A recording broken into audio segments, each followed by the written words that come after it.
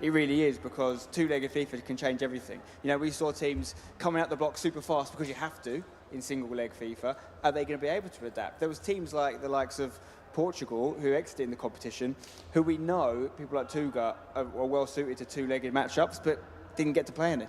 Yeah, exactly. Well, Spen, I believe you have to go somewhere else. You've got some interviews to do and some teams to meet, so enjoy, guys. See you later. Bye-bye. Thanks for your time.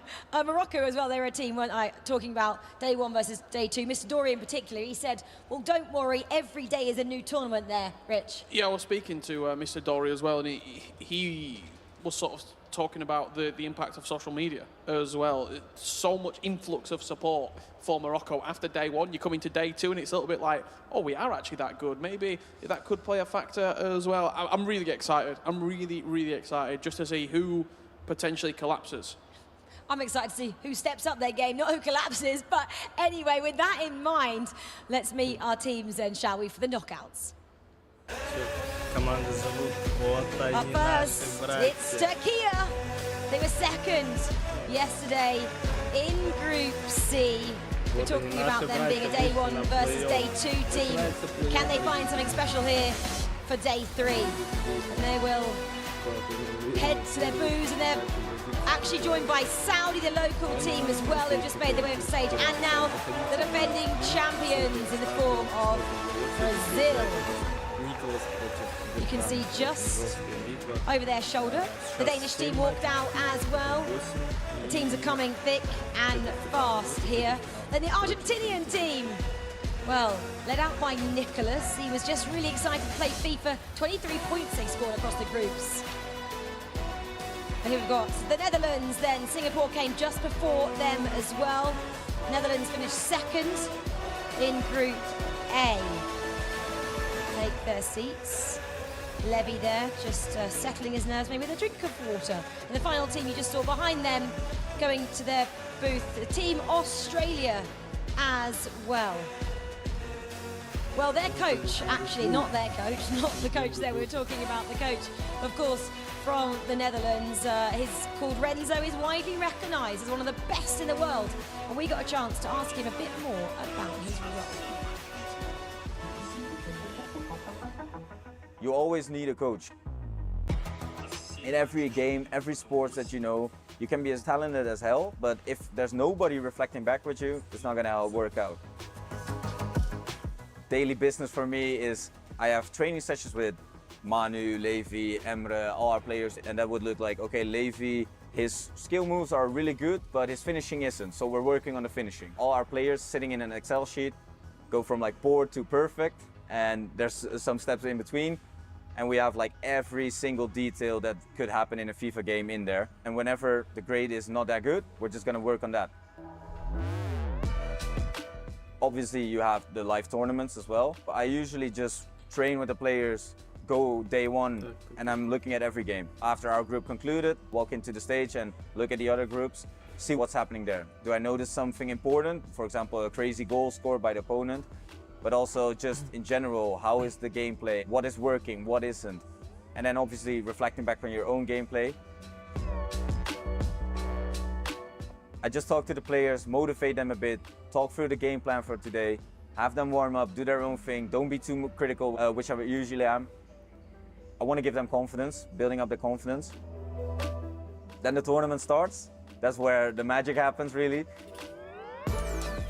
I'm the guy that will just literally give sometimes a hint.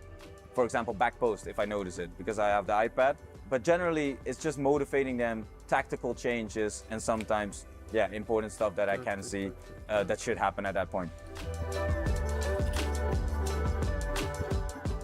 I feel like I'm always paving for the next generation right now. It's just setting an example, maybe not the next generation, but even the one afterwards. So hopefully I can do that. Hopefully I can do it. Nice. Вот у нас матчи. Турция, Саудовская Аравия сейчас будут показывать.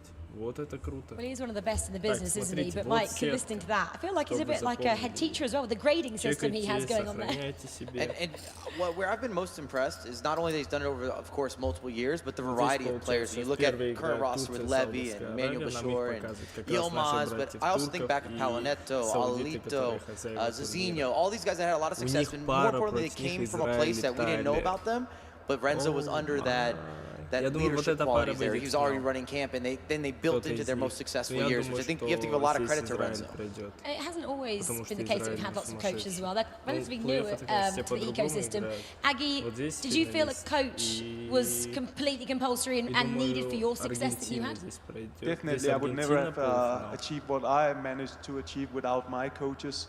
We also saw with Brøndby, that was actually не my слышно? former coach Я who себя сам were with me слышу for в many grand наушниках. finals, Как and меня it's не слышно absolutely было? vital to have someone who can see the Как? game with different eyes than Я ж себя yourself when слышу в you're playing and наушниках. you're in the zone. You might overlook some things. Yeah, exactly. And I'm sure we'll see it grow as well in terms of fitness and health and lots of different aspects of the game being looked at. But Spen, you are down there with Singapore, who caused a bit of drama yesterday, didn't they, as they knocked out Spain. How are they feeling ahead of their group, their Вот knockout так. game? Sorry. Как меня слышно, дорогие друзья? Singapore, first of all, again, Давай я даже congratulations микрофон on не an себя epic, еще group громче stage поставлю. strategy that got you here. What's happened since last night? What have you been up to? Let us know. Говорит, что с вами произошло в I последнюю won't lie, ночь? we've been studying the Argentina game. We've been looking at how they play, how they set up their tactics, and we came up with our own plan as well on how Они we с can counter Аргентиной, that. что ли, играют? And А, let's see да. how it goes.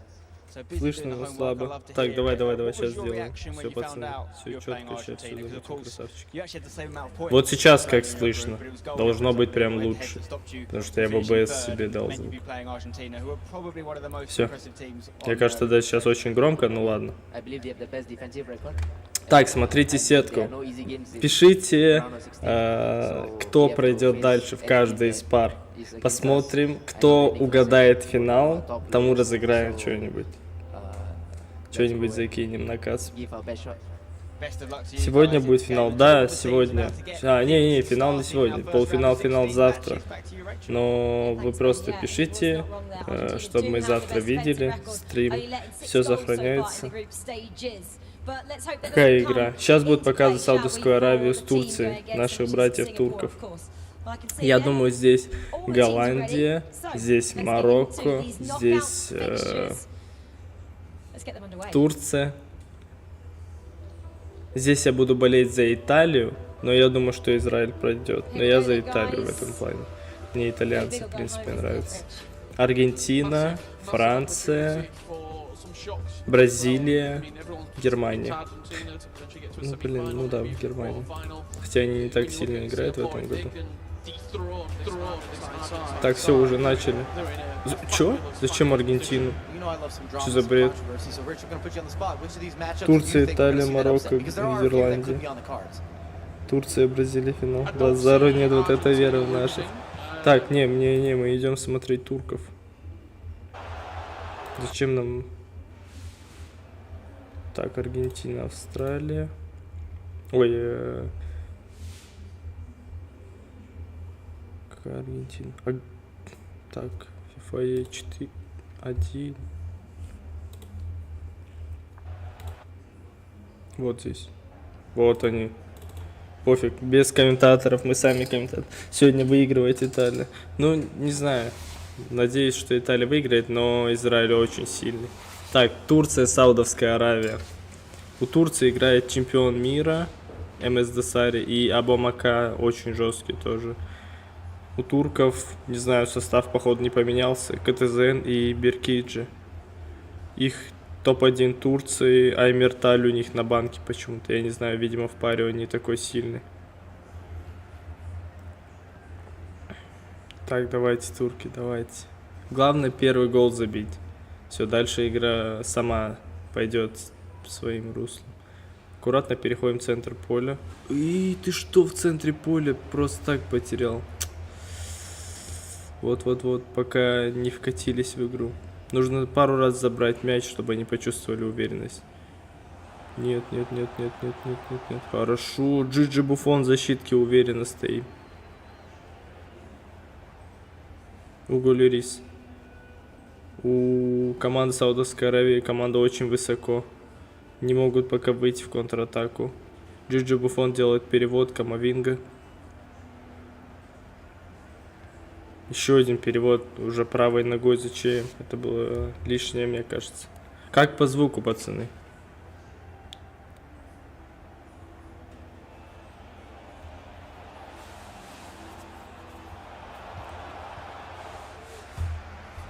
Вамос, Турция, камонь. Я отвернулся, они атаку провели, еще и забили. Турция 1-0. Саудовская Аравия у себя дома неприятно проигрывает. А, они, кстати, Абомака убрали, поставили Го Тамо с МС Десари, другую пару. Тигры.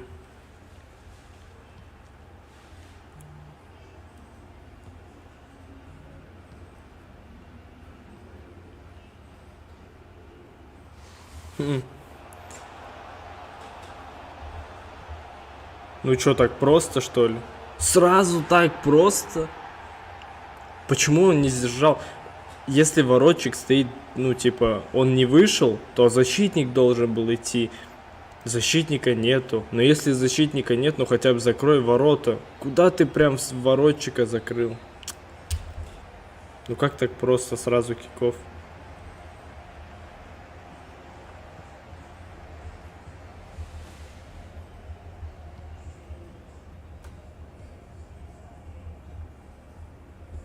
Джиджи Буфон.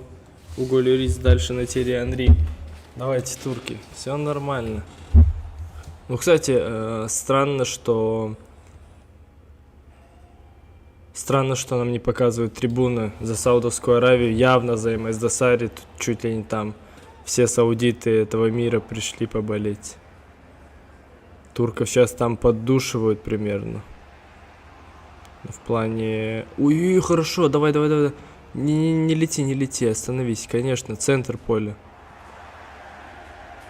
Биллингем. Это как он так забрал? Блин, ну МС Десари, он, конечно, на таких стадиях умеет придерживать мяч, а в плей-офф нужно чуть контроля, чтобы пока оба нервничают. Вот, ну типа вот турки пока не поняли, что делать, и они торопятся и теряют мяч.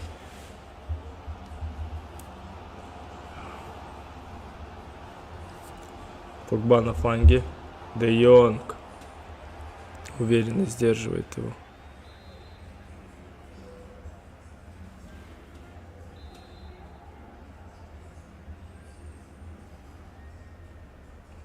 Подсывает к себе игрока.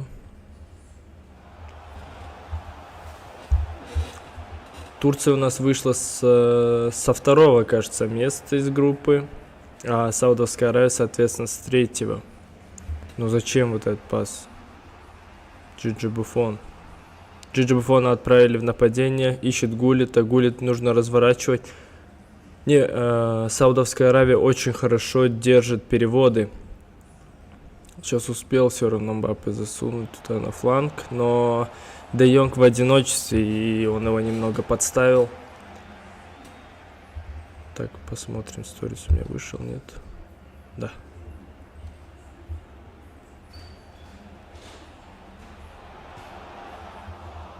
Опять я отворачиваюсь, там атака какая-то сразу. Я, кстати, писал ночью марокканцам, не ночью, а после вчерашнего дня, что они красавчики. Зачем заброс? Турция пока не нашла свою игру. Они вообще без пасов верхом играют, я заметил. А тут они все пасы мимо, так еще и верхом. Саудовская Аравия, кажется, не такая сильная. Ну, по игре, ну, просто держит мяч. Фу, Джиджи Буфон сдержал. Камавинга, дальше на Мбаппе. Мбаппе ищет Зубастого.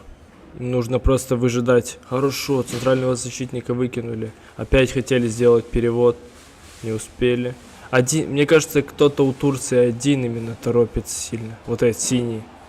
Да, я же говорю, Вилли, опять ошибка. И до этого он перевод тоже делал. Он немного не вкатился. Хорош, молодец, паузу хорошую сделал. Ищи. Форварда нашел. Ай, не успел, переступ, не попал точнее. Чуть-чуть подавливай. Давай, стиль игры Турции нужно включать, когда они просто давят в любом месте соперника. Так, 45 минута сдержать нужно. Килиан Мбаппе бежит, гулит, закрывает. И последнюю можно провести. Не останавливай. Забросик, Тьерри Henry. Как же саудиты прочитали этот момент. Мне кажется, МС Досари знал, что пойдет заброс. Давайте, парни. МС Досари уже всю воду воткнул за половину тайма. Год мой МС Досари. Они провели замену. У них был Абомака вместе с МС Досари. Но на плей-офф другого игрока выпустили. У турков тот же самый состав, что и полностью в групповом этапе. Опять же, их первый номер почему-то не играет. Видимо, в парном разряде он послабее.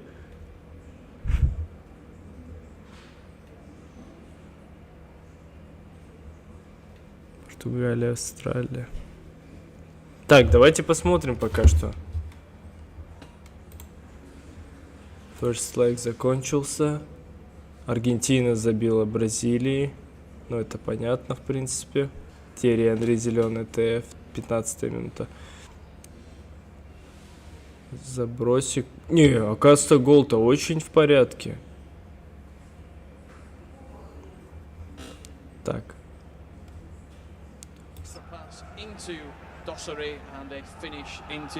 Дания и Бразилия, оказывается, играет. А я Николас записал. Николас против Verjgang, я нафейковал.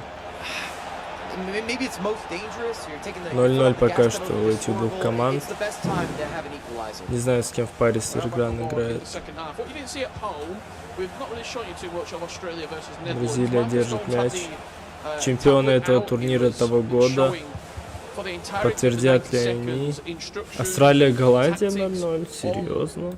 Я думал, они их прям без шанса выиграют. Так, давайте вот так сделаем. Чтобы мы, если что, слышали. Хорошо. Пусть бежит Килиан Мбаппе. Ну уходи, зачем ты вверх бежишь? Наоборот, вниз. Хорошо, Зубастик увел, и можно дальнюю. Скидка. Поль Погба сдерживает. Мусиала проигрывает вверх. Клостерман. Не, кстати, этот Клостерман вообще у всех.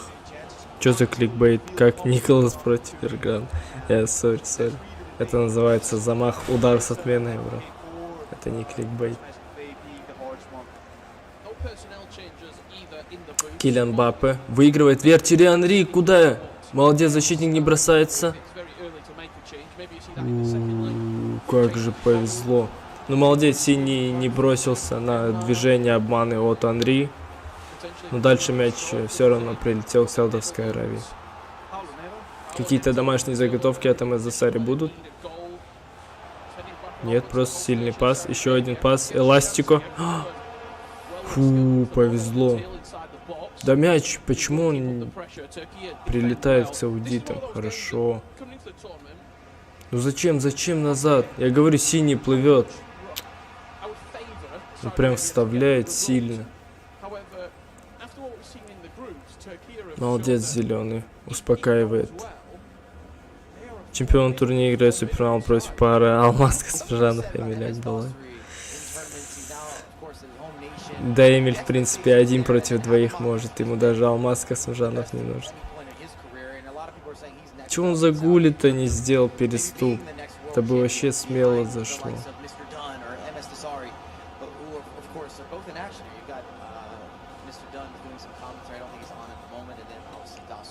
Сайд нет, сайда нету.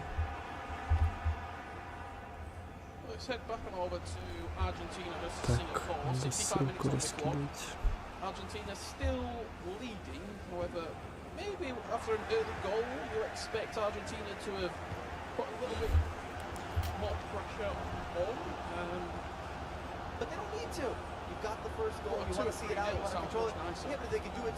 Хорошо, сдержали.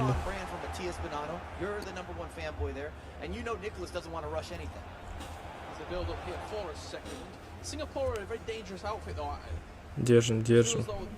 Нельзя отдавать матч даже один. Кто забьет в этом матче, уверенно, следующий матч, думаю, должен заходить. Но пока счет 1-1. Хорошо, Тири Анри. Эластико и отмену, он, кажется, успел сделать. Но саудиты не бросились на самом деле. Причем и те пытаются раскачать, но никто не бросается. Джиджи Буфон.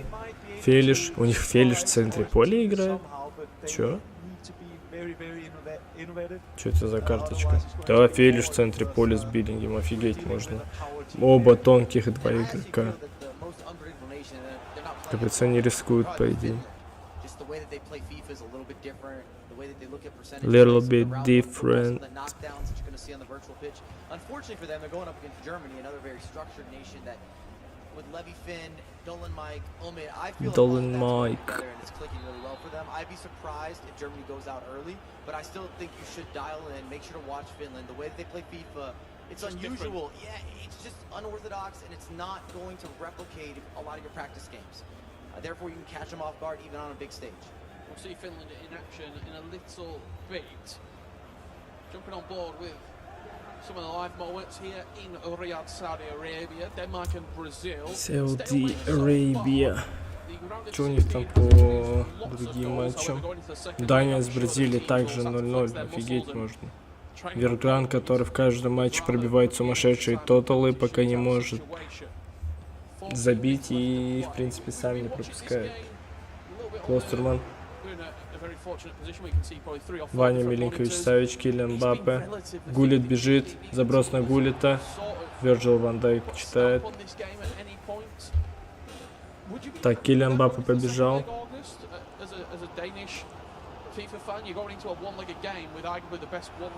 Хорошо.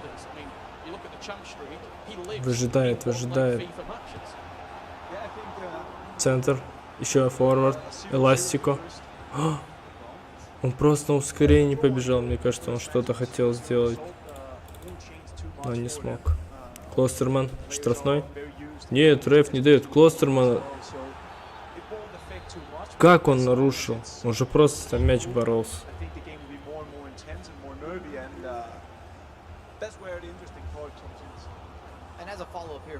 More so for you, August. I actually feel with this Denmark team, lower scoring versus Brazil is better suited. We talk about Anders and being fluid, but they don't have the same fluidity that Anders had with Umit that we saw in the E Club. So I think these slow По-прежнему счет 1-1. Саудовская Аравия держит мяч.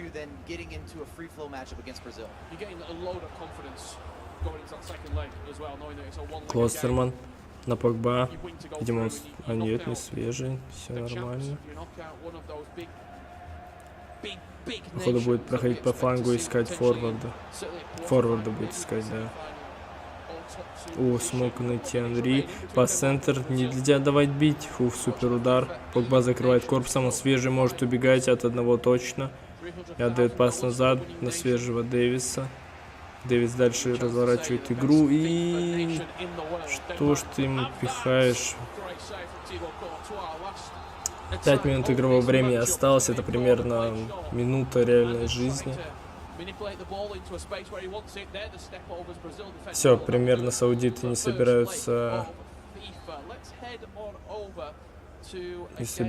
я хотел сказать, терять мяч, но чуть ли не потеряли за центральный защитник. В плей-офф 1 матч или 2, в плей-офф 2 матча. По итогам их, точнее по сумме, проходит тот, кто забил больше. Гостевого гола нету. Держать. Хорошо. Последняя атака за нами. Останавливай. Хорошо, не потеряли наш мяч. Сразу вперед. 1 минута. Успели. Еще на фланг надо заходить. Ищи форварда. Хорошо. Переступ. Слишком на халку хотел пройти. Нужно было чуть останавливать, покачать и потом переступ. Нормально, неплохо. Счет 1-1. Нервничает очень сильно, мне кажется, турок, вот этот, который справа. Ну хотя, блин, в такой стадии как не нервничать? Кто как сыграл? Это мама Дани этого Verjgana, походу. With someone who's responsible for giving the FIFA scene one of the most prodigious talents we've ever seen is the mother, Layla is her name, of Anders Verjgang. Layla, thank you for joining me. Great to meet you. First thing I've got to ask you is how proud were you seeing, obviously last week, the E-Club World Cup, Anders and Umut lifting the trophy? Yeah, of course, that was a totally big moment. Of course, that was his mission from he was 11 years old to be world champion, and now he already reached it. He's already got one, he's got a chance for two more, of course, because Anders has qualified for all three tournaments. Layla's here Просто без supporting, обуви сидит по of course. кайфу жизнь. Next question's got to be, you know, I think for every parent watching and supporting a child's career, there's a moment when they kind of realise, oh, this is something that he could potentially do as a job. This is something to be taken seriously. You know, with FIFA, it's not been a professional career for very long, so it takes maybe some parents a bit longer to understand it. Was that the case for you, or did you always see the potential? Ну, обычный вопрос. Actually, I believed in it from the very first tournament in Aalborg. Типа вот с самого раннего возраста вы как родители верили в то, что там это его работа, это профессионально все. Она говорит то, что с раннего возраста, еще там с 11 или 12 лет, когда он начал выигрывать, уже она уже начала верить, короче.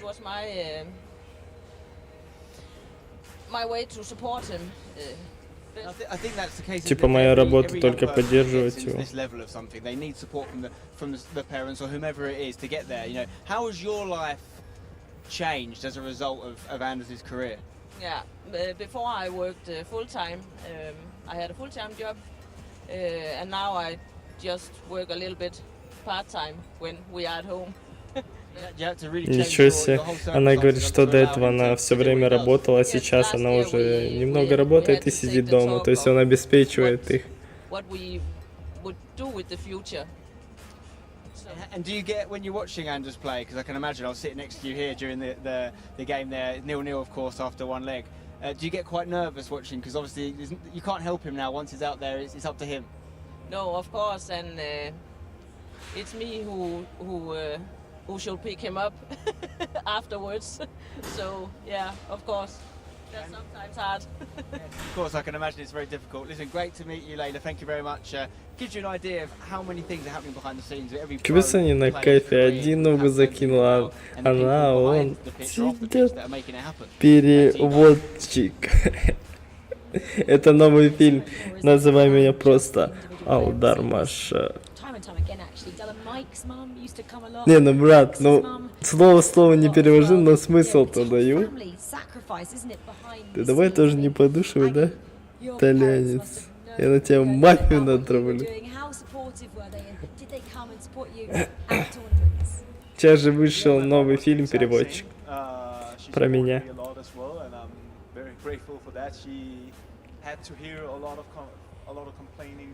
О, оказывается, Маркуза играет в паре с Verjgang'ом.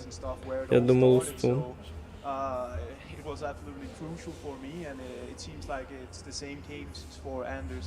I guess same question to you as well, Mike. It was a little bit different, as in there wasn't the prize money, so you weren't going to go particularly full-time job back then at Full-time job. But now you've a full-time job. Your parents must see what you're doing. Sometimes I bet they still go, my son Mike Clabel, he just does, you know, videos on YouTube and he comes here as a career. Do they still look at that? First off, I'm not going to allow you to age me like this. August and I are in the exact same era. Не, кстати, Аги это вообще легенда. Прикольный чувак. In the early stages, because we didn't have social media, that same impact of building a brand, there wasn't a competitive ecosystem, we didn't know how many Альш Бэк, Саланчик, родной Саланчик, давно тебя не видел. Now turned into the FIFA World Cup. But that was it. That was really what you were building for, that pinnacle event. And it was like, how do I get there? How do I qualify? My parents, they were like, I don't believe them. Because I told them for a couple years, I was like, I'm good enough to do this. Ну, когда они and they уже were like, начнут второй I матч. think you're wasting some time here. And this is, and we are going back some years, but I'm glad that it came together, and we've seen a lot of different pivots within the scene, and the scene's grown tremendously.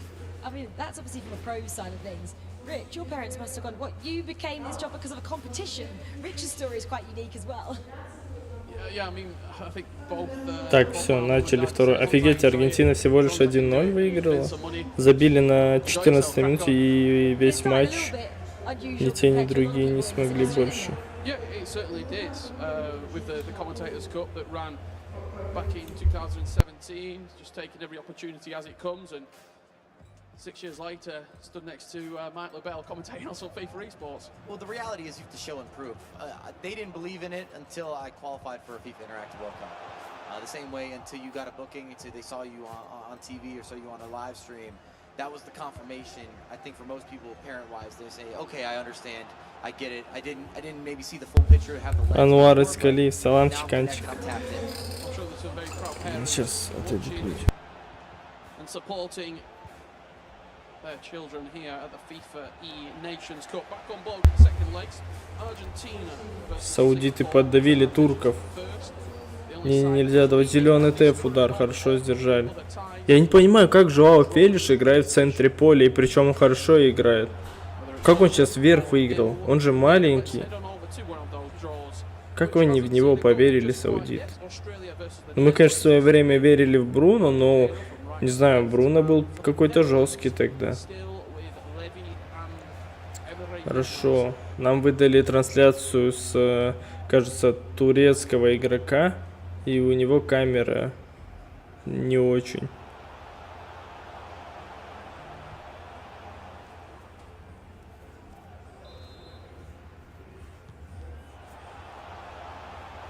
Сейчас.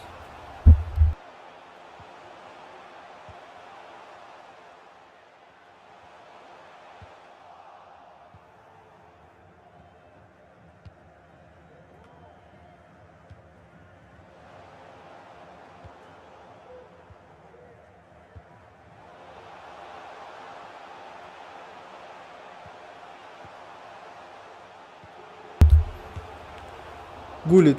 Как Зубастик и Гулит не забили? Ладно, не успел Зубастик, но на добивании Гулит должен был забивать.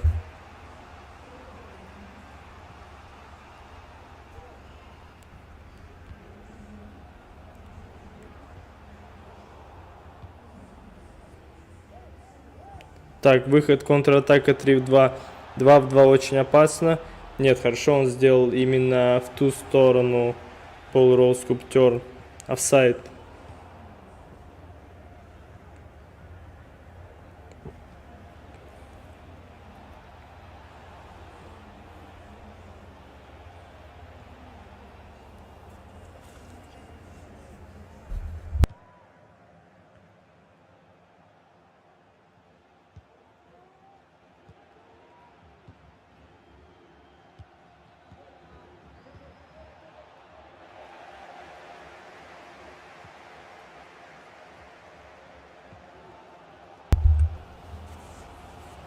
Так, по-прежнему счет у нас 1-1. Возможно, эта игра как раз-таки до одного гола в принципе. То есть, если условно турки забьют, они могут, мне кажется, полностью в защиту встать. На такой стадии здесь все матчи на результат строго. Здесь не пытаются много забить, чтобы уверенно забрать. Ну хотя, если кто-то сейчас один гол забьет, явно на 70-75 минуте кто-то поставит постоянный прессинг и голы пойдут. Или этот матч у нас собирается уйти в серию пенальти. Такое тоже возможно.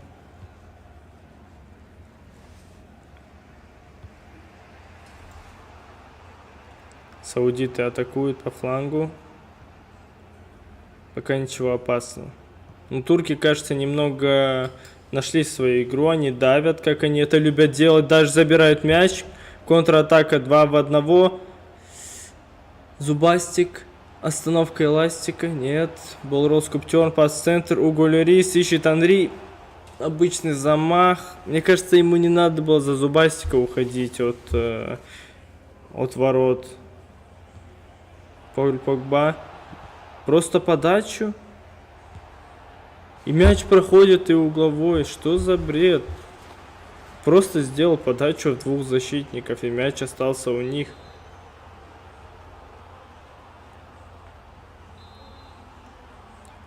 Ну, саудиты, если сейчас забьют, у них там публика на их стороне, и туркам тяжело будет отыграться.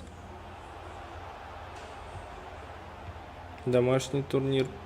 Эластико, его сразу и ту сторону турки сдержали уверенно, молодцы, очень хорошо.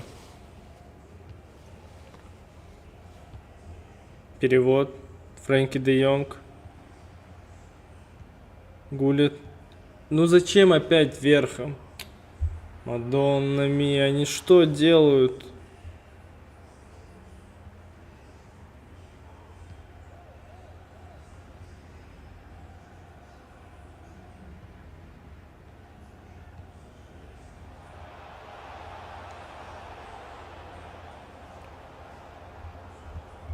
Хорошо, треугольник на Килиана Мбаппе. Нужно разворачивать. Вся команда соперников здесь. Хорошо. Центральный защитник. Дальше центральный полу. Нет, нужно искать полузащитника центрального. Хорошо, его пока сдерживают. Тогда играем переводами. Хорошо, на фланг. Отыгрывает назад. Перевод будет.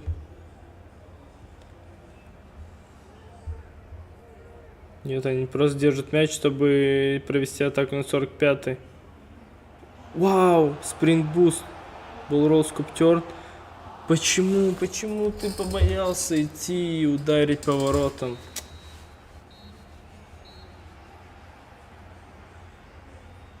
Ну, конечно, саудиты хорошо здесь держали, вообще не бросились. Но турки, мне кажется, немного сами испугались пойти и попробовать забить гол. Ну, это легко сказать.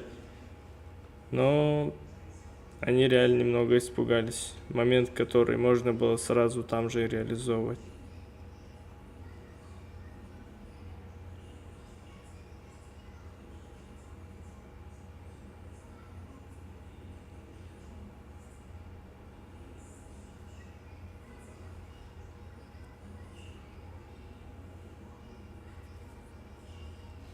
Блин.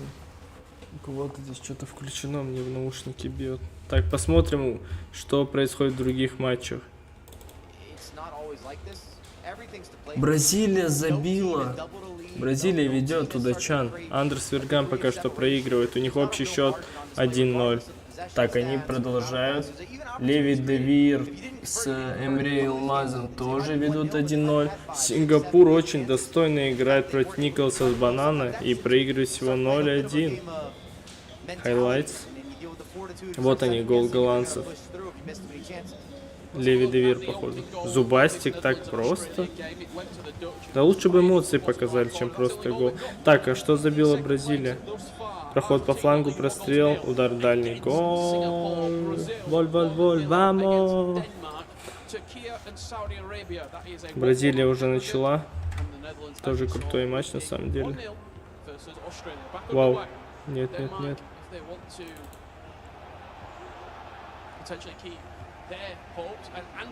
Нет, лишние движения, еще и назад. У них плотная игра, она именно на встречных курсах.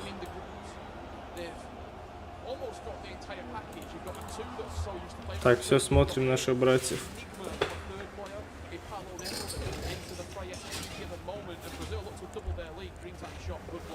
Хорошо. Хорошо сдержали. 5 защитников. Нет, это было без шансов. Открыл фланг. Ищет центр. И форварда желательно открыть.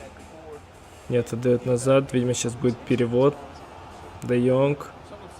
Принимай, не торопись. Хорошо. Принял, аккуратно отдал. Гулит. Хорошо. Обратно туда же. Здорово. Жди. Ой, здорово. Гулита отправь. Гулита нужно искать.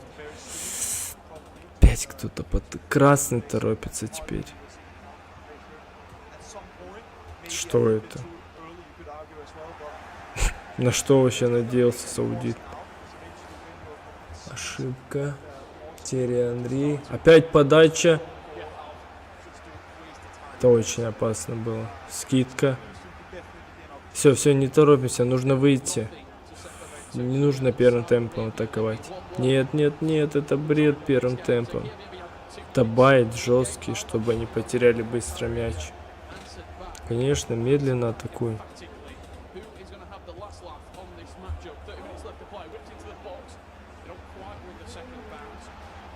Ай-яй-яй, не получилось немного качнуть.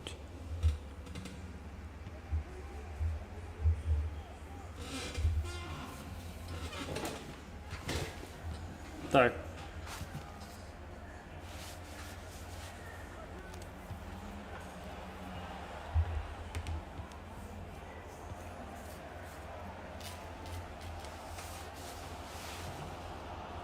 Хорошо. Чего не отдал на зубасика, было бы очень опасно. Окей, Гулит. Через пас, через L1 нужно отдавать, чтобы Гулит забегал. Опять потеря. Почему Гулита не отправляем? Всю мощь Гулита они не используют. Если у тебя есть в составе Гулит, ты должен его использовать как форварда, как защитника, как полузащитника. Они его как полузащитника используют, и то не полностью. Салиба в подкате выдавливает. Здорово, камон. Хорошо играют в защите. Опять заброс, опять первым темпом летят. Но это игра 50 на 50, потому что одни торопятся, другие торопятся. Но саудиты менее торопливы. У них чуть-чуть больше в такой игре шансов, потому что они как бы заставляют играть свой стиль. Но на самом деле саудиты в атаке ничего не могут. Что это за ошибка?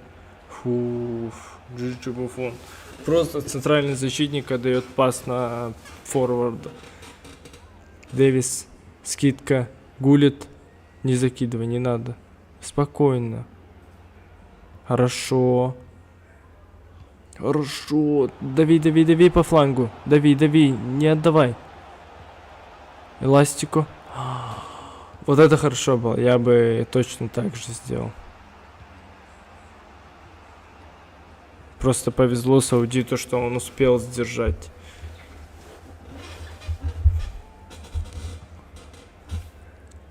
И то Крин что-то пытаются пихнуть ошибок. Да, согласен. Оба, на самом деле, реально очень слабая игра. Типа МС Засари чемпион, он поопытнее. Он должен, мне кажется, не так много пихать. Плюс они играют у себя дома, должны быть поспокойнее как-то.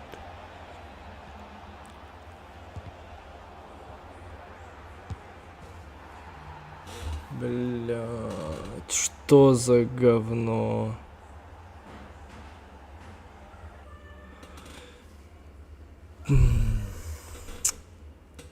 Вообще, я не знаю, как саудит придумал ударить в той ситуации за Биллингема. В нулевой ситуации мог отдать пас на пустые, не отдал.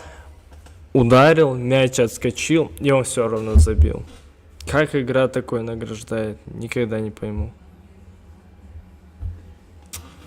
Ну, очень много ошибок от турков, но они могли лучше играть. Они вообще не так играли в групповом этапе. Офигеть, у них баланс 70 стоит глубина у Саудовской Аравии. Сауди Арабия. Ну такой гол. Бред. Полный бред.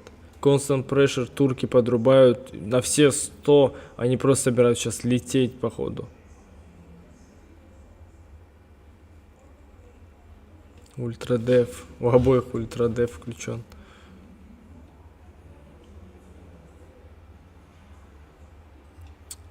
Очень много распихнули. Вот меня больше всего в такие моменты поражает, точнее, больше всего обидно то, что после матча, после того, как все закончится, он будет думать, что я даже не ударил, что ли, нормально? Вот это вообще меня больше всего бесит. Ну, типа, они же даже момента не создали. Потому что они просто пихали. Нужно потерять им быстрее мяч, чтобы прессинг начал работать. Центр. 360.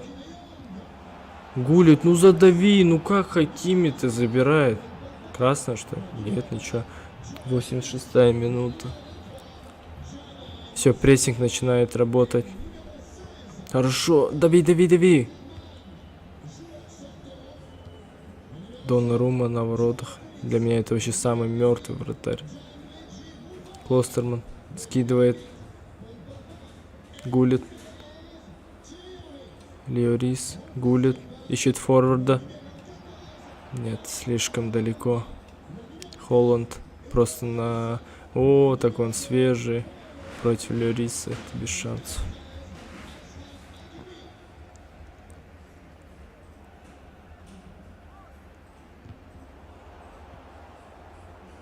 Не пихай, не пихай. Ух.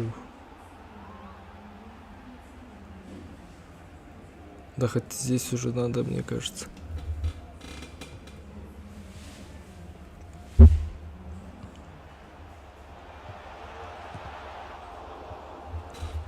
Нет, не смогли.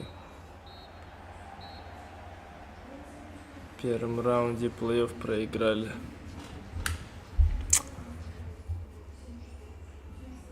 Смотри, смотри, это жестко бомбит.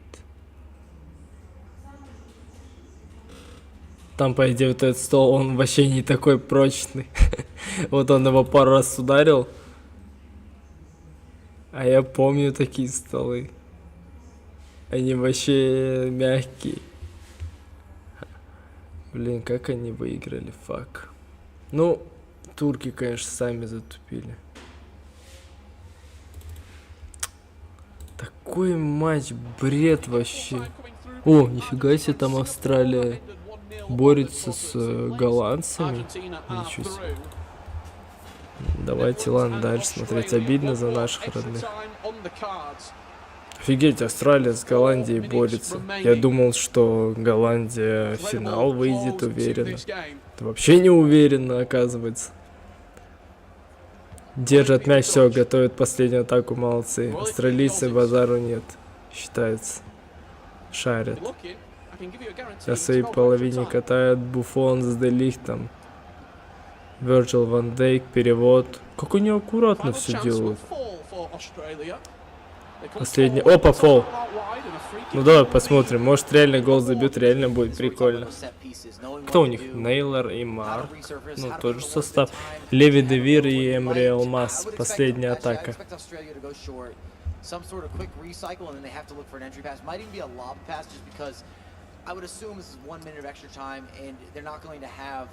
Too many additional passes that they can make. They have to kind of push it forward. Maybe straight direct into Van Dijk with that lobbed pass. Maybe Socrates could be an option for you. If not, it's only a short free kick driven pass straight into the box. Ironically, I think they would have preferred to draw a throw-in because we've seen a lot of those long throws. Savic will knock it down. In this case, it would have been more of a Virgil, Van Dijk, or a Socrates. I don't think they have Savic in there. Очень обидно. Ну так просто проиграть. Ну так просто. Это вот как мы, Корея. Это так кончено было. Мы должны были сыграть вообще по-другому. Сыграли не так, как нужно. И результат неправильный. Вот они тоже сыграли не так, как нужно. Они должны были играть, как они играли. А решили придумать что-то. Отдай. А зачем ты переступ делаешь такой? Тебе просто нужно было болроллы искать форварда. Зачем? Не, красавчики. Вот австралийцам вообще терять нечего. Прикольно играют, как умеют. Ты играл когда-то, я, блин, забыл, как его. Сейчас посмотрим. Так, кто проходит дальше у нас? Сауди Арабия прошла. У них допы. Аргентина 1-0-0-0 сыграла. Офигеть, Сингапур отдержался. Бразилия прошла Данию. Я же сказал, бразильцы закроют датчан в начале.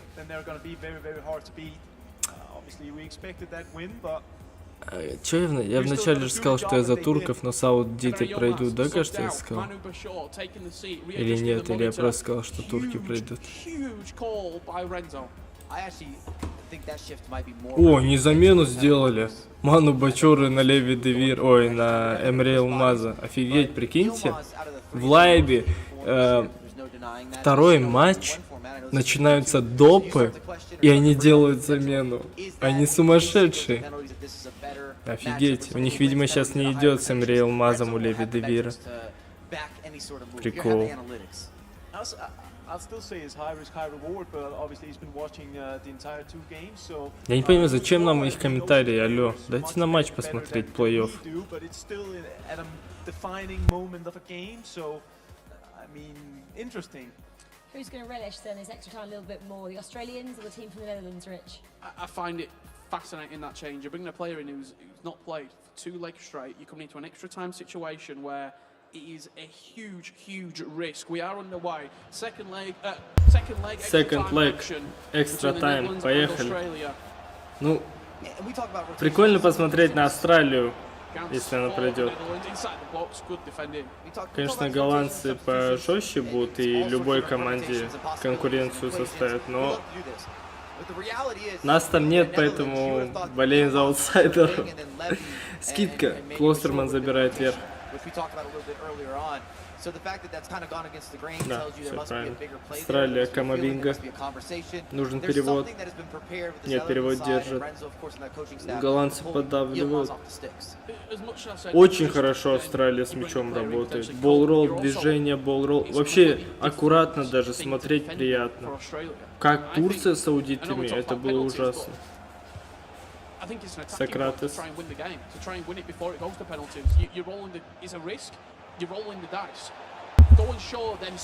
Хорошо. Чуть-чуть не пришел. Зубастик, остановка. Что это за движение он сделал? Двигай, вратаря, двигай, ты что? Австралиец не двинул. Повезло, что в зеленку не забил Погба. Чип-хоп на туре. Удар внешкой. Нет, супер удар. Удар с отменой. Клостерман. Погба. Нет. Дай.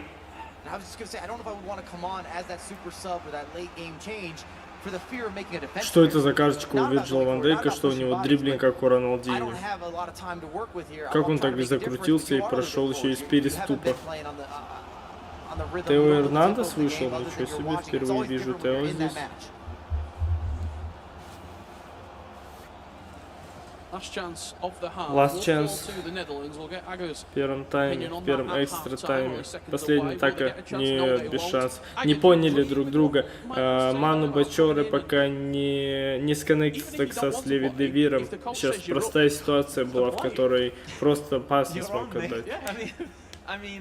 Смотри, там тренер показывает какой-то момент, но уже Ману Бачор, и здесь он двоим показывает. Прикольно, молодцы. Блин, пеньки бы посмотреть, круто.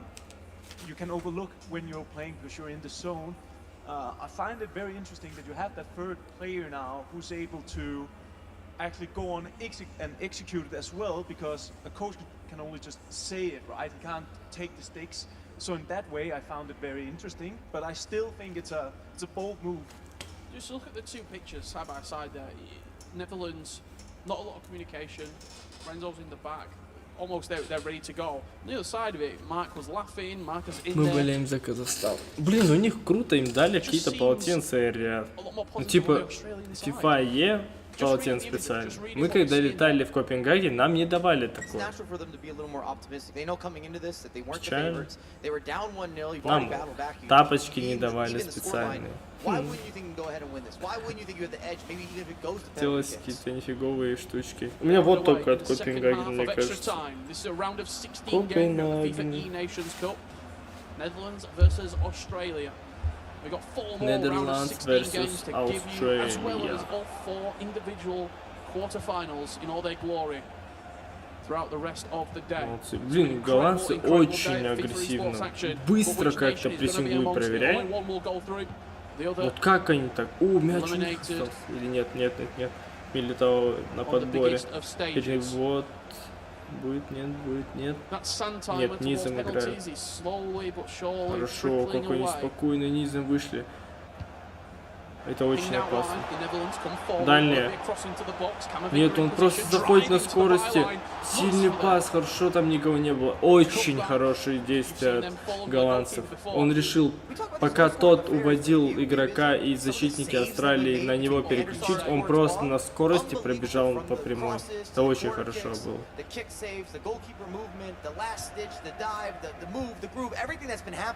Последние 5 минут, и что за потеря простая.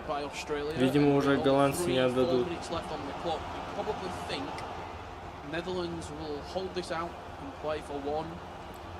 Да, все, уже катают между центральными защитниками, ускорение зачем-то нажал Ваня Миленкович-Савич. Тео подозвал игрока, это было лишнее. Ваня Миленкович-Савич, видимо, его отправят в последнюю атаку на заброс или гулита. Мне кажется, заброс будет последний, не атака низом. Все, не торопись. Давайте пенки посмотрим, не надо забывать. Все, последняя атака. Все, подкат. Все, пенки. Да? Нет? Да? Нет?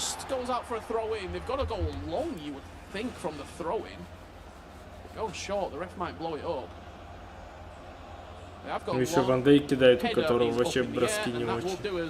Все, пенки, офигеть.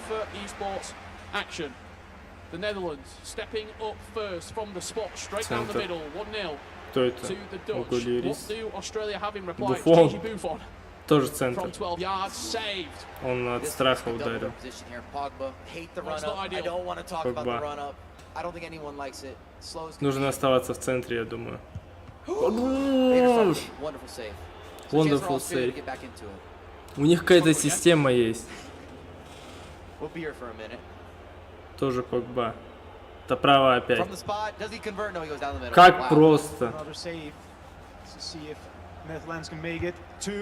Центр. Так, Бразилия. Так, играет Голландия, Австралия, серию пенальти в четвертьфинал. Все. Бразильцы закрывают пенки вообще без шансов. Вообще без шансов. На 90-й минуте второго тайма, то есть в экстра тайм, они сделали замену. И Эмре Элмаз ушел, вышел Ману. Их тренер подготовил какие-то тактики, куда бить. Он показывал им, но это не сработало, и они проиграли. Очень обидно, но против голландцев в серии пенальти. Ладно, молодцы, они достойны были.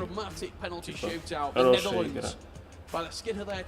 Голландия, Австралия, серия пенальти. Well, absolute scenes in our first penalty shootout then of the tournament here. And I'm going to say that's possibly why Renzo is one of the best coaches in the world. Nothing taken away, of course, from Marcus Gomes there, but we heard from Renzo a little bit earlier, didn't we? We had that brilliant video about how much he looks into those games as well. Well, let's get back down then to the arena because Sven is down there ready to get all the action for us. Yes, I'm in with the Netherlands boys. What's your immediate reaction? Скажи, как делал ложный аут. Well, I don't know what to say. It's crazy. I think we were the favorites before the game, and we went 1-0 up, and I thought like we were in control. Then I think we should have scored a second. Like we made some mistakes. It's not like their goalkeeper made saves, we made mistakes. Мы должны были забить во втором тайме, но сделали много ошибок. And in the 90th minute, like before extra time, Levy turned around and said like either me or Emre has to go. Леви сказал в экстра тайме, чтобы они сделали замену.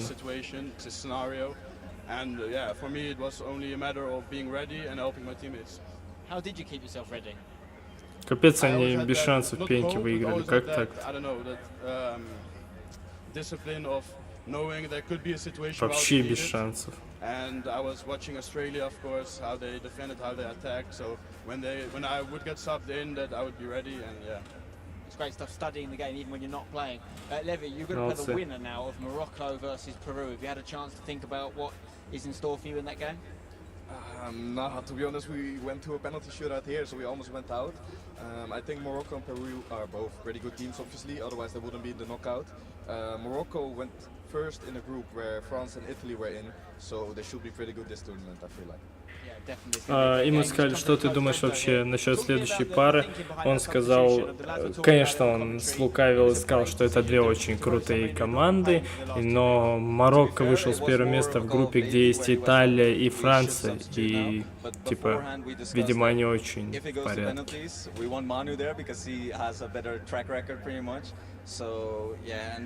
You could tell by the play, like the attacking play, that some of our opportunities weren't like used to their full potential. So you want some new creativity, and we got the chances, but luckily Manu is ice cold.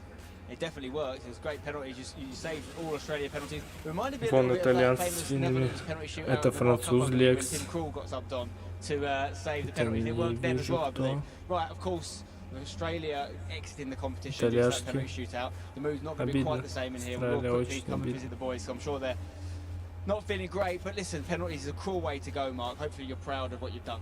Yeah, penalties are 50-50 at the end of the day. Can't really do much about it. I think we played well the whole tournament. We're in a group of death as well. I think we deserve more in that game, but I'll focus on World Cup now. It was a tough draw, wasn't it, going up against the Netherlands, who were in a tough group themselves. Это вообще нормально улыбается, это чуть ли не плачет. Yeah, it was a very tough game, considering we came third, not fourth. But to be honest, outside of the bracket was looking pretty good. So if we won that game, I was confident we could go the whole way, but that's that. Marcus, final words from you. Proud of the boys? Have you enjoyed your experience coaching them? Yeah, super proud. I mean, that was the group of death, and I think a lot of teams probably put Singapore and us at the bottom. So we got out pretty comfortably. Pens is pens. Like, it's just a lot of luck this year. So another day, we're into the next round. Yeah, on another day for sure. There will be another day for Australia. We'll see them again soon, I'm sure. And obviously Mark will see in a few days. Так, вот вам сетка, пацаны. Голландцы проходят дальше, ждут пару Марокко-Перу. Сейчас 8 часов, через 5 минут старт уже остальных матчей. Ну, кажется, они чуть позже начнут, потому что пенки задержали. Марокко-Перу здесь без шансов. Марокко, думаю, пройдет. Израиль, Италия. Вот крутой матч, думаю, который мы будем смотреть. Франция, Швеция. Ну, Швеция вообще неубедительно сыграла в группе. Я думаю, что Франция пройдет. Ну, я за французов. Германия, финны. Я за финнов. Ну, у них игра вообще не сильная подачами. Ну, конечно, Германия здесь фаворит, но я болею за финнов. Не знаю, кто выиграет, даже без понятия, честно сказать. Но я за финнов точно. Здесь за Францию, здесь за Италию душой, но думаю, что Израиль пройдет. Здесь Марокко без шансов, думаю. Вот она сетка.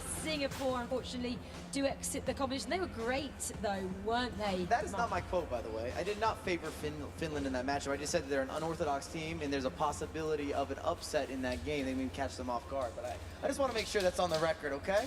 I think you took the words out of context there, Mike, but don't worry about it at all. Right, let's just go back to what we saw a little bit earlier then. A couple of the big teams going through. Great, of course, for the local side to continue their run.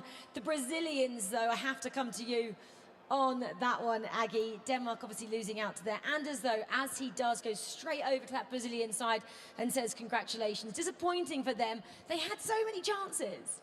Yeah, I mean, we were watching the game together with the others, and in the first leg, I would say that Brazil was dominating and had the Оказывается, Аги смотрел игру, и он разочарован, сказал, что после первой игры он сказал, что Бразилия доминирует и нужно что-то менять.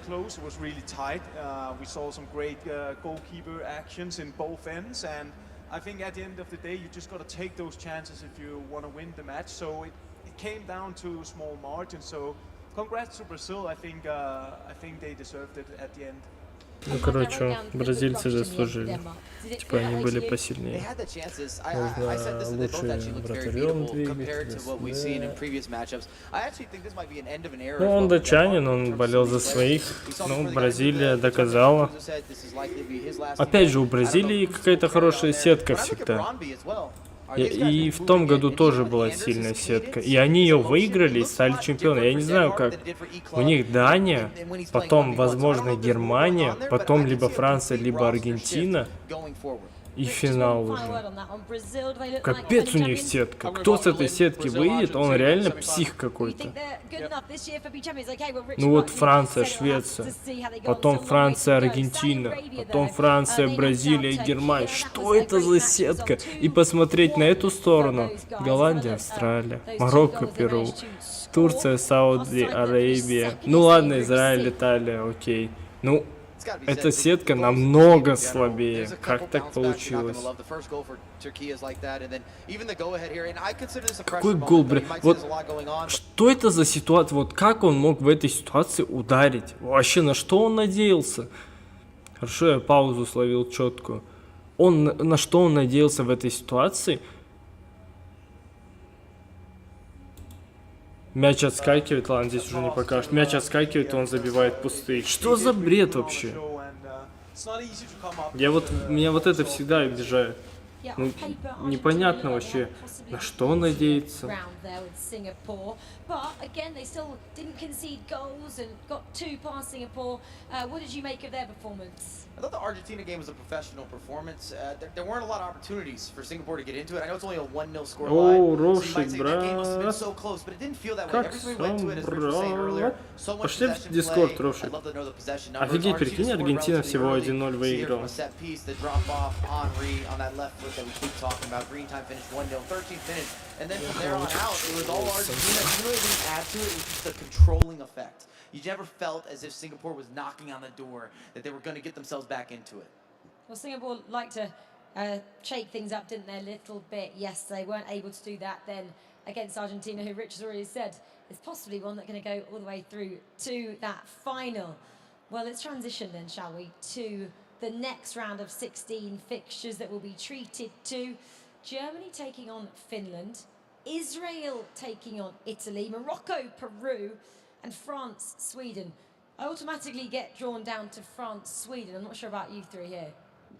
Which one are you enjoying? France, Sweden is a great game.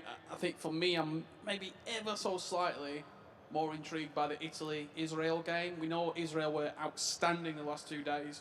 And Italy, the only thing I've been told every single time I spoke to an Italian, get us through the groups. In the knockouts, that's where we come alive. Will they come alive?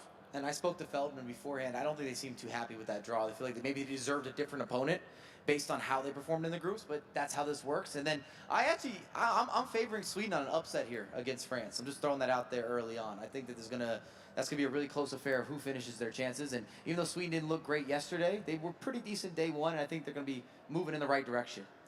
Yeah, definitely. I'm looking at the Finland-Germany game just because I saw 2 countries yesterday who performed really well, and they're coming in with a lot of momentum. And I'm also curious to see how Finland are approaching this game, if they have any tactical things coming up that might end up surprise Germany. Do you know if Olito is back in action for Sweden? I don't think he will be. He tweeted again, didn't he, saying one game was actually too much for him yesterday. His sore throat, his illness was still affecting him. So unlikely we're going to see him unless he had a really good night's sleep here. I just don't think you upset the apple cart either. You've got 2 players who are really comfortable playing with each other. I think if you bring Olito in, he could probably do more for you in that coaching position, bringing the team up, motivating them. If he's not 100%, doesn't need to play. Upset the apple cart? Yeah, that's a saying as well in the UK here. What's the origin? Just upset the apple cart. Oh, the apples roll out and then you get a bit confused. Morocco, Peru is the only other fixture we didn't get to speak about there. Morocco needs to perform like they did in day one. I think they're going to see this out. And that's not a shot or anything negative. I'm not trying to put that out there on Peru. I like what I saw from Morocco.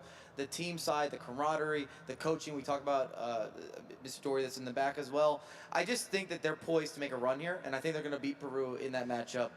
And they're going to be pushing on to the next game. Okay, well, we've heard from everybody on the couch here then about our next round of 16 fixtures. The teams are ready, I hear, so let's meet them right now. Germany then led out by Umit, world champion, wasn't he? Last week, can he lift another title here today? They take on Finland. You can see the Finnish side then just entering the arena behind the German trio. Then this is Team Israel, led by Rory Feldman. They topped Group D yesterday and take on the Italian side. You can just again see the back of the shot there. Morocco then, coached by Mr. Dory here. He said each day is a new day in terms of competition, so we hope we see the same Moroccan side who showed up on day one. I'm sure they'll be treated to the sweet treats as well. Well, that's they'll take on Peru, who we didn't see coming to shot. This is France, 2019 champions. They take on the sign in yellow, the team from Sweden, led out by Olalito. They finished third. Я забыл включить микрофон, сори. Я легенда тут. Оли-боли, Аптолли. Германия, непонятно какой пары сейчас будет играть. Вот они, киллеры из Перу. Головорезы. Достаньте свои мачете. And in the Swedish team in particular, maybe it'll be a surprise to some at home, but Optali is actually the staple player, and they build around him. I think because Ali Bali and Alalito share in some similarities with some of their structured approach to the game, and Optali's that creative maestro, the inventor, so to speak, and that they can't trade him out unless you're just trying to see out a game. Well, that could be one of the fixtures actually, which could go to extra time and penalties because they're Morocco, quite similar in terms of quality on their France and Sweden. Would we then, Mike, maybe see Olalito jump in a little bit like we saw Manny Rashaw do, because he gets the chance to watch it and sees exactly how France have been playing? When I touched on it, I think it's less about Что там, Ровшик, ты тут? Как думаешь, кто пройдет? Италия или Израиль? Франция или Швеция? Перу, Марокко, Финны, Германия. Кто в этих парах пройдет? In terms of Alalito, Optali, and Ali Bali, but I don't think anything's off the table in terms of substitutions and moves on the fly.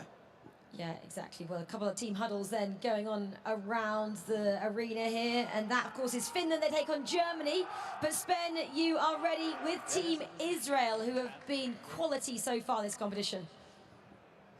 Yes, I am here with the Israel team, and your sunglasses on. Talk to us about that. It's the secret.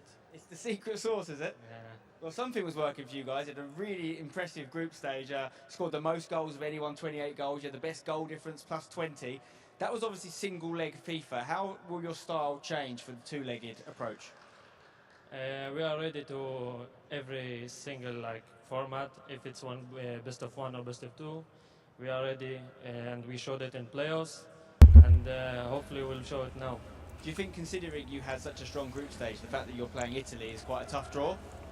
Yeah, we are good players, top players, experienced. It will be good game and top level. We're looking forward to it. Best of luck. We're going to head over to the Italy Best booth of luck, now. удачи. So if you're wondering on the FIFA.gg rankings, Israel currently Марокканцы против Перу играют. So in terms of the rankings, they're higher. Германия, Финны, Израиль. Прикольно, красавчик хороший. Я тоже так думаю. Все те же самые. Бразилия или Германия? Блин, ну Бразилия еще возможно, но Германия вряд ли. They are really good, of course, also if we look at the stats. But we are confident. We know that if we play our game good, we can win, of course. We'll do our best. The guys on the desk were saying that we think we might see a different Italy now it's two legs. Is that true? Yeah, for sure. I think we perform better in best of two than in best of one. But, you know, I just said it, but we need to show it on pitch. So, let's see. If you win this, you'd have knocked out one of the most impressive teams in the group stage. Would that make you one of the favourites to win the whole thing? Yeah, probably, yeah. You are right. But first we play, then we think if we are the favorites or not in the tournament. It's one step at a time. I like it. Не, Иркачи это вообще коры. Рошик, это Иркачи, чтоб ты понимал. Я с ним сколько сыграл. Я с ним каждый день тренировался. С Иркачи, с Обраном и с Питбулем. Со сборной Италии я провел больше, чем со сборной Казахстана. Скажи, как делать ложный аут. Когда ты в ауте мяч держишь, квадрат или круг нажимаешь, ну, квадрат нажимаешь и крестик сразу, и он вот так делает. Турки тоже хорошо сыграют. Турки уже вылетели, брат. Турки проиграли Саудовской Аравии первые. 1-1 и 1-0 сыграли. Причем турки первые забили. Saudi going through, Brazil going through, Argentina and the Netherlands. Everyone you thought should make it through pretty much went through unscathed there, Alex. Would you say? Yeah, I'd definitely say that. I think a team which performed very well in that tough game against Australia with Netherlands. I think when you look at tournament football, going through on penalties, it just gives you that extra bit of confidence that they know now they got that job done, they can focus in that quarter-final. But overall, Argentina are just looking so much control in their game as well. Если бразильцы выигрывают, они играют с Германией или Финляндией, а Аргентина играет с Израилем или Италией. Кажется так. Сумасшедшие пары, сумасшедшие. Well, I can see the teams getting ready then. The matches are almost here. Guys, which is your pick of the bunch? I asked Mike and the boys a little bit earlier, but we have some great ones. I went Sweden, France. How about you two? Sweden, France for me, but definitely. My heart says Sweden, my brain says France. It's a tough game. It's a tough game to call. Italy, Israel. I mean, look, you've got two teams there that are very different group stages, haven't you? Italy straight through, Israel couldn't stop scoring goals. Well, Mike, obviously we lost Anders a short while ago, but Umrit's still in it. Do you see this German side going through? And Umrit, Здесь мы будем смотреть FIFA канал, чтобы охватывать все матчи. А Сингапур проиграл Аргентине 1-0, 0-0. Летом КРК будет, не знаешь? Не, брат, я с КРК особо связь не держу. Турки из группы... Нет, Сингапур вышел из группы. Бразилия либо Марокко заберет. Вау, вот это прикольно. Аргентина затащит, их только остановить можно. Аргентина мощная. Зачем нам финнов в Германии показывают? Ну, по-братски. Там есть же другие жесткие матчи. I expect for a lot of tactical back and forth between Sweden and France, and the same with Italy and Israel in those matchups, just because I think it's going to be a little more cagey going into some of those games. With the way Finland plays, я хочу другой матч изначально смотреть. Перу Марокко не, Перу, я думаю, закроет без шансов.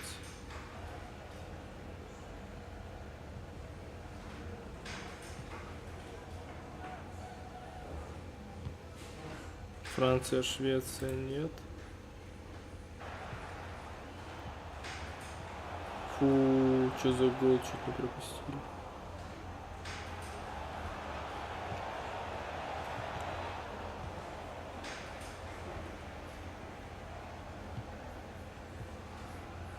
Так, смотрим вот этот матч. Они еще не начали? Что? Why? Why he don't start it?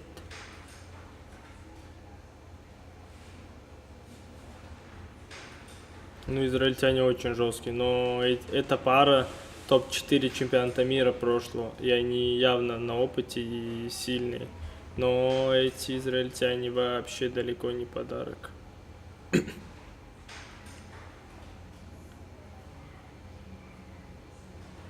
Best of luck.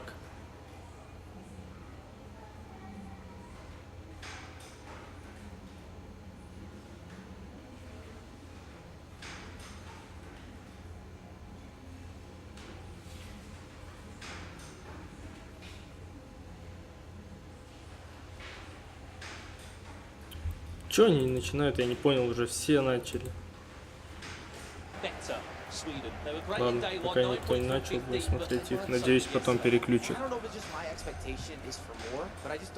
Ну, я за Францию. Не знаю, откуда вообще комментаторы взяли, что шведы хорошо сыграли. Они в группе еле-еле вышли. А у них группа была вообще не самая сильная. Индия, Перу, Индия, Перу. Сейчас скажу. Индия, Перу. А, и Саус-Африка. И они еле-еле вышли с 4-го, кажется, места. А, с 3-го. Они там вообще еле-еле. В такой группе шведы должны были очень уверенно проходить.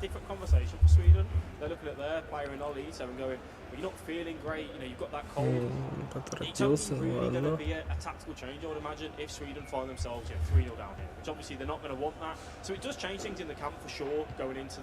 This game, knowing that third player maybe won't be called on, and it's on the two that are there of Optoli and Oli Bolly. But fantastic duos, when they do perform at their best, they're more than capable of taking down this very impressive front side. Так, первый Марокко хайлайтс или нет? Просто переключили, нет, пока 0-0. Наши братья, хотел сказать перуанцы, марокканцы. Я их сторис вчера отмечал, мне они написали Рахмет, там, thank you so much, и сердечки. Underrated or under the radar, they can really make a name for themselves pushing forward. Neither of these teams have had the same success at this level. Success. Это реально success сейчас получится. Ну, по-братски, а Италия с Израилем начнут когда-нибудь в этой жизни? Что у них происходит? Почему с Израилем, мы когда с ними в группе тоже были, всегда какой-то хаватор.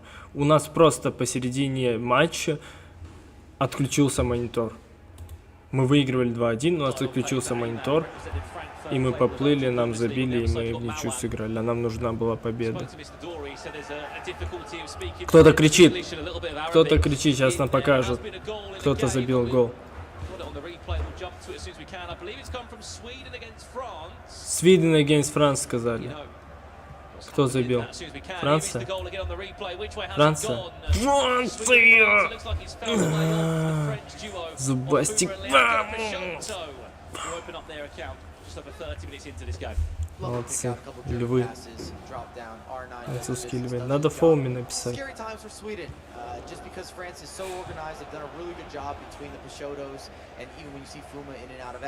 Фума. Как интересно сам. Фума. Немцы. В красный ТФ после эластика, и он чуть не забил. Как они в красный ТФ бьют, еще мяч в ворота летит. Но если я в красный ТФ бью, у меня мяч быстрее в свои ворота залетит. Пихают. Ну, немцы всегда такой стиль был. Просто страшные пихари. Нам Мбаппе дает эластика во всех защитников. Я, походу, немец в своей душе.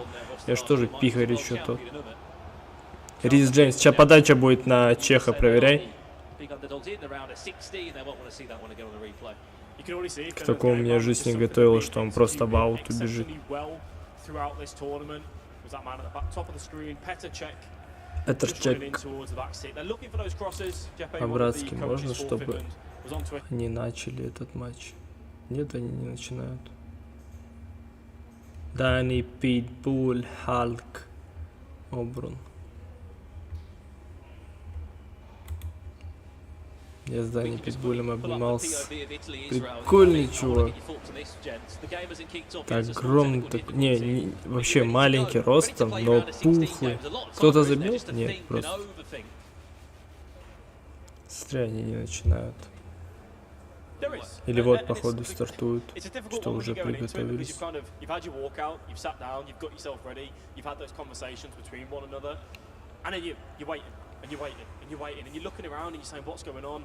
Первый тайм у финнов с Германией закончился, также счет 0-0.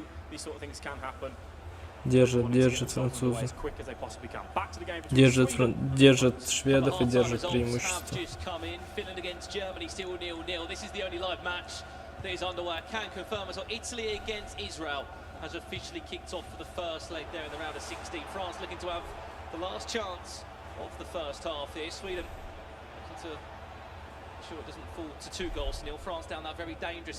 Опасно.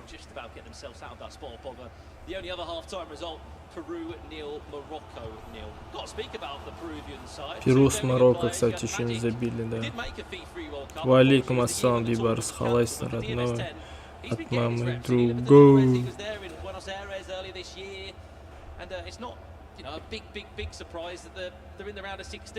Италия до сих пор не начала, уже тайм отыграли. Шведы. Последняя атака в первом тайме засовывает на форварда. Зачем он пас отдал? Он зря пас отдал нам Мбаппе, он мог сам забить. Ой, Израиль, Италия, наконец. Вот он, самый жесткий матч, мне кажется. Что за выпад? Первая атака Израиль сразу сделал. Как они так играют? Италия еле-еле вышла с 4-го места. Не знаю каким образом. И в том году они тоже с 4-го вышли и в топ-4 попали. А Израиль команда, которая даже ни разу не проиграла в групповом этапе. Сколько-то ничеек и победы. Израиль в порядке. In the round of 16, Italy against Round Israel. 16. Some would argue an interesting starting duo for Italy. One thing that we knew about this. Ай-яй-яй-яй, почти наказали. Change, and they'll change in game, they'll change in between legs. You've got three top quality Italian players there that all could just offer you different roles. It is Obron and Danny Pibble to start this one. Интересно, эти все три игрока отобрались на одиночный чемпионат мира. Who starts for these two? Who is their main duo? And there was no surprise throughout that group stage. We saw them changing and time again. Danny Pitbull, two-time E-Serie A champion, actually had a great time in E-Serie A as well. And overall, we know the class and quality that he's provided throughout this 2023 season. Не, Израиль вообще какой-то сумасшедший, походу. Гол. Нет, как? Капец, Израиль душит. За 15 минут уже 2 атаки было. Israel's been getting forward. They do it often, do it quickly. They're decisive. They're organized. They have all the proper intangibles to have a successful nation and to really go deep into this tournament. Швеция, Франция также 1-0. Even if you just round that back a little bit, Фату Изберелья. 1.4 goals. Yeah. 1.4 goals EAFC. in the knockout stages. If you can keep that up on a 50% ratio to their Не, шведы every не team that такие may play against жесткие. Israel. Italy have got that task right now. It is a mammoth of a challenge to stop that duo. We jump back over to Sweden against France. Keep in mind all these games still in the first leg as it stands. Every game played over 2 legs, aggregate scoreline. You're a FIFA esports fan, you will be used to seeing how that one plays out. Scores on the doors in other games. Finland 0, Germany 0, Peru 0, Morocco 0, and as you just saw, Italy 0, Israel 0. Перу, Марокко 0-0, Израиль, Италия 0-0 и Финны и Германия тоже 0-0. Кам-кам Шахтер.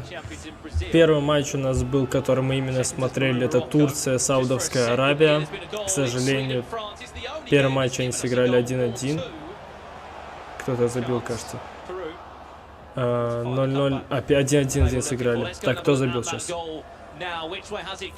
Шведы забили. Да, заброс.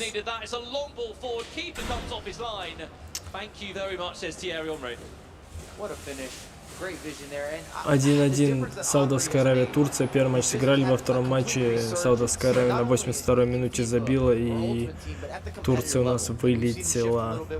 Потом Сингапур, Аргентина. Первый матч 1-0, всего лишь Аргентина выиграла. Второй 0-0 сыграли, и тем самым Аргентина вышла с преимуществом тоже в 1 гол.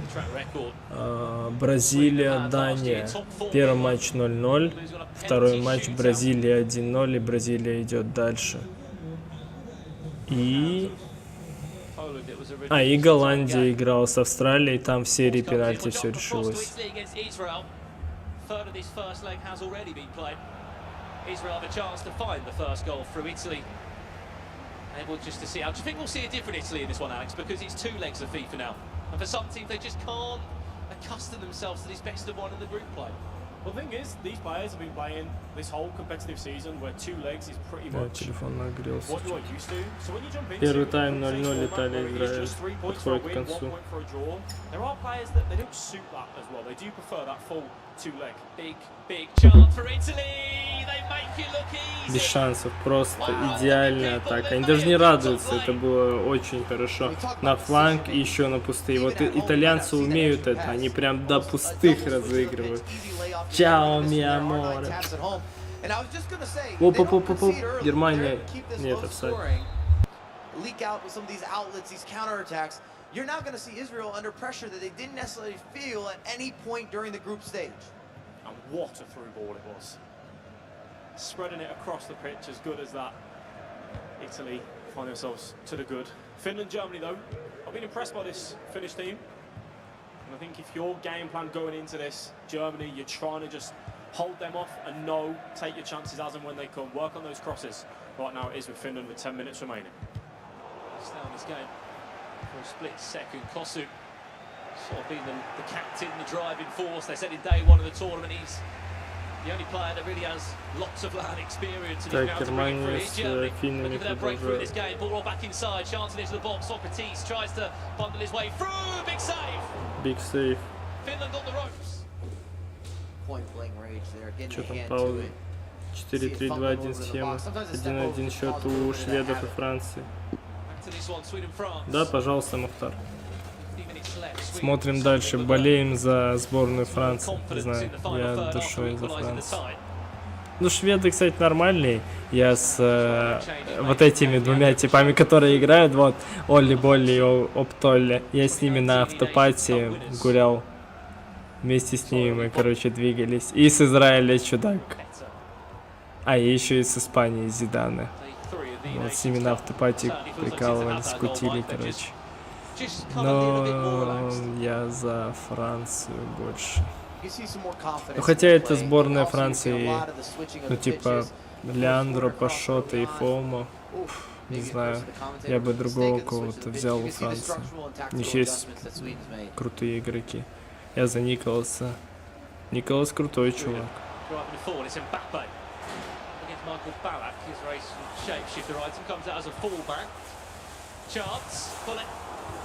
Фу. Так, кто-то кричит. Кто-то забил, значит. Finland against Germany сказали. Кто-то там в том матче забил. Кто? Финны, скажите финны. Нет, Германия, 85. Без шансов, зеленый ТФ. Обидно. Зубастик забил. Я за финнов. Ну, немцы сильные, что за них болеть. Тем более Умут одиночку выиграл. Парный с Verjgangом выиграл. Сейчас еще и eNations хочет, что ли? Не. Германия не сможет выиграть. Скидка. Ай-яй-яй, Вехерст. Вот они, как мы. Финны — это наши братья, я же говорю. Они Вауда Вехерста выпустили, как и мы.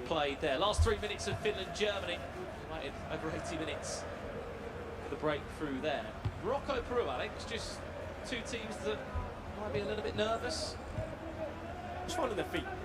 Aggie mentioned it earlier on how when you come into these tournament days, group one, day one. У них матч заканчивается, зачем нам их показывают? Конечно, вот. А, у всех заканчивается. Ну покажите Израиль тогда с Италией. У них там опоздание было чуть ли не на весь тайм. Вообще все матчи, еще с первых матчей плей-оффа, один матч в ничью играют. Офигеть можно. А, Италия же выиграет, да. Я забыл. Италия. Супер удар в лед хотел сделать. Прикольно.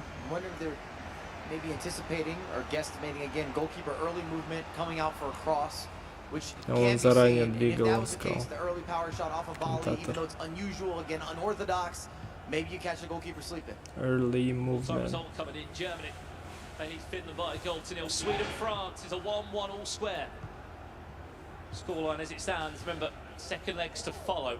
Luckily, Italy and Israel was actually a little bit delayed, so we shouldn't have to wait too long. Также 1-0. Италия. Израиль мог забить в самом начале. Еще раз подача. Прием. Фу, Капдевилля на подборе забирает хорошо. Как быстро так теряют мяч. Быстрый, сильный пас. Опять сейв. Этот Израиль сумасшедший, друзья. Как они играют. Нереально быстрые движения.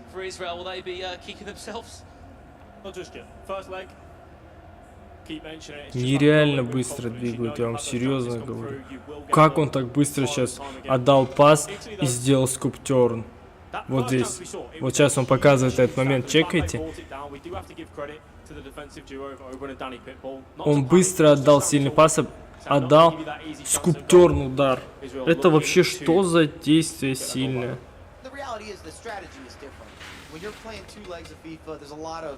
Mental fatigue in these matchups. Who's going to make a mistake or who's going to be risk adverse? Who's going to make to the point that they mistake? get some sort of competitive advantage. Что там, хайлайтсы? Зачем нам показывают Израиль, они же не забили? Ладно. 20 plus goals in the group stage. Сумасшедший Израиль. Очень быстрая игра. Очень. Это, прикиньте, это они на уровне Европы как быстро играют. На уровне мира. Они очень быстро. Хорошо. Еще форварда. Не торопится. Искусственный офсайд прожимают израильтяне. Dembele, what can he do from this area? Defended well by Camavinga, who drops in to deal with the danger.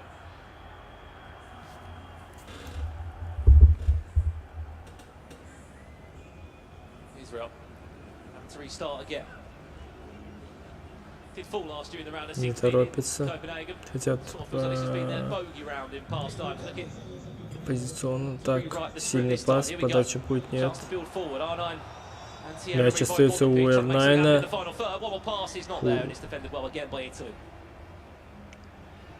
Italy showing in the real life world they are very difficult to break down. So is the case on that virtual pitch. Ой, какой заброс. Килиан Мбаппе.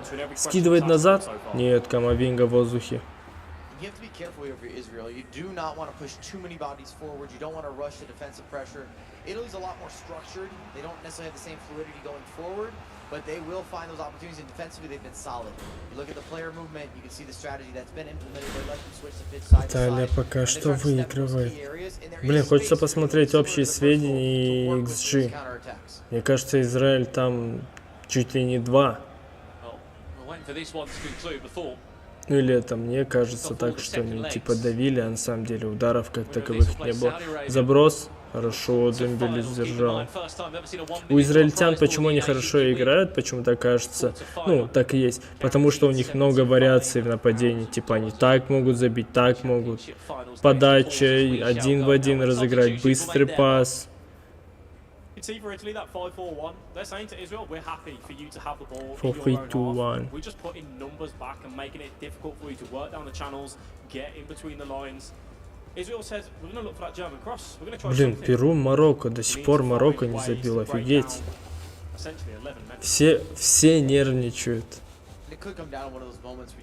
Вот этот судья, который сейчас стоит на ступеньках, он был с нами в Дании. It's a second chance or a second bite of the cherry, as you love to say, Brandon. And then if you're Italy, you kind of have them where you want them. I'm sure coming into this, you wanted a lower scoring a matchup. You don't want to go Италия, Израиль. Even though Oberon and Danny Pitbull can get forward, this is a Oberon, Danny Pitbull. The tempo of the game is a little bit slower. And again, I don't think they're being thrown off by the fact that Israel has a lot of the possession. And they've had a lot of the build-up, especially considering that build-up is come from the back, or it's on the side. Нельзя замедляться. You're not in those dangerous zones. Хорошо. Просто подачку. Что? Хорошо, Бастиан Шванштайгер на центральном защитнике. Вот она, слабая точка, мне кажется.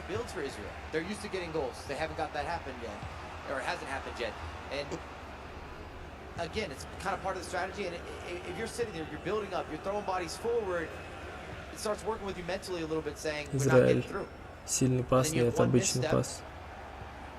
One bad defensive bit of spacing, and you can be down 2-0 against Italy, who's defended so well.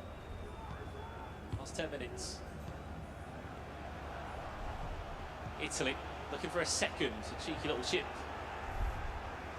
Israel feeling frustrated.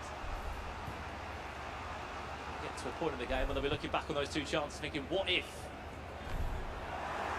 Again, Italy just will grind this one out. In all honesty, Alex, I think they'll just be able to get us into the Также счет у нас 1-0 остается. When they lose that ball, they are putting that initial pressure on with one of their centre mids. If they beat past that midfielder, one of the centre backs is stepping up. That's the beautiful thing when you have that back five. You can almost be free to be a little bit more aggressive and have that stepping centre back, knowing you've got your two centre backs on that cover as well. It's just looking very confident for this Italy side. To the last couple. Right, one more chance. Hakimi down his right hand side, keepers off his line. It's easy pickings for Courtois. I don't love that. It was a little bit forced. They had time to work with. They could have resurfaced, put the ball in the middle of the pitch. Worst case, go back, recycle. Now you're giving Italy the last attack. And again, to build off of what Alex has been saying, I'm not mad at what their approach here. Все итальянцы просто решили додержать преимущество в первом матче. Это всегда хорошо. Во втором матче они заходят уверенней. Успеют последнюю атаку провести. Успеть-то они успеют, но пойдут. И... Да, они пойдут. Сильные. Пролетает Мбаппе по флангу, отдает назад. Блин, надо было саму за Беллингема. Было бы неожиданно. Молодцы итальянцы, браво. Браво, рагаццо, браво.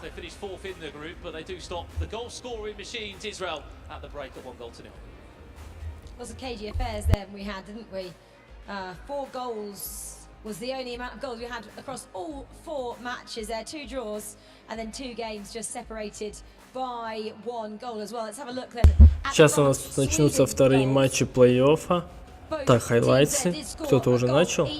А, нет, это просто первый матч. Вот так вот забили у нас французы. Зубастик, движение назад, удар.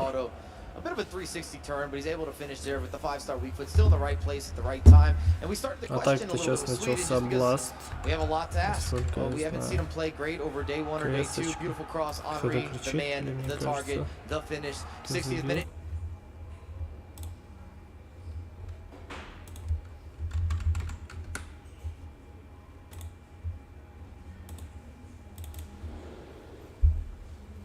Да.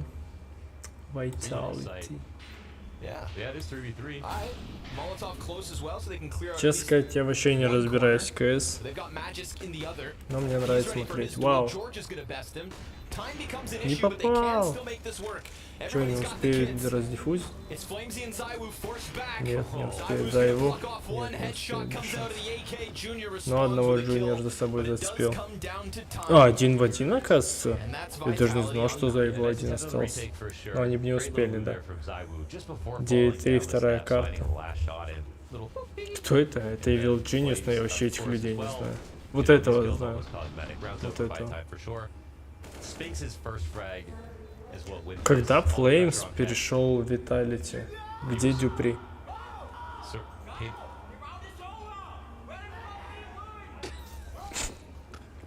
Вот даже нет, они кричат. What the fuck are you doing? Are you even a primary oppa? Remember that one? Yeah. Просто... Bro, this thing is broken. Заевов просто слепую в голову дал. Что?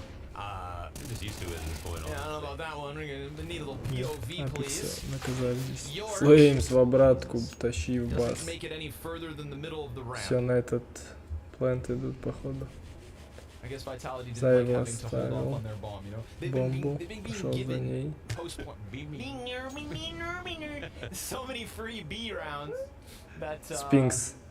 Спинкс ждет. Хотя Джуниор чекнул.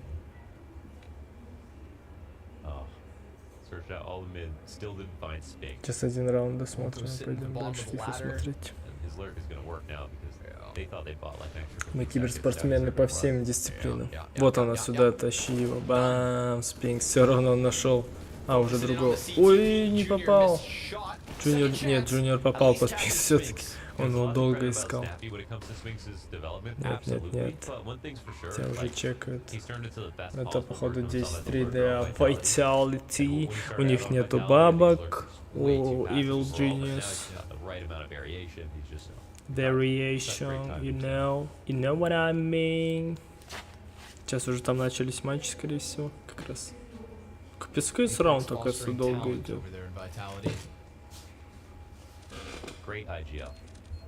But working off of Snappy's original efforts.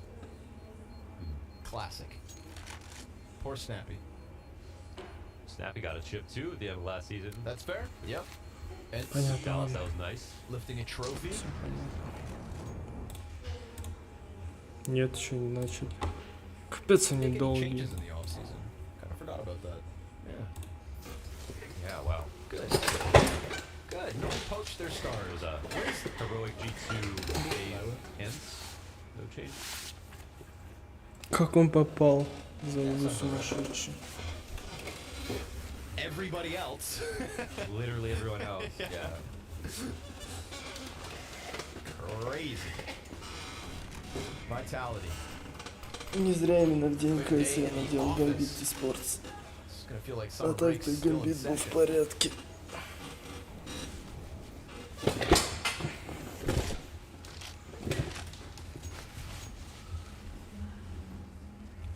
Of course, this should be the easier challenge within their group, but it's not to say that they're versus another world's best. Complexity or ninjas in pajamas. The only other threat to them and an immediate spot in the Royal. Как у них бабок же не было? Или они последний вот сейчас закуп делают? Если они сейчас проигрывают, у них бабок не остается. И это походу сразу 12, если сейчас забирают Виталити. Flames и Magic Flames. Просто вдвоем разнесли. С треножиком идет, душит. Смотри, смотри, смотри. Не додушил с ножа. Без шанса. Просто вдвоем порвали плент. Убили. В нулину. Не, КС-ку поинтереснее смотреть. Здесь приколы какие-то. А он вслепую дал. Здесь жестко. Автоматик точно.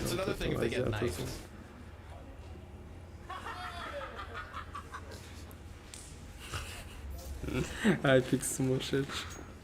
Какой бабки остаются, я не понимаю, откуда они взяли эти эмки. Пробежал, не успел. Ну теперь они знают, что он здесь. Чего они не прострелят, они же знают, что он там.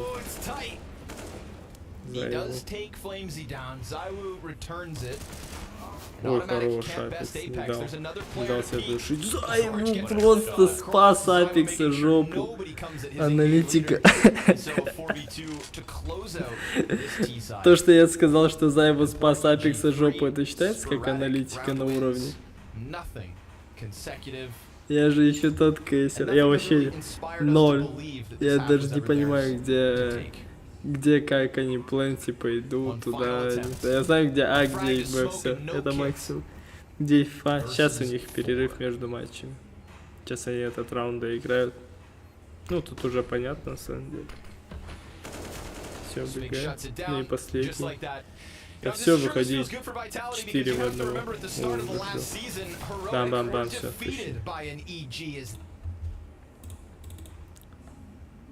France against Sweden. Come on. Франция, comment? Parle le français? Израиль, Италия. Вот он, крутой самый матч. Израиль нужно что-то менять. Ну, хотя на самом деле даже не думаю, потому что они сильно сыграли первый матч. Израиль сыграл сильный первый матч, но мяч не залетел. А Италия воспользовалась своим там минимальным каким-то моментом. Когда за них давят, я в шоке. О, они другую пару поставили. Израильтяне. Они замену сделали. Нисат теперь играет с его любимыми. Хайлайтсы. Марокко! Марокко! Меня обманули, в смысле, когда идут хайлайты, это всегда гол. А это был не гол, а я порадовался. Марокко. Как так? Тут Перу слишком какой-то жесткий. Шок. Winner of this game plays in the Netherlands in the quarter-final stages of this year's eNations Cup. Netherlands winning on that penalty shootout against the Australian side. Ну. Peru Переключиться на матч. after making history yesterday. First they've ever been in the Офигеть, что eNations Перу into the knockout творит? stages. Peru! Что творит Перу? Это было сейчас идеальная атака. Они нереально раскачали, просто вдвоем. И этот раскачал, и этому отдал уже тот раскачал. Что происходит, Перу, алло?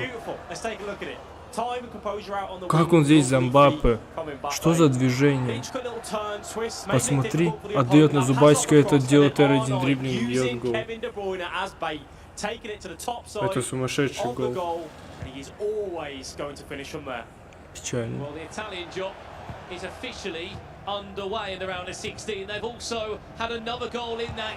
Хайлайтс Италия, да?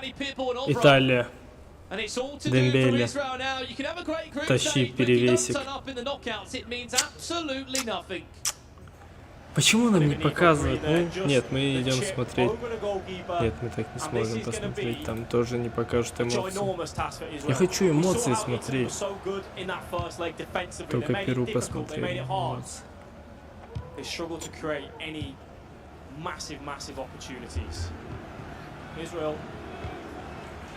Big task on our hands. Israel. Италия, там кричат в зале. Италия, Италия, Италия, Италия, Италия, Италия, Марокко, Марокко, Марокко. Slowly ticking away from Israel, or not! Big goal! And that change they made, proving to be the right one, Израиль сразу забил гол. back in the game. И Марокко, я тоже сказал, Перу забил. Very upset. You cannot do it. You simply cannot give them possession with that sort of ease. Israel take that chance, put themselves back into the game. Perfect time for them to score. Italy. Италия. On the hunt for a third. L1 хил to Булру. Эластико. Дембеле. Дани Питбуль. Дани Питбуль раскачал за Дембеле и засунул. Вамо, браво, рагаццо. 2 гола Дембеле от Дани Питбуля. Один перевесик, другой раз раскачал. Так легко вообще раскачал. Типа он финт просто сделал под удар. Все.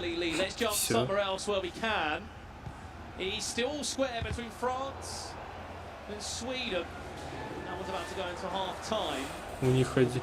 Не, надо переходить на этот матч, походу. У них тут борьба плотная.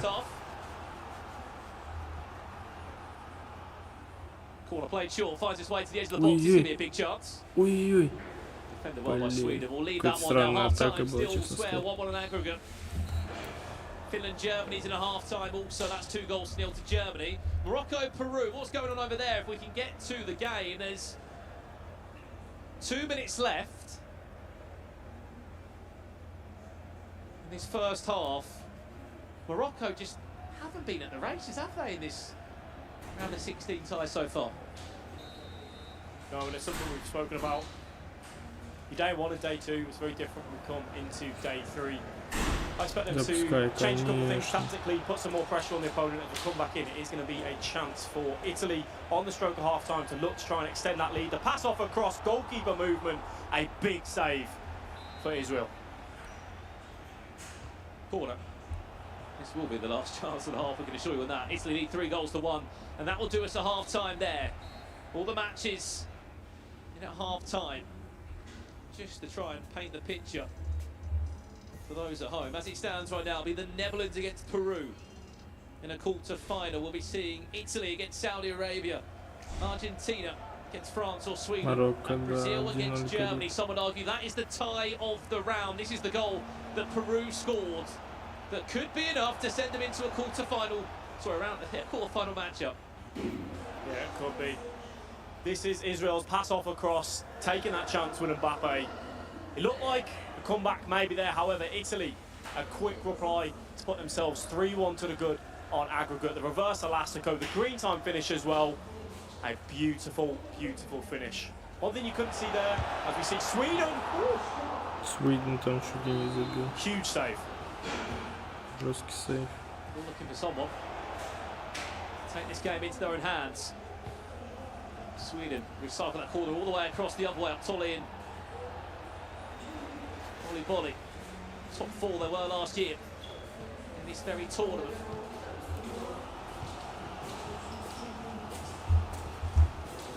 France still with an unchanged roster. Leandro Peixoto. they've been the achievements, the accolades they've had in the last few seasons. French League champion, European champion, especially Fuma. Thinks of running the E-Club World Cup as well. And landside wave at FC Lorient. Teammate in Stingray. Ball back nicely here. Франция, Швеция 1-1. Плотная борьба. Ну, по идее, ожидалось, что так будет, на самом деле. Чего я прям так удивляюсь.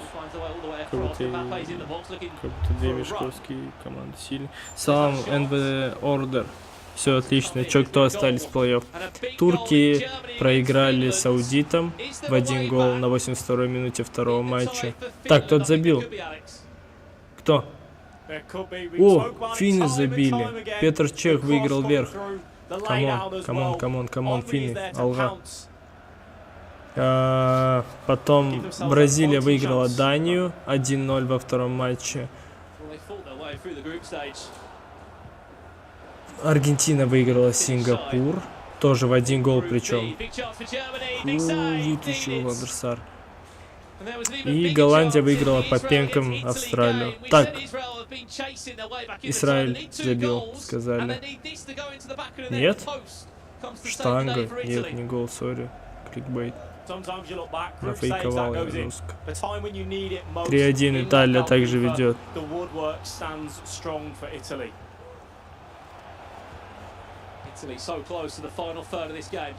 Да, Италия ближе всех, у них преимущество в 2 гола. А Израиль очень жестко, они даже ни одну игру не проиграли в этом, в группе. Ни одну игру не проиграли. А Италия вышла еле-еле с 4-го места.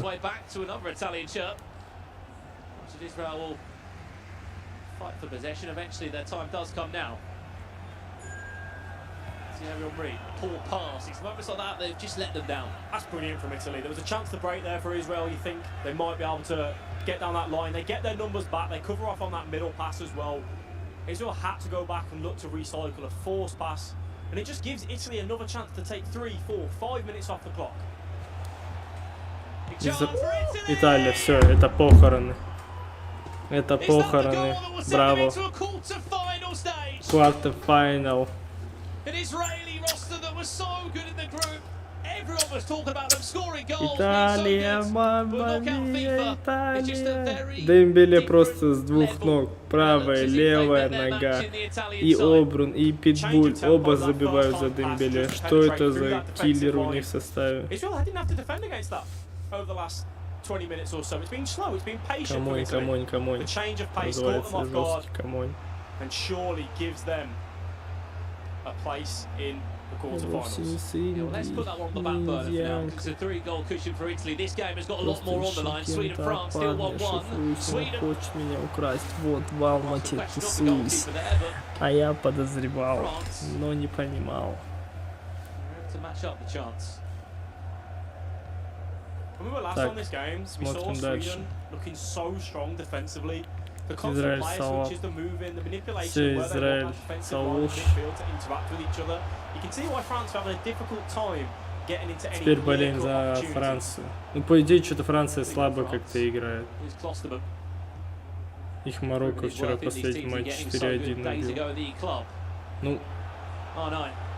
Ой-ой-ой-ой-ой-ой-ой-ой. Это что, Пашота этот забил такой гол? Это был вообще дерзкий гол. Vers le français. Allez. Гулитов просто до свидания за зубастик. Allez,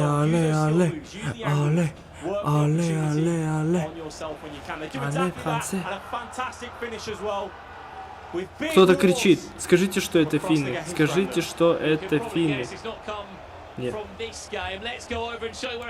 Кто-то же кричал только что. Вот, хайлайтсы. Кто? Марокко забил! Марокко! Эластик, ой, прямой переступ и удар в зеленку. Килиан Мбаппе, это его коронка. Маракеши, братья, все наши родные проходят дальше.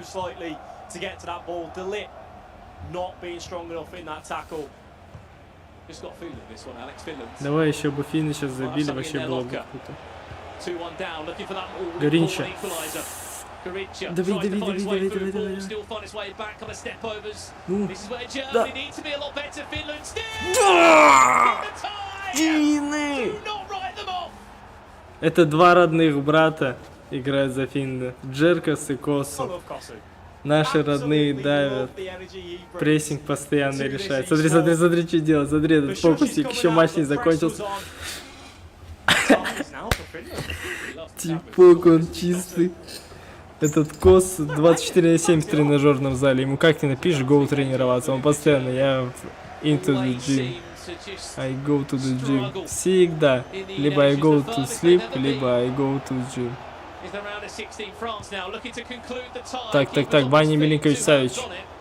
Да, этот Миленкович-Савич выше, чем Куртуа.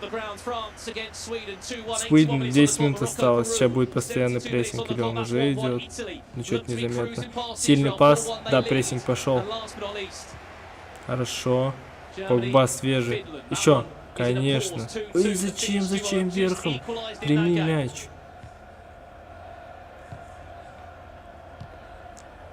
Хорошо. Не туда отдавал. Марсиаль. Сильный пас на Дембеле. Прессинг. Гулит. Или Миленкович-Савич. Да, Гулит. Все-таки нет, Де Брюйне забирает подбор. Нужно отправлять Бапа и хоронить. Все, он пойдет на фланг, он даже не будет делать атаку. Или подаст на дальнюю. Нет, нет. Правильно, давай, давай, давай. Хорош! Открылся идеально без офсайда. Держать, держать. Держать. Хорош. Здорово. Последнее. Не отдавай. Хорошо, угловой. Пару минут осталось. Все, легкий пас. Они тянут каждую секунду. Смотри, они не отдают пас, потому что ждут. Меняют игроков, все секунды забирают.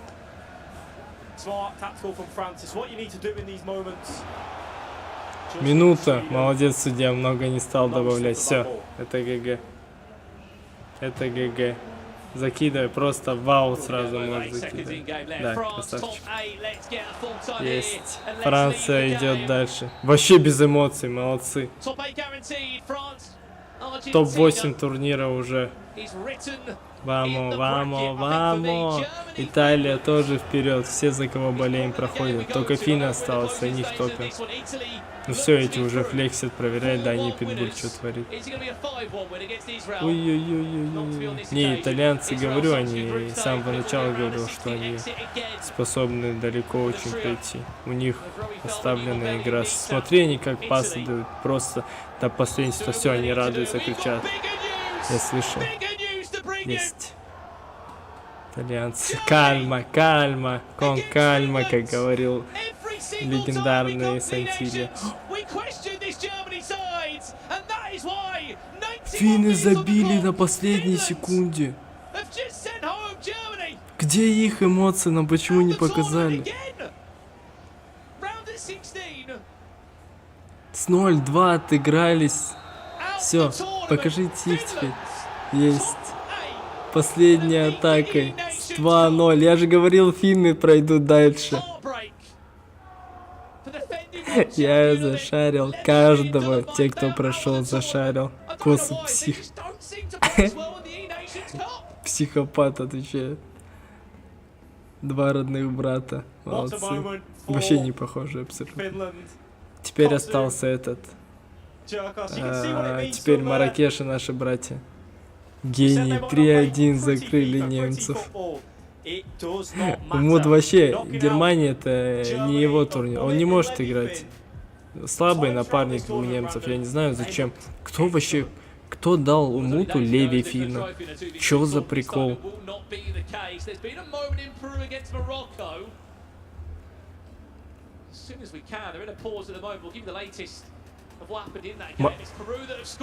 Перу забил на 90-й? As Finland just erupted against Germany, it looks as if Morocco will be crashing out the round of 16. Peru, after a group stage exit last year, or if Morocco got something special here. What a save. Поторопился, он так прошел There аккуратно. are seconds left in the tie for Morocco to try and get an equaliser. Everybody's up there, including the goalkeeper. Corner played short. Have to get into that box now. Еще один угловой судья дал. He's played the 2 minutes valid time. Второй судья не даст. Gotta go now. You can't play back. Morocco looking for an equaliser. Finds Hullet. Они забили последним угловым. Они забили. Они забили. Последним угловым, последним.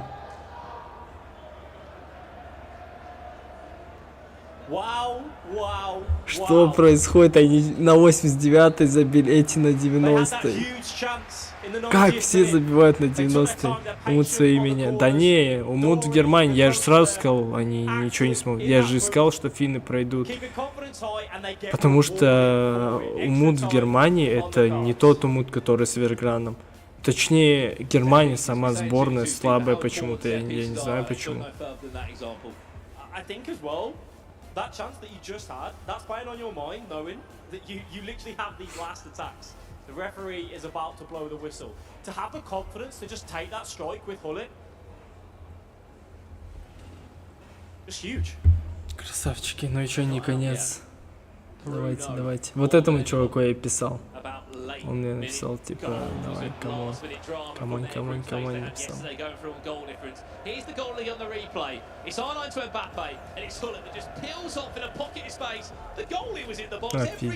Офигеть, они как забили. У них сейчас адреналин бешеный скачет. Looking ready for a block, but they just don't get on it. Hullet strikes the ball with power, with venom on that weak foot. Табол уже проигрывает Ханки. Изи. Это было читаемо. Кто-то сомневался, что Табол проиграет?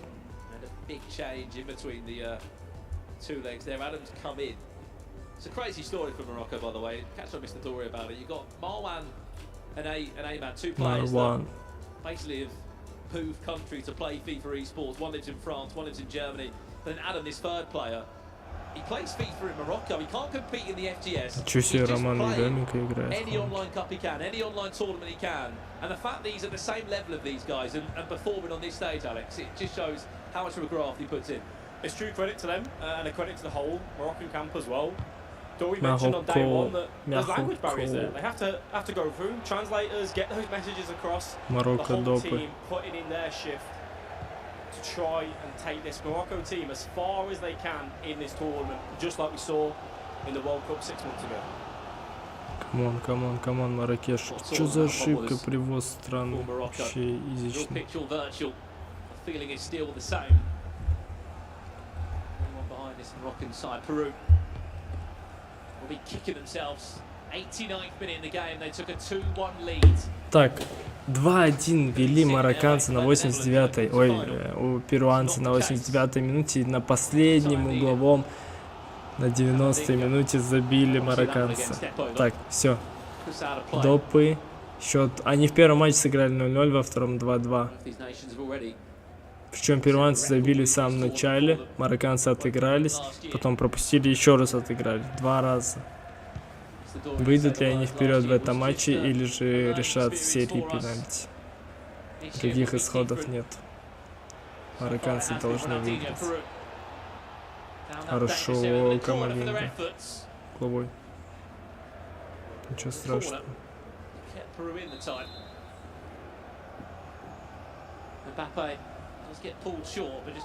Горло болит.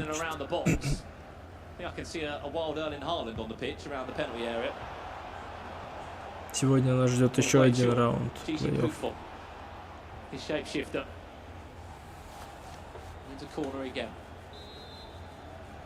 Keep it on Haaland still. Number 21, it looks to be just around that 6-yard box. Every time they change the kick take, looking to get milliseconds on their opponent for a flick on a touch. Последний угловой первого тайма, я думаю.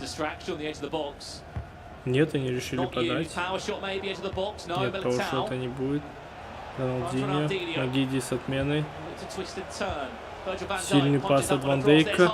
Килиан Мбаппе, Кафу забирает. Последняя атака все-таки за марокканцами. Если судья добавит, они пойдут. to get past that. Ну что за пас на 2 метра? Перевод, заброс. Сайт нет? Да, сайт. Свисти, реф, свисти. Зачем?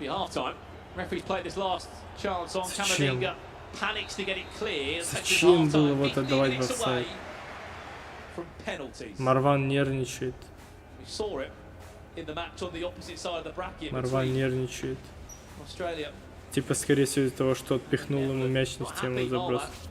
Сегодня же трейлер, кстати, да, напомните, давайте посмотрим сейчас, YouTube зайду резко. Да, посмотрим с вами по-любому трейлер еще. Красавчик, что напомнил. Я когда ехал сюда, посмотрел, через 4 часа было написано. Когда теперь? У меня 24 человека, у eSports 2500. Почти одинаково.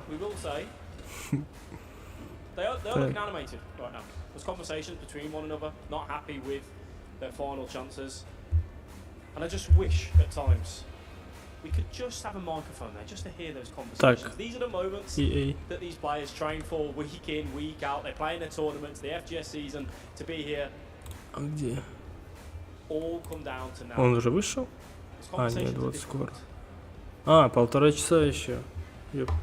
10:30 что ли? Ну, гениально, конечно, Рональдинho нарисован. Еще более гениально нарисован Маркиньош. Sim City playing football with Messi and Ronaldo.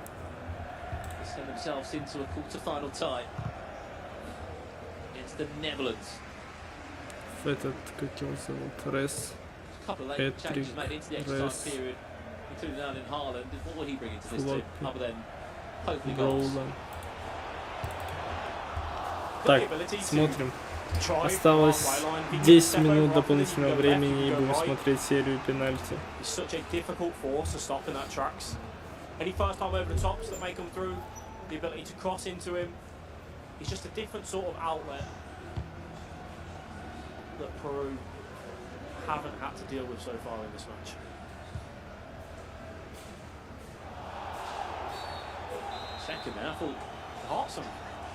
Да, левый красавчик. Хочу историю добавить. Last 8 minutes. She is FIFA eNations Cup. The last round of 16 games to conclude. 16 will become 8. Peru. Haaland needs to get himself in the box, not on the edge of the box. Happened a few times there. Trying to use a skill move, just can't find the right exit. Possession given away back to Morocco.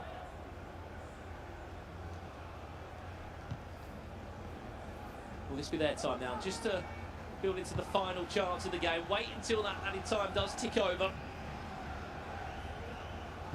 Remember, they scored in the 92nd minute for a corner to equalise the tie.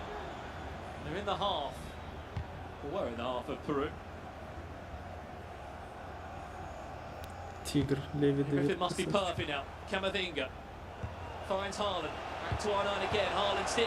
Could there be a moment for Haaland just to pull away? No, he can't. Дэвид Маракешу. Peru, this is your chance. Yeah, Morocco passed that baton over to Peru for that last attack of the game. Brave for Morocco to go for it. Последняя атака.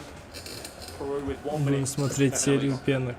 Сможет ли сейчас за Холланда и побежит с подката. Хорошо. Хорошо, последняя атака за марокканцами. Блин, надо было лучше верхом закинуть, может полетел бы. Пенки.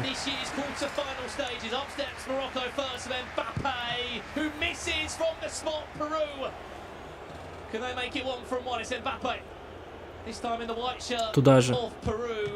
Хорош, центр затащил. Опять лево. Марван, лево надо бить. Хорошо. Второй раз туда же никто не считает. Вправо, вправо. По идее, то же самое центр. Второй раз никто не считает, сам сказал. Центр нужно бить.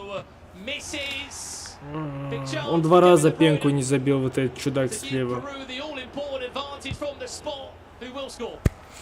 Марван опять бьет. Вправо. Вправо не читается. Нет, читается, оказывается. Тут прыгнул вправо. Ну надо тащить. Давай, тащи. Кто из них прыгал? Вот этот, который не забил. Хорош, он оттащил. 2 не забил и оттащил. Теперь он же опять бьет кросс. Он 3 раза не забил. Он 3 раза пенку не забил.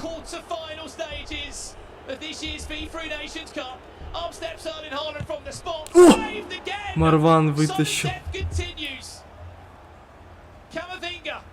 Марокканцы впервые играют серию пенальти, Марван вытащил. Все, он должен оттащить. Он 3 раза не забил. Вот все 3 раза это он не забил. Теперь он тащит. Нет, он не тащит. Теперь он опять бьет. Когда он бьет, это всегда страшно. Нет, он забил, хорош. Теперь Марван отбивает. Кто же пройдет?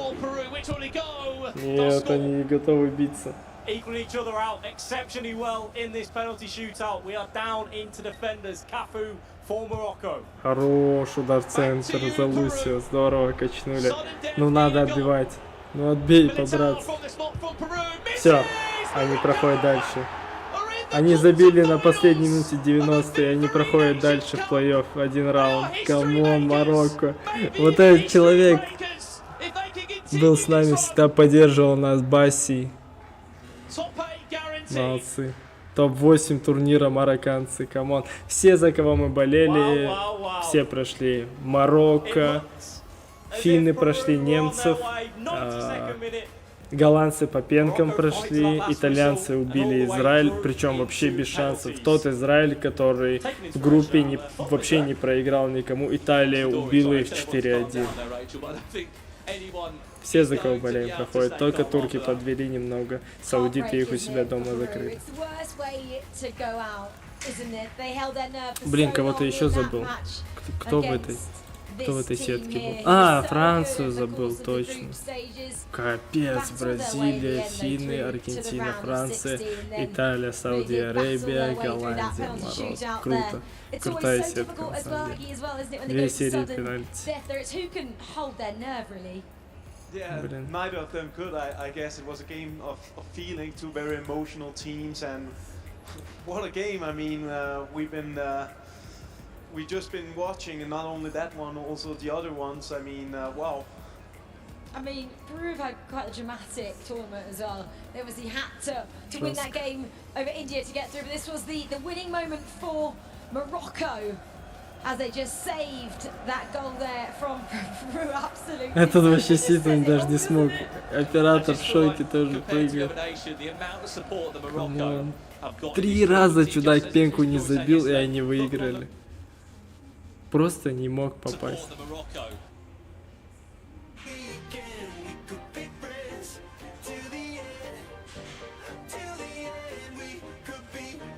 Что это? О май гад, они играют по очереди теперь. О, они играют по очереди. 9, 10, 11, 12. Это теперь финны выиграли и играют через 3 часа. Охренеть. Сейчас Голландия, Марокко уже будут играть. Оба по пенкам прошли. Саудия Арабия играет 10. Аргентина, Франция до 11, Бразилия, Финны 12. О, гениально, гениально.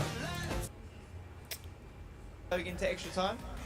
Ouais, il te demande qu'est-ce que tu as dit quand on a commencé les prolongations. I said it's another game that starts now and we have to focus. We didn't do well in extra time too, but at the end we win, so alhamdulillah. Did you know you're the only team in terms of everyone from your group went through? Every single team from Group B went through to the next round. It shows you it was a strong group that you were in. Yeah, I think it was a very strong group and people underestimate us still even now. Они вышли с этой группы с первого места, и вся их группа прошла. And I think with the switch that we made between Ayman and Adam after the first game, I think it paid off in the end. There was 2 games in the last 16 that went to penalties. Obviously your match and the Netherlands match, and you play Netherlands in the next round. What do you think of that match? Финны, Италия, да, вся их группа прошла в плей-офф. Охренеть. С этой группы только Бразилия прошла. С этой группы D вообще ни одна команда не прошла один раунд плей-офф. Здесь все 4, здесь 3 получается. Да, не прошла. Офигеть. Группа А и Б, получается, самыми сильными были. Так, они до сих пор... 5 minutes ago, 10 minutes ago, when you secured that win against Germany, you guys were going crazy. Has it sunk Они in за yet? 5 минут выиграли. No.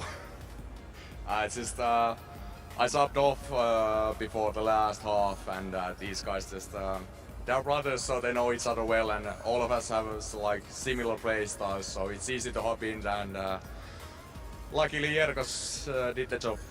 I think it's fair to say that you've exceeded people's expectations. Я только понял, что это два брата. You're the smallest country in terms of population left in the tournament. I think you've got about 5 million people in Finland, but you're playing against countries a lot more players to choose from. У них маленькая страна, но они находятся, во-первых, в Европе, во-вторых, рядом с сервером. У них вообще там все нормально. У них в этом в Хельсинки есть сервер. Что им еще надо? Конечно, они играть будут нормально. Их условия идеальны. 5 миллисекунд это потолок. Очень странно, почему же они хорошо играют. He's the reigning FIFA World Cup champion and won a 2v2 tournament last week in the E-Club World Cup. If that wasn't hard enough, you've now got to face Олджик, это Brazil. последний матч. Нет, брат, еще матчи будут. Еще все матчи будут. Они французов, кажется, до этого обыграли со сгромом. Да, марокканцы 4-1 их выиграли. В этом году по призовому пойти, в том году вам уже будет 2,5к за невыход из группы. В этом 10к. Охренеть. Охренеть, брат, я сейчас заплачу просто. Вообще не говори мне такие цифры. 5 миллионов они за невыход получают. Я на туре сейчас заплачу. Argentina, and then the two brothers from Finland take on, like Spencer just said, Brazil. Has that ever happened, Aggie? Have we ever had two pairs of brothers in the final 8 of a World Cup? I don't think two. As Mike was saying, there were the German twins back then, but it's way back and it was different times. So I mean, it's quite remarkable, and I gotta say credits to Finland. What a comeback! I mean, it was a matter of 45 virtual minutes. They made a sub and it paid off. So yeah, huge for them. Just shows as well, doesn't it? If you know your teammate really well, like these brothers do, you kick all the way. You just know how they play, don't you, compared to anybody else. When you go home, possibly if you're at an organisation and you're playing there and you're training there, Давайте посмотрим пока что you это. put the controller down. These two sets of brothers can go home and continue playing. Пока посмотрим, пока они не закончили. I'm sure they probably live together, don't they? So constantly playing, constantly practicing, but that would be a world's first, seeing the Peugeot brothers against maybe the Finnish brothers. Obviously got two really big opponents, haven't they? They're both those European teams, Brazil and Argentina. Are we going to see one of those European sides knock out the powerhouses of South America here, Aggie? They'll come in, both of the European teams, as underdogs for those two matches, if you ask me. И хорошо по линии, 4-6. не по линии, а в тело встречает Арина и 2 Офигеть, Жабер. Один Ой, нападающий он, себе просто поверил. 4 очка подряд на тайбрейке забирает Беларусь. Very solid, didn't concede a lot of chances, so yeah, Ой, super interesting. Противоход 6-5 и 2. Сетбола превращается в 1, но на подаче Арины. Почти час идет у нас этот сет, и причем на травяном покрытии час это действительно много. Looking forward to the quarterfinals. What we're going to talk to you about first of all is going to be Italy's performance against Israel. To jump into it, we are going to notice some confidence in their play style. When the ball comes out to the ring here, it's all about what can you do. 1-0!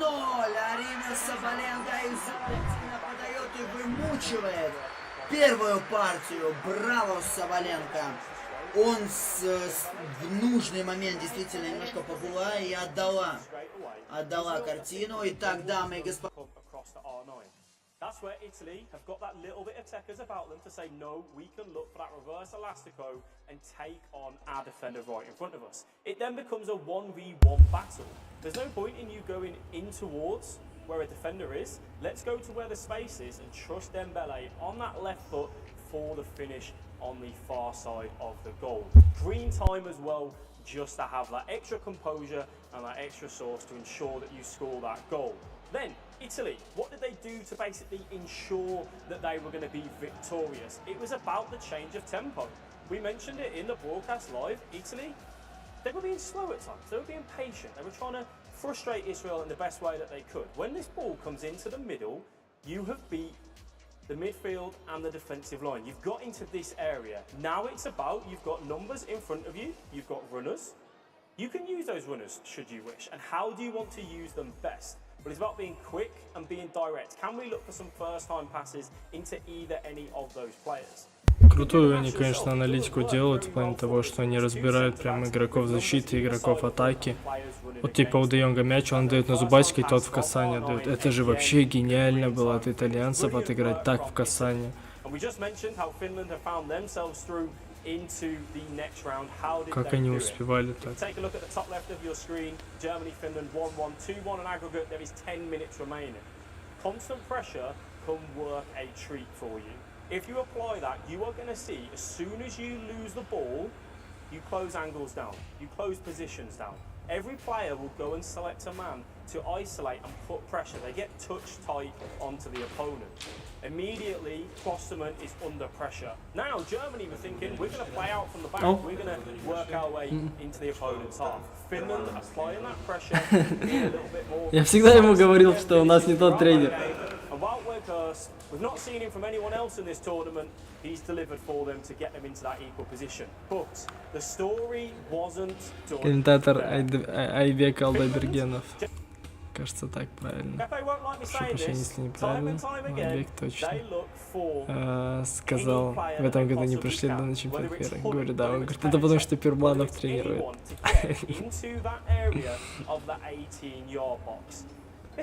Перманов, да, виноват.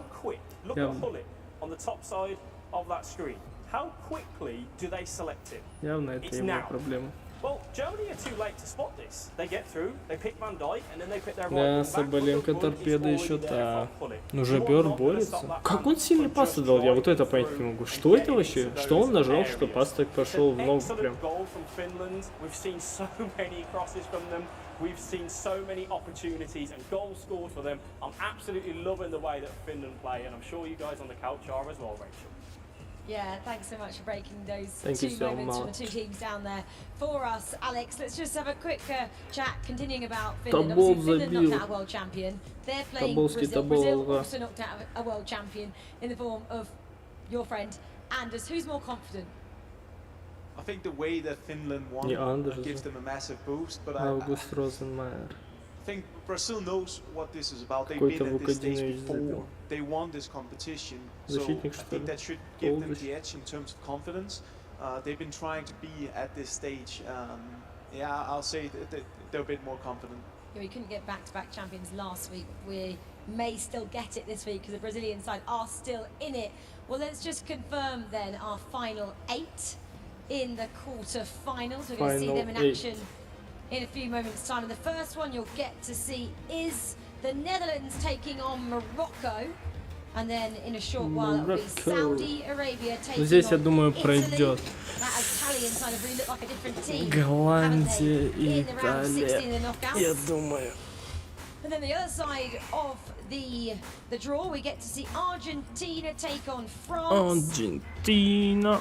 And Brazil take on Finland. They both, didn't they, the Brazilian side and the Finnish side, just what knocked out the world champions in terms of Anders from last week and his teammate Umit from last week. Two big South American teams still in it, and then 2 Europeans as well. Quick word, guys, on Italy. Alex, you just broke that down, so I'll go to Brandon on this one. Italy 4-1 over Israel, who had scored 28 goals before that. How did they not manage to score 8 goals, or many goals, past that Italian side, Brandon? I don't know, I think you just look at that team and you say, look, we didn't do well in the best of one group stage. We couldn't find a way to play. We were conceding early. We weren't holding on to Что там games. 2500 на четверых? Just did lots of research coming into that one. I think for Israel, почему на четверых? something just did not click today. But for Italy, Всем look at the two individuals. They've got хватывать я даже World Cup grand finalist. this Ну, year. это факт, Even это got факт. grand finals from past years. East В Syria принципе, ни на champion, чё не two хватит. really good experienced players, and I think they just came out on top in the end. Yep. Let's talk about the first quarterfinal we'll see, Alex. Netherlands taking Morocco. Both struggled a little bit to get through. Both had to go extra time and penalties, like Spence said. Morocco, though, they're coming in fresh. They're coming firing. They haven't had much time to wait. Сейчас Surely Марокко that kind будет of показывать, gives them a блин, я little бы bit of an хотел advantage. сходить I think хотя it бы does, попить and also все as всякие, well, что I think when we look именно... at both О, of those в комплекте teams, начали. Netherlands, I would argue, are better on paper. I think the Голы three их players хотя that бы Netherlands have посмотрим. Я не are знаю, excellent то сейчас players. But сколько then when it's сдохну. Morocco, I think it's just that. I feel like JT does a great job with his team overall. I feel like it's just a bit of firepower they were lacking, and now Конфиг, хэт-трик, Хампус, Ресс и Броун. У них поменялся состав. Morale will be high at least. They'll be hungry to prove themselves. Maybe this is not the event it all comes together, but a couple of upset results for complexity. I think Элич лысый? for the Что morale going произошло? forward, and hopefully their form in future Сейчас events. But увидел. for now, it is a full eco-landers. No bomb planted in the pistol, of course, so they're going to be bringing out the Galils into that next round, and a couple of AKs as well. You gotta think as well, getting someone who was with Liquid for as long as Elige was, Контур there's gonna be a трёшку lot of засунул в inside пистолет. information that someone Elige could bring, like a theory about how to play the game and how like things were doing over at Liquid. Like there's a lot that they could be brought over that could just be really interesting long term, even for JT to pick up on and try to learn something from that. I'm sure that's gonna be real interesting. It's just two people left on the T side here. Holzerk and Elige would love to do a little bit more damage. Hetrick may be the most obvious target, but gonna be hard to find at the moment. He's quite far away from the action, so it looks like it's gonna be a pretty pedestrian round here. Just NIP picking it up. Yeah, well, they managed to get a kill. Maybe a second is available, but not meant to be. It is going to be Config keeping things nice and clean here. 2-0 for NIP, but as I mentioned, Complexity buying up in the third. They'll have the AK-47s, basic utility, no room for the AWP, but not a huge deal on Inferno. You see Brolan and Reds working in tandem, getting the job done here.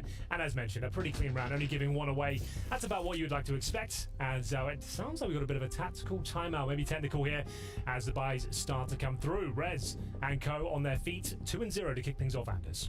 What's interesting when teams go Узнаю for these голос early женщины, timeouts, которая right? кричала It obviously is not a morale «Казахстан». question, but sometimes I Вообще guess не it's easy понял, to брат, keep the whole прикол. team on track before they even like Чё anyone там, seem чё to там? doubt about anything. And А, also whatever complexity you have Казахстан. planned for us is gonna get slowed down just a Ты little про bit неё, now, что so ли? yeah, NIP getting a chance to talk things through. Это вот это. How do you feel about your chances going up against the Netherlands? You are ranked higher than them in the world currently. Ну там вот 17th это было. against 19th. Казахстан. Does that make you the favourites? Да, да, It will красавчик. not make us the favorites because they are good players. We practice against them. I think it will be an equal game, and the best wins. Okay, well, good luck to both teams. We've got head referee James here from FIFA who's going to do our coin toss to Чёрные decide носки, who will чёрные have kick off in the тапки. second game. Ужасно We've выглядит. got blue side of the coin, we've got purple Ужасно. side of the coin today. And yeah, wherever Эти team вообще side два wins the coin модника gets the kick off in the сумасшедших. second game. Can you let us know which side is which? Sure. Netherlands is blue, Morocco is purple. Okay, take it away, James. Леви доверка So высокий. Netherlands is blue, Morocco is purple. It's gonna, I think it's gonna be blue. It's gonna be blue, which is the Netherlands, I believe. So Netherlands Это will же have kick off in the second match, purple. and if it goes to extra time Или это as well. blue You там? can make your way to Не your booths, понял. guys. Best of luck. Go and get in Сейчас будут position. играть. Да-да-да, у них Massive сейчас матч. games only left now, and I'm going to hand over to our casters for this one. Thank you very much, Spencer. Great to see the players out and ready for a huge quarter final. Myself, Richard Buckley, and Mike LaBelle Richard guiding you Buckley. through our first quarter of the four that's going to be coming your way. If you are just joining us, Argentina, Brazil, Finland, France, Italy, Saudi Arabia, and the two quarterfinals are about to see go to battle, Morocco and the Netherlands. Are you surprised by our top eight? I think I'm surprised that almost all of the top 8 comes from 2 groups. We were talking about it before it came to us. We're saying, well, I guess Group A and B were definitely the best of the groups based on this next round of results. It's only Brazil that's left from Group C and D, and I would say coming into this, Brazil was definitely a favorite, but this matchup in particular, I don't know that either team looked fantastic in their game or very definite. They needed extra time. They needed penalty kicks. Netherlands came in as a favorite against Australia. You said that might be the upset. It was close in that. Peru, I actually think they kind of battled that game, and that's not to take anything away from Morocco. Morocco's been playing really well over the course of the last few days, but 90th minute goal from Morocco. Yeah. You saw the emotion. You saw the pop-off. You saw what that looked like. And then even if you talk about penalty kicks, Peru had the chance to win. They weren't able to convert. So credit to Morocco showing that heart, having the battle back, Morocco. having that endurance, Come on, having the Marrakesh, passion, having the выложить. perseverance. They did the deed, and I'm wondering if they can carry that momentum in. But the point that I'm making is that neither team, I don't think we've seen the best of either Netherlands or Morocco up to this point. It's not the first time that we've seen this from Morocco, because I'll take you back to the qualifiers. They won the Middle East and Africa qualifier, beating South Africa in the final match. The first leg was 6-0 to South Africa. Morocco won the second leg 7-0. Granted, there's a lot of sort of permutations through connection and playing on who's host and whatnot, but still, you lose the first game 6-0, you fight back, you win the second game 7-0. This team does not lie down. Morocco are a great nation. They've got such support behind them. I know Coach Bassey's probably at home, unfortunately wasn't able to make it out here. He will be supporting them every single step of the way. And they just always seem to find a way. I mean, you look at the remaining 8 teams, I would say Morocco pops off the page, and same with Finland being maybe the 2 nations that you weren't sure if they would be able to get into this point, especially Finland. Just Absolutely. due to the matchups they had, the game that you just saw with Germany, it was wild. It was almost a collapse from Germany as well. You saw the constant pressure, you couldn't deal with it. We heard Alex talk about it. And not only did they make the comeback, but they got that late winner and closed out this game. And I look at this, if I'm Morocco, I'm happy that I'm playing back-to-back. I would not have preferred that break in between. You just came off the sticks, everything's hot, everything's warm, and your confidence has to be through the roof. Well, let's turn the page and have a look at the Netherlands, because they also came through a penalty shootout, as Spence said on the stage. That was against Australia. Я душой за марокканцев, но я думаю, что голландцы... Their respective group, that would be Group A, on 19 points. 19 points in Group B, tops you the group. So take of that what you will. If we're looking at the groups, when you look at their sort of that team, 3 fantastic individuals.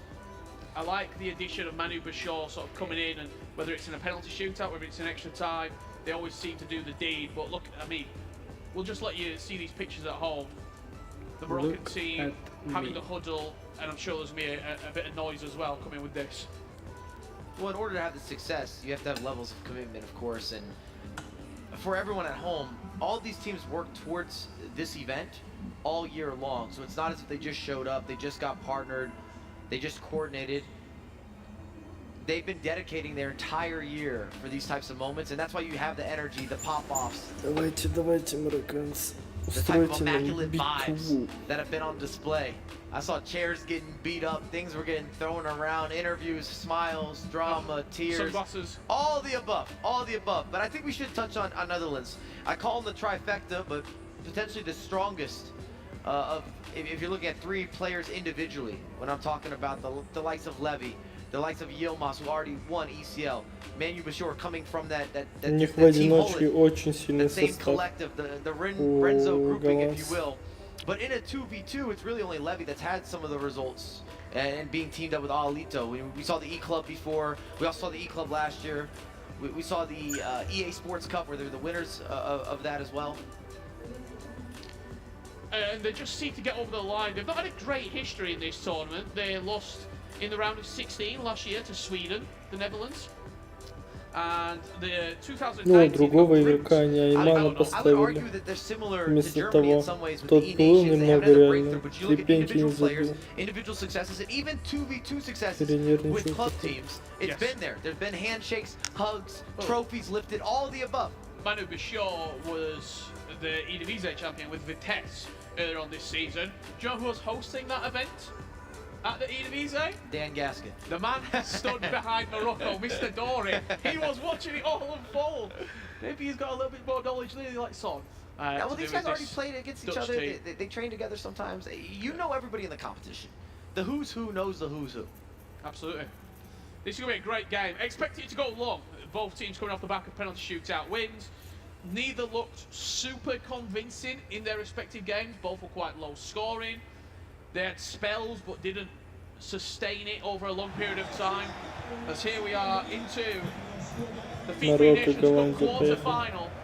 Morocco kicking from left to right, all in red, green shorts, and from right to left will be the Netherlands in blue.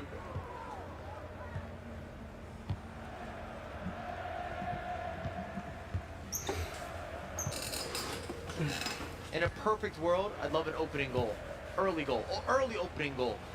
Because what we have seen as a theme today is games that go late, often very cagey affairs. A lot of it's dictated via that first leg.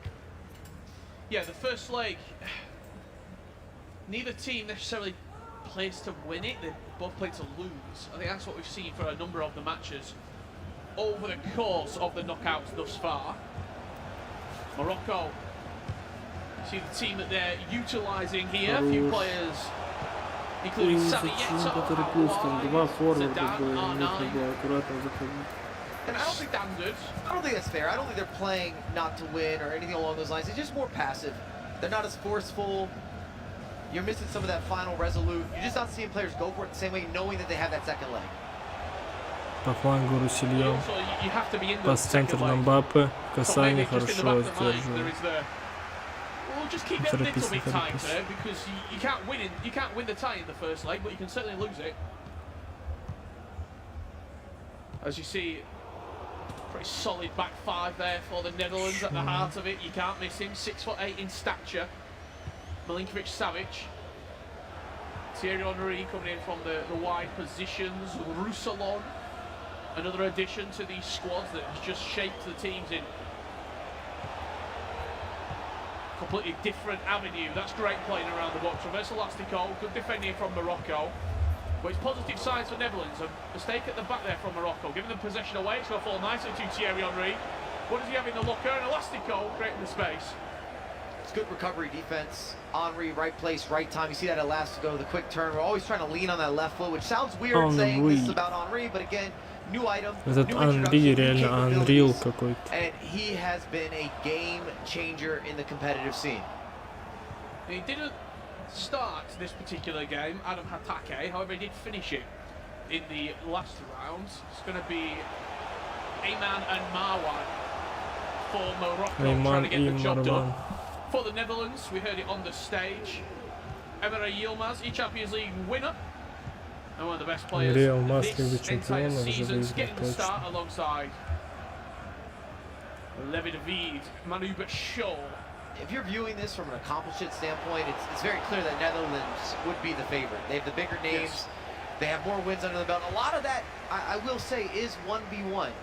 There are some 2v2 successes, especially when you're looking at Levy and Alito, but with another Dutch. Yeah. Correct. Correct.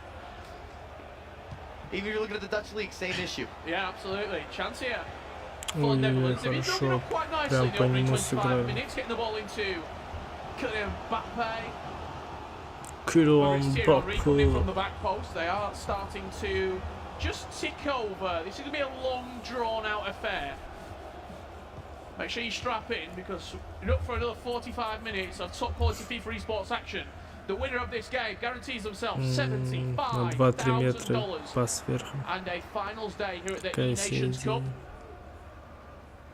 In what could be, I mean, I'm just going to go out and say a nicer side of the draw as well. You're avoiding Brazil, you're avoiding France, and you're avoiding Argentina. And potentially would have been Germany as well. Yeah. Finland didn't have that upset against Germany. If you win this game, you're looking probably. You got to be happy. You have to be happy with the draw. Look ahead. You have to be happy with the draw. I mean, you still have to go out and get those wins. You have to take a commanding role. You have to input your position. You can't necessarily look at it like that, but you can't be mad about how you got position. Here is Mbappe. He's just off the back of that player lock, creating a little bit of space. Frankie de Jong pinged into Mbappe. Couple of step overs. They are just ever so slightly starting to tick this Netherlands side. And everything's been right. Missing maybe that final prolific play. You've seen a lot of the skill moves. В этом плане Италия крутая, они вообще всегда на пас играют. Morocco defended, where they stepped off. You need that secondary skill move or third skill move just to bait them into an error. And again, it's the Netherlands just pickpocketing, really, intercepting in the middle of the back. Половине поля. They do it once again. На правом уровне за такое обычно наказывают. A little bit of nerves just starting to creep in. Little it's bit also nervous. Energy-wise, you've just got the back off such a high. You now have to settle again. You can't come in with that level of sort of aggression and. You can also tell us two stories here. You can say you're watching Netherlands. You say it's got to be coming. Surely they're gonna have the goal scoring opportunity. They're gonna convert. But on the reverse side, if you're Morocco, you're not down.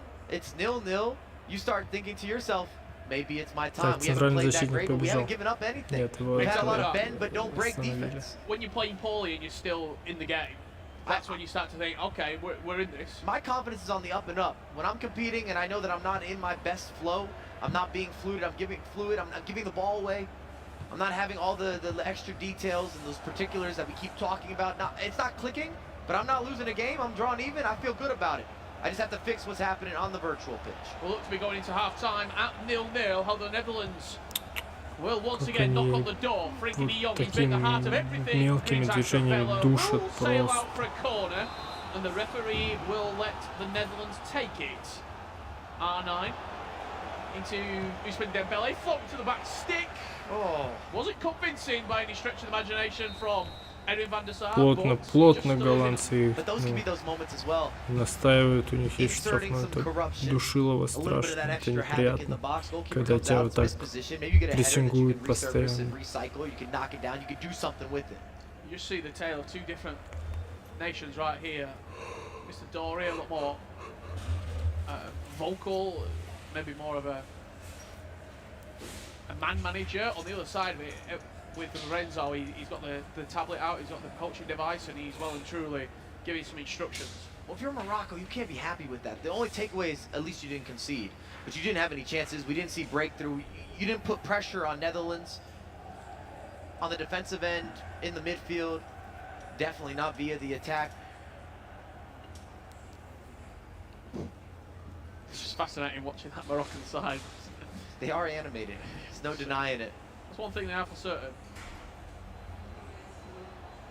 I think even if you're a neutral, you sort of want to see Morocco score just because you don't know what could happen. The chair never stood a chance. Ну, это Иман, кстати, выступает за какой-то клуб из Бундеслиги, кажется, Айнтрахт Франкфурт, а Марван выступает за Бордо. То есть они оба игроки определенных лиг, команд, это серьезный уровень. I'm not mad. I like some emotion. I like some passion in my FIFA players. Back underway in the second half. You're watching the FIFA eNations Cup quarter-finals. In the commentary position, Richard Buckley and Mike LaBelle guiding you through every single kick as one nation looks to set up a semi-final tie. And I said it before we got started, in a perfect world, an early goal would have been ideal. Netherlands just picking up where they left the first half. Голландцы чуть не забили сразу early goal. On the wrong side of him. But if you are a Dutch FIFA fan right now, you must be thinking it's only a matter of time. Yeah, their build-up and their counter-press both look not only decisive, but dangerous. They're getting the ball into the right locations. They're getting a lot of key interceptions in the middle of the pitch. Therefore, they're not being forced. They're not under pressure the same way. They come forward once again, the Netherlands. This is a big chance. Mbappe with the step over. Goalkeeper movement. Exceptional to shift into the near post and still nearly went in. Just fantastic. And if you question maybe that hitting the post, because of the goalkeeper movement, it also shifts the animations, it shifts the aiming. It sometimes can shift how that offensive player approaches those finishes and the result of those finishes. To micromanage that was fantastic from Morocco after a couple of defensive errors. Нельзя. Давайте, Марокко, первый гол забьете. Какой токовый камби? Я не понимаю, откуда у них токовый камби в составе? Что вообще токовый камби забыл у кого-то в составе?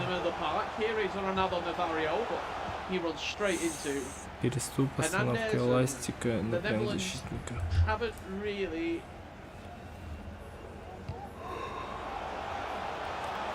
Dembele, R9, Uthulit, Kylian Mbappe, Renato Sanchez. Very early goalkeeper movement, didn't take advantage of it, didn't anticipate it.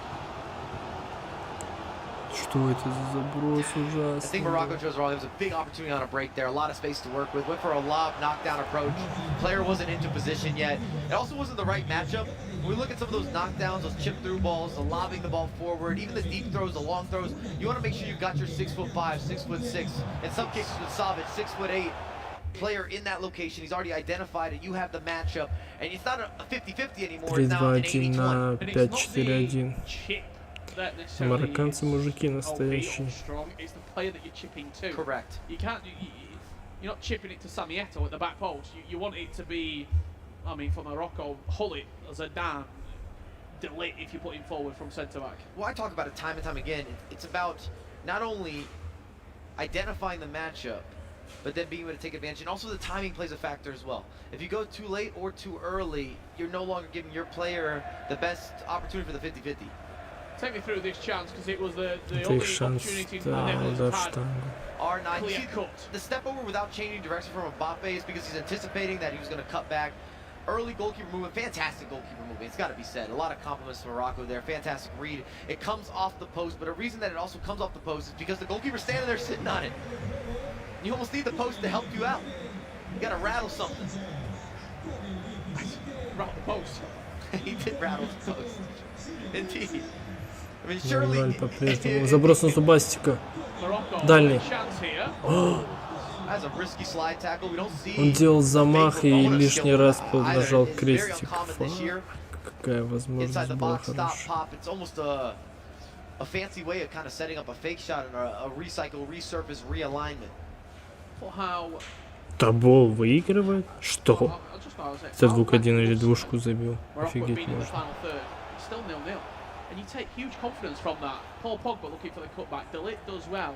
Both sides have defended very well, that has to be said, and maybe why each side has struggled to convert thus far because of that stellar defensive work.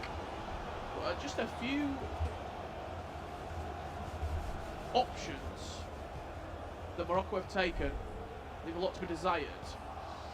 As R9 just runs straight into Milinkovic-Savic, step overs. Счет 0-0, капец у них матч вообще без моментов, оба не бьют. Один раз голландцы ударили, попали в штангу и все, вообще на это моментов нет. Чистая борьба, причем даже не сказать, что они идеально оба как-то контролят, они просто теряют мячи, не могут ударить. Просто не создают момент, оба боятся их создать. Странная немного игра. A lot of attacking play, the defenses have just been very strong. The defensive play has certainly been, if you've got two attributes going up, I think the defending on both teams Они решили оставить сил на второй матч и драться там. 75. Again, when I look at Morocco defensively, they've allowed the Netherlands into the right location. Давай. Говнище какой-нибудь. All the way down the byline. They've allowed Morocco into the right locations, or sorry, excuse me, they've allowed the Netherlands into the right locations, but they haven't broken down after that. He's in. This could be the chance the Netherlands are waiting for. Голландия, шанс был хороший, но они не воспользовались. The ball was perfectly weighted and couldn't score there. You have to convert, and just to reiterate again, you talked about, has this been really a defensive matchup? I don't think so. Morocco's had mistakes, plenty of them, but they've done enough. Gonna watch it back. A lot of time to work with here. Beautiful through ball. Mbappe again. Great matchup. Кто это интересно зеленый? Это, наверное, был этот Илмаз. Он мог дальше идти. Видимо, нервы играют свое. Он ударил вообще с ужаснейшей позиции. We're probably dealing with 5-6 good chances from the Netherlands. Maybe a couple half chances in there, but they're in the right locations. Как будто сзади умут стоит. And it comes down to the finishing or a misread with the goalkeeper. Does it give them confidence that they're now creating better chances? It's not just maybe like that was a lot of space. They've been probing though, Rich. You start to question, when is it going to happen? That is something we've seen a lot from Emre Yilmaz. The short ball, the power shot, green time at the near post. It was prolific with that animation during the Champions League, which was victorious at not too long ago. 85-я минута. Забьют ли голландцы или марокканцы в первом тайме, чтобы во второй матч уйти с преимуществом? Зубастика открывает. Нужно запускать, ну запускаешь.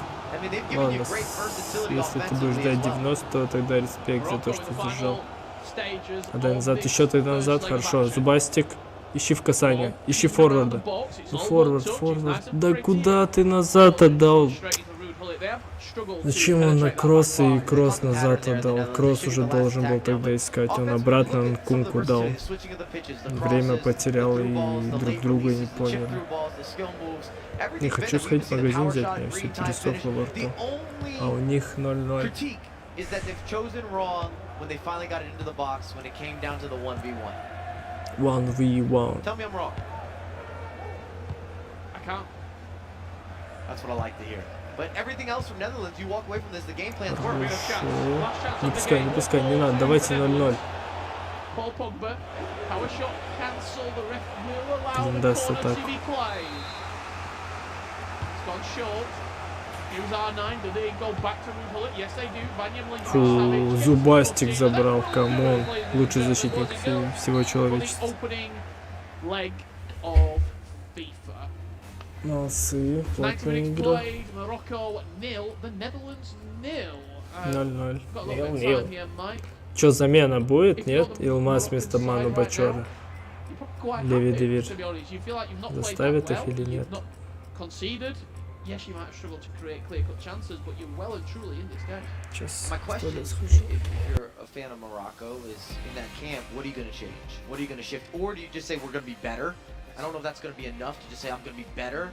I'd like to see some sort of tactical adjustment there. You got the 0-0. You must feel very fortunate. You've done a fantastic job. Whoever's moving the goalkeeper between them. Oh, the goalkeeper has been fantastic. Oh, just top drawer. That good. I want to see it again. Let's have a look at the best moments from that first leg right now. This was the opening one. It came inside the second half, and it's all about just look at the goalkeeper here for Morocco. He shifts to the near post. That's all manual. Tips it onto the post, And Mike. that's so much harder to do than you might think at first glance. Is a lot of risk and reward. Big through ball here, big switch. Mbappe, the right player all day. You might have got away with one more touch, maybe a little more power. It should have been time green. But you ask yourself, how many chances are you going to make? This is a lovely read. The power shot, you see the goalkeeper cheating. He still gets back. Van der Sar still gets back. And that was two back-to-back chances as well. The Mbappe one forced the corner. The Rupert strike came straight from the corner. And if you're the Netherlands, you might say, what do I have to do? What do I have to do? I think for the Netherlands as well, just seeing that chance, I've got to think it was Emre Yilmaz. They're starting to go to the bottom of the bag now. They're starting to pull things out like, okay, that's not worked. We can't score that way. Let's try the corner. Let's try the short corner and go for the power shot near post. How many more tricks do they have to try and break down this Moroccan side? You ever seen one of those clips? A lot of times it happens on IG where it's like level 1, level 2, Yeah. level 3. I feel as if we're seeing that with the build-up of their attacks. You have a lot of the simplicities and the intangibles. Level 1, that's done well. Cool. That did not unlock the goal-scoring opportunity. Now you're seeing some of the cancellations and the additional skills. Now you're seeing the long shots and some of these whipped-in crosses and the knockdowns. And nothing has penetrated. And again, you got to give credit to Morocco. They've stayed mentally strong. They've done what needs to be done with some of these key moments with the goalkeeper movement and last-ditch challenges. But also, if you're Morocco, we need more offense from them. I was about to say, on the other side, you've got to think Morocco will start to put 3 and 4 passes together, start to move forward into the second leg, and hopefully for Morocco, if you're a Moroccan fan, you might be able to overthrow this Netherlands side. What that would do for you, Saudi Arabia versus Italy in the next game, that would play your semi-finalists. The winner of this game plays the winner of that game, and that is where you'll be moving into a top 4 position. See the conversations ongoing there. And maybe the irony of this side of the bracket as well. I didn't think Italy looked that convincing in their group play, but I think they've looked the best thus far in bracket versus Israel, taking them out of the game. Again, converting those opportunities. You see them with a lot of tempo control, which is difficult to do, whether it's a 1v1 or a 2v2, in order to disrupt and coordinate collectively, synchronized. The Italians looked a little bit different today. I'm just going to throw that out there. Now, I actually think they might be the favorites coming into this, at least if we're basing form, solely off form. You see Morocco just getting the code ready to send on over to the Netherlands. All the conversations are done, all the coaching has been concluded. It's down to those 2 players on the screen for Morocco, for Africa, to step up and be accounted for and potentially clutch up a top 4 position, a semi-final at the FIFA eNations Cup. And look right, who's next to them? The Netherlands. One move to the right, and it looks to me like there could be a changing off in Emre Yilmaz. Takes a seat on the couch behind, next to Renzo. Manu Bashir is in for the second leg of action. And what this also shows you is that Levy's the mainstay. Yes. It kind of confirms that Levy's the mainstay. And even though Yilmaz has had so much success this year, of course winning ECL, and just a player that I believe the community expects to be reaching multiple finals, holding multiple trophies. Surprised a lot by more this? success to go. Are you surprised by this? It's tricky. I want to say no, because I also know what Manu Bashor's capable of. I've seen him play a lot in the 1v1s and the 2v2s. We saw his mental strength in the previous matchup. I think that's such a hard position to come into. You got to be bold from Renzo as well to make that substitution. Manu Bashor comes on only for extra time and penalty kicks. And you also get the result. You block all the penalty kicks. I think you got to give some credit to the character and the communication within that team, and also as an individual for Manu Bashor.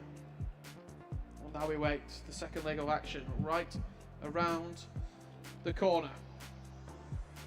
FIFA eNations Cup. We know firsthand, when you get to this point, a lot of it's not ability, it's about being able to handle the moments. Being able to adjust, being able to sit through the adversity, being able to battle back, showing some heart, having that perseverance, managing emotions. You see there, Adam Hepake also involved for Morocco. Double change in offing.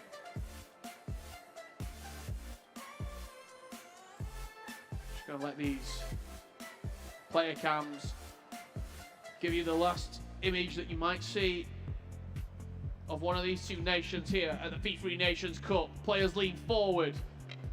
The game is underway. The second leg of action.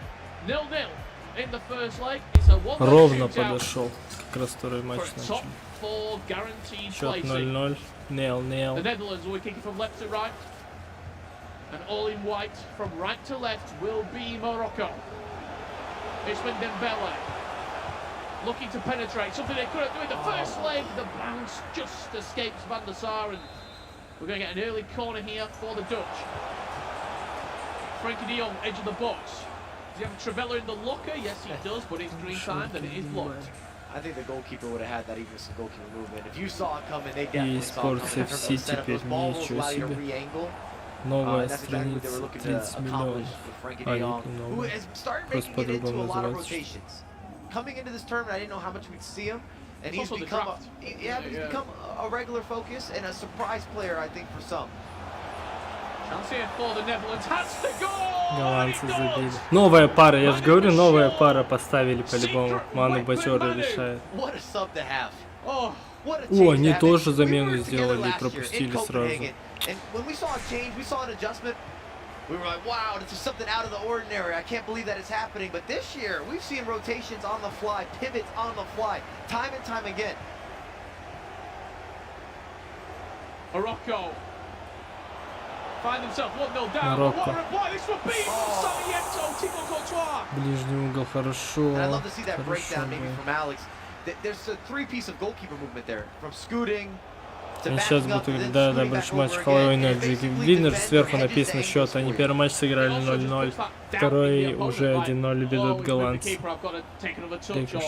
I've got to now adjust my entire thought process, and when it's split second decision making, got that there in the end. It's hard to do. Like you will just make mistakes, and that's where you see players shooting straight at the goalkeeper or even missing the target sometimes. And what makes it so impressive is you're still defending, you're still chasing back, you're micromanaging skills. And that's why we don't see it done at the beginner, intermediate, often not even at the advanced level, not at this capability. It really gets into the competitive level pros that are able to maximize goalkeeper movement, from when to bring them out, what to anticipate. And then, like I said, that was a three-piece movement, adjustment, scoot and boot. There was a lot going on. Смогут ли марокканцы? Since that goal, Morocco just seems to have had a new lease На of самом life. деле один гол фигня. Можно. Ой, хорошо на форварде засовывал. They found themselves trailing against Peru, and what did they do? Found an answer. Or went all the way to penalties with that 90th minute equaliser, which they got. And penalties is where they were successful. However, it is a completely different dragon to slay here. Сильно играют. Видно же по действиям. В одиночку капец каждый разбирается со своим. То есть раз в раз они разбираются, потом отдают пас. Получается как преимущество. Once again, what the Netherlands do so well, just shadowing all the passes into the box, not allowing an easy pass with a driven pass or any sort of chip ball Ой-ой, into только не that. говори, что это как раз не убивай It's like игру. you always got the danger Наш area легенда from такой the камби. top of the box to the bottom of the box. If you just protect that, you're a keep clean sheet. You know what it looks like, Rich? It almost looks like the last leg was a warm-up game. I know we've seen substitutions and changes, but just not only the speed of play, but just the decisiveness, some of the skill moves, everything looks a little more direct. Both sides. Even the tackles and the steps, the double teams, the team pressure. We're also playing against the clock now as well. Like, yeah, but if you're a Netherlands supporter again, or if you're the Netherlands, you probably want to slow the game down. You already got your goal now. You could I think argue maybe it's a they little spent blood early. in the water, but maybe a second or a third in the offing. Also, how much confidence you get, Manu Bashar and Levy, if you've made the sub and it instantly works, you're now thinking, okay, we've cracked it, we've cracked the code. Well, it's a remarkable advantage as well to be able to have a player like Manu Bashar. We're talking world class here. Morocco Ой-ой. just rebounds all the way through to Thibaut Courtois. I mean, yeah, Manu Bashar, World Cup grand finalist. A couple of times as well, let's not forget that. He is just a sublime FIFA talent, and if he was born in, I would say, 90% of the other nations, We take him in he the plays. US. He If he plays. can- if he wants to double up on his citizenship, we'll gladly recruit him.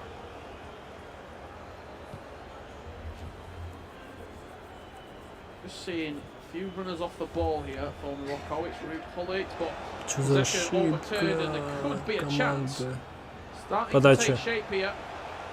Нет? So Ronaldo Офигеть, он Nazario что run сделал. away. Офигеть. Now the space opens up for our 9. Couple of step overs. Это пипец гол. Это пипец гол. Что забил? Bring it back into the game.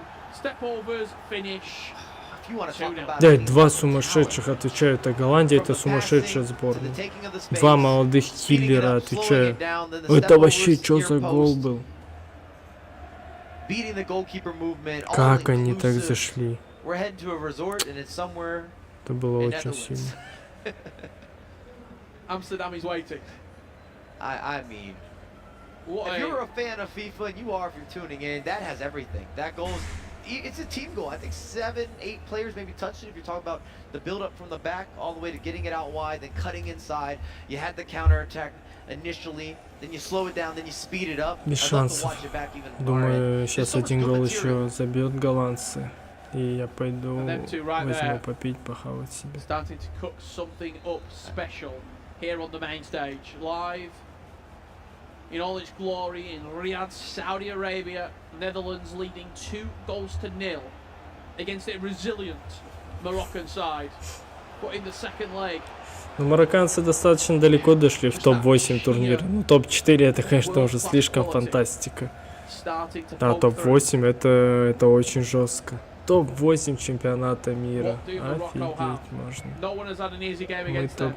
No one топ-32. gets a Мы free даже в hit. топ-16 не And попали. they will make this Ужас. difficult, I can guarantee you. А, For топ-24 the мы стали. remaining 48 Ну, мы и minutes. гуси, конечно. Телефон светится. But that leaves just Это будет крах, если я зарядку не брал до телефона. Это брал, я помню. Mountain to turn out. As they come forward again here, the Netherlands.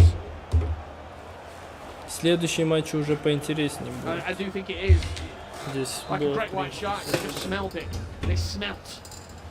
The game could be taken over in this opening 45 minutes. They've always looked more likely. Short corner. Couple of step overs, just waiting. Finding the byline, he's Milinkovic Savic at the back post. That should have been number 3. Again, we talk about the matchups, knowing where the players are, isolating those matchups, and then the delivery, the timing, everything was right. Play a look. It's an interesting corner. It's a straight of Nkunku, who is the ball back, and that'll do us for the opening 45 minutes. What a turnaround. So impressed. 6 minutes of FIFA can do for you. So impressed. Not only with the substitution, but just the mentality, the switch of the speed, and then again, it's the build-up play. It's Блин, still the defensive press that's крутая still сборная relevant. It's still Голландии. present. If you're looking at the Netherlands, and then Надо being все able to уже finish, им бросать, being more все, что у clinical. них есть, I'd love to марокканцам. get a microphone in there to see В what they're talking плане about. прессинг Morocco ставить, having a lot of debate. бросаться, Let's вылетать. revisit some of these key moments here. You got a big switch of the pitch. Netherlands looking for options. Beautiful entry pass, extra pass from R9 again. Big first touch, important first touch. It's not time green, but it doesn't matter. The goalkeeper's kind of in no man's land. You get that early finish. And this was a chance here for Morocco. The goalkeeper movement, it was left-right. That's what I'm saying. You're just casting doubt. So look at R9 there. They ran him away, and then you almost forget about him. Then he re-enters the picture. Step overs just create that tiny bit of space. Green timed into the far corner. I even look at passing out of the La Croqueta. There's just a lot of details there. Гениальные Corner kick, we голы just saw забили, this на in the самом деле. 45th. Просто Thought this were a такая. guaranteed goal. Look, they've run it all the way to the back post, though. You see this is mainly Одиночные done матчи here. тоже, Getting там же в solid, dragging them where Ариаде. you want Покажи, to кто be. вышел. Сейчас Wasn't покажу. able to convert, and that's why we're seeing a Пока они different tactic with some of the настраиваются. crossing, also with some of the set pieces, especially when we're dealing with long throws and knockdowns and secondary setups. Нокаутс. And it's very different. Голландия I don't know, to прошла me, it's very Австралию different than a в player. пенках. A player Офигеть. like Марокко you can't прошел move a Перу player that's тоже on в the пенках. ball. Wow, Турки I think проиграли about саудитам в that. 1 гол. Италия, на удивление, с 4-го места вышла команда, а Израиль вышел с 1-го и даже ни одной игры в ничью не сыграли. Италия убила просто Израиль. Аргентина в 1 гол выиграли Сингапур. Франция в 1 гол выиграла Швецию, там на тоненького. Бразилия тоже на тоненького Данию. Финны проигрывали 0-2 счет. И за последние 10 минут игрового времени, то есть с 80 по 90, забили 2 гола финнам, ой, немцам. Но счет был 1-2 уже. И они забили 2 гола, сделали 2-2 и 3-2 на последней атаке финны. Финны гении. Здесь по времени через каждый час они играют. Сейчас играет Голландия, Марокко. Чуть опаздывают, кстати, они, получается, по времени. Also featuring team footways, that has to be said. With the pressing tactics, with that self-belief, anything is possible. Finesse, Гол. Изи. Изи рут гулит. set. Кстати, Лебедевер всегда издалека засовывает. Он и внешний, и щеткой. Ну все, это проход голландцев топ-4 турнира. Молодцы. Я только что делал... Только что делал сторис Лебедевер, типа красавчик. I didn't hug, but we saw Yilmaz give a hug to Ruud Gullit in person, ECL. We saw that in Istanbul was a definite energy and a vibe. The most Полуфинал завтра, да. icon throughout the last Так, few years. Джиги, сейчас я FIFA оставлю dominates, трансляцию, уберу controls, микро и камеру, я схожу в магазин рядом, But he's also потому not что known я for that. немного I think it's a подустал, little bit of a нужно surprise чем-то factor. закинуться You very и rarely приду. see Gullit Пока Голландия тут без give шансов, them как раз the уже finesse. начнут следующий матч. It depends on the game. Certain years of А FIFA, следующий матч это Сауди-Арабия против Италии. Вот, блин, в 11-12 жесткие матчи. Вот в 11 и да. Ну, блин, здесь... Ну, Бразилия выиграла... Ой, финны выиграли Германию. Могут и бразильцы на самом деле. Здесь, я думаю, итальянцы выиграют. Голландия, Италия, Аргентина, Бразилия. Мощно. Я думаю, так. Оставлю трансляцию.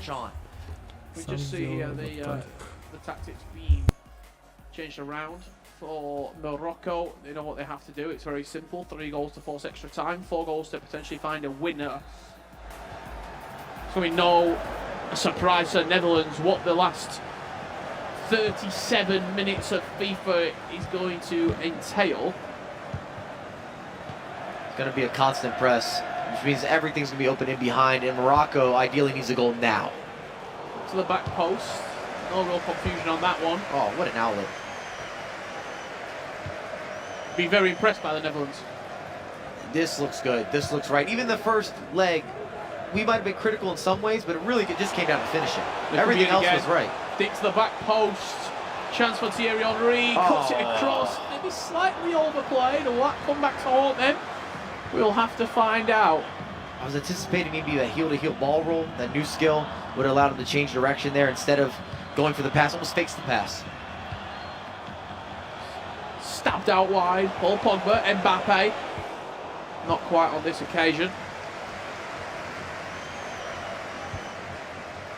I just think they've lacked a little bit of flow in the final third, Morocco. That's a beautiful through ball. Oh, the touch. touch is Is no poor. good. But what's that? 2 golden opportunities in the last 4 minutes. They will keep coming thick and fast for the Netherlands to tie this game up. Morocco have to score, and they have to score in the next few attacks. R9, green time, right into Militao's path. With only sort of 2 or 3 minutes remaining here for this second leg of action. Will it be the last couple of minutes we see from Morocco's eNations Cup? The Netherlands are feeling themselves right now. What a substitution, it has to be said. Completely changed the tie, completely changed the entire complexion of this game. And it brings up an important question. Maybe Spencer will ask that question. Tomorrow, do you start? Do you start Manu Bashir? Why wait for it? I'm sure that'll be the question a lot of people are asking. Hopefully he gets an answer so Italy or Saudi Arabia can start to prepare for a different duo. It was night and day difference with the offensive approach. I mean, they look good last leg. I don't want to. They had chances to lead 1-2-0. Yeah, there's something different about this combination. The way they go forward.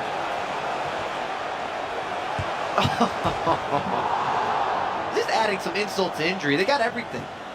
And they can't change anything either. No amazing pauses. They should have 5 goals. The tricks, the flicks, skills, paying all the bills. They've got everything you could ask for here. There's a lot of storytelling. I'm just so impressed with this pairing. And maybe just the ability to be that flexible. You've got a world champion that you benched for another potential world champion. Just completely pivot. 360 have the Netherlands, and they pivoted into a semi-final. Fist bumps all around. Levi David, Manu Bashir, Renzo, Emre Yilmaz. The quartet that seems to do no wrong. They make the late changes, they change things up. What we might see controversially, you bring Manu in for an extra time penalty shootout situation, it works. You swap out Emre Yilmaz, Champions League winner for an entire second leg, it works. He can do no wrong at the moment. As Morocco, with 15 minutes left to play, it just looks to be too little too late. We've talked about Olito and what he's done, of course, with NIP and TG, with Levy. We've talked about him in the E-Prem with Stokes this year. We've talked about him with Sweden. If Levy's able to get a result here, I think he starts joining that conversation again of some of the better or some of the best 2v2 pairings and partnerships. Also, I think he probably joins that conversation overall if Umit is joining the conversation for. I mean, it's just magic right now. Umit's joining the conversation for the. They're just cooking. The debate. They're devouring their opposition. People forget what Levy did online. He won 2 events back to back. But you have to. It's tough for me to give the same credit. Online is online. In person is where the business gets done. I don't know that he moves into that same category with the Nicolas, the Dossary, the Tex. But he's not far off it. Even if you want to throw it back with the Ramos or the Bruce Granick, you need that major 1v1 title. Let's see how this finishes up. Adding a world championship with eNations to your roster, or to your trophy room, that's important. Especially when you are arguably the most important player of that. I just don't want to say that. Well, no, it surprised me. I thought Emre Yilmaz would be the person that this team was built. It's not. It's around, definitely not. Levy. And I think partially is to the success that he's had with Olito. Remember, they won the EA Sports Cup. We were there. Yeah. So now you would have 2 titles, world titles, global titles under your belt, in theory here. One with club, one with nation, and you have 2 E-Club top 4 finishes in back-to-back years. Very impressive stuff. You're right. I think we're talking about what's needed for Levy is just a massive 1v1 result, and he's starting to jump up. If all these hypotheticals come together, I guess it's only a couple hypotheticals. Well, this has been a second leg to remember for the Netherlands right now. 5-0 in the second leg. Morocco, unfortunately, blown away by the Dutch. Still, a lot of credit to Morocco. Morocco have been fantastic during this tournament. They've brought energy, they've brought great results. They topped their group. They won on a penalty shootout victory. they should be very, very proud of what they have achieved throughout this tournament. Just look at the improvements they have made. Last year, they got knocked out in the groups. This year, they have made a quarter-final with the best 24 FIFA nations on the planet. They have a lot to be proud of. They've done their nation proud, have Morocco. But unfortunately, their eNations Cup does come to a close and a new chapter opens for the Netherlands. And coming into this competition, if you asked people that are involved in the FIFA scene, if you asked the casuals, the intermediates, the advanced, all inclusive, I don't think people would have had Morocco as a top 8 nation. So this is a big movement for them from a national team perspective. Well, there you have it. 1 quarter-final out of 4 has concluded. The Netherlands will be your top 4 finalists. Let's head back on over to Rachel, Brandon and Aga to give us their thoughts on that first quarter. Thanks, guys. Well, you can see Spencer getting in amongst it, so I'm sure we just have a couple of moments to have a quick recap of that then. Well, I'm going to say we were talking about that some teams love that we get to knockouts and we have 2 legs. I'm going to say the Netherlands love 1 leg of FIFA there. They basically felt like 2 different legs of FIFA, Brandon, didn't it there? Yeah, absolutely. What a cagey first leg of FIFA that one was, and then bang, bang, bang, we'll have 5 goals. And I mean, look, that's just Netherlands popping. We've said for quite some time they are due a good eNations. The quality that they've got, this is the best team they've probably had on paper. No offence to past rosters. They were grouped back in FIFA 19. Wasn't the best year last year. This is their chance to go and win some silverware. Why do you think they played so cagey in that first half? I know they had Yilmaz and they swapped him out for Manu Bashore, but is that just kind of getting a feel for how Morocco are playing there? Yeah, I think it's a combination. I mean, the Netherlands has so many strings to play on. It's really impressive, and I think they ask some questions in the first leg and they get some answers, and then they come over to the second leg and gets 5, which was maybe a surprise as well. You got to say that, because Morocco played really well until they came behind with 2 or 3. Then they just had to put every man forward, and then the result got a bit more extreme than it probably could have been. But I mean, impressive performance again. We can speculate, can't we, all day long here about how they did it, but Spen is down there now with the boys in orange to ask that question. I mean, Manu Bashore there, he is just their absolute superstar sub, isn't he, Spen? I want to know how he does it. Yeah, we're going to try and find out. Obviously, one of the biggest statement performances of the tournament so far, 5-0 against Morocco. I noticed, Manu, a couple of occasions when goals went in, Levy was sort of pointing towards you. At the end, Renzo was pointing towards you. Like, big moments for the whole team, but it was 0-0 after 1 leg. You come in 5-0. That's a big difference. Yeah, I think in the scoreline, yes, but I think in the whole game as a whole, I think Leif and Emre played amazing. They pressed Morocco into their own half. They didn't allow any chances. It was just the final touch was missing, and I think after the 1-0 it gave Leif a lot of confidence as well to keep on going. And if we defend well, which we did both games, we would score a lot of more goals, and we did. So we are very happy to be in the semi-finals, and hopefully tomorrow we can do the same again. Is it part of the strategy? Because obviously you've got such a great team, 3 amazing players. Almost start off with 1 pairing, see how the game goes, knowing that whoever comes in can make a big difference. Yeah, so obviously Emre and me played E-Club together this year. We didn't qualify, unfortunately, but we still are used to each other. We are more of the attacking duo, and Levi adds that more of a stability to our team. So yeah, that's what we both bring, and when Emre isn't really at it or misses a few chances, I can replace him, and the other way around. When I start tomorrow and I play not to my best, Emre will come in and we'll do the bits. Works well indeed. 5-0, Levy. That's the performance that's going to get a lot of attention. Do you think it makes you the favourites now? I won't say it makes us the favourites. I think all the countries in are really good. To be honest, on the forehand, I would say Israel was probably the favorite of the tournament. Yeah, but we all 3 playing amazing this tournament. We have Saudi versus Italy, where we're waiting on and see what our opponent's gonna be for the semis. Obviously, I've been here last week with Ola, semi-final as well, and now I obviously want more than that. Have you got a preference of who you play in the semis, Saudi or Italy? That's a tough question. We beat Saudi twice in the group, but that doesn't make that you will beat them again. And Italy, that was our main practice partner, to be honest, for this tournament. So it's going to be a tough game either way. Yeah, for sure. Well done again. A massive performance from the Netherlands, who go through. Also $75,000, of course, guaranteed. Unfortunately, it does mean that Morocco leave the tournament at this stage. What a performance it's been, though. You've got to be proud of the tournament in general. I think we have to be. We said it before. The Netherlands is a very strong team. First game went to like a 50-50 in the start, but they had a few more chances to end the game, but they missed them. We defended pretty well. And then the second game, of course, we made a substitution. They made it. We saw immediately the run with Hullet. They tried to like really put more pressure on.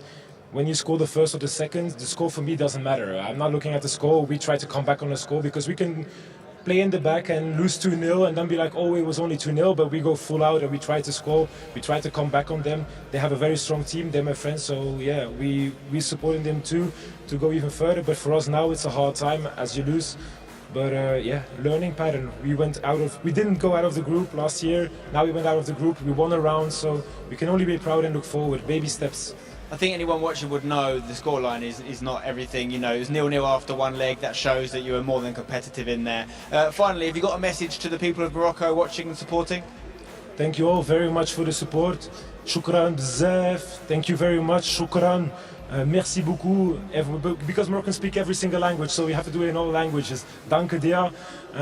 Yeah, just stay working. Even if Morocco isn't eligible, we have to keep fighting. We have to keep going because one day they will, and then you'll be on a stage like this one. And yeah, keep fighting, guys. Everybody, thanks for all the support. Fantastic stuff. Well done, Morocco. Did so well in the group stage. Unlucky to go out here against a very strong Netherlands side. Back to you guys. Also gracious in defeat as well, weren't they there? Mr. Dory just saying thank you in a whole lot of different languages. Unfortunately, I can't do that, so I won't dwell on that too much. So a quick word, though, on what we were hearing from the Netherlands camp there. Levy's obviously this big coach as well, because in the previous game, I think he was the person that actually subbed out the players, he said it was his call to do so. Controversial.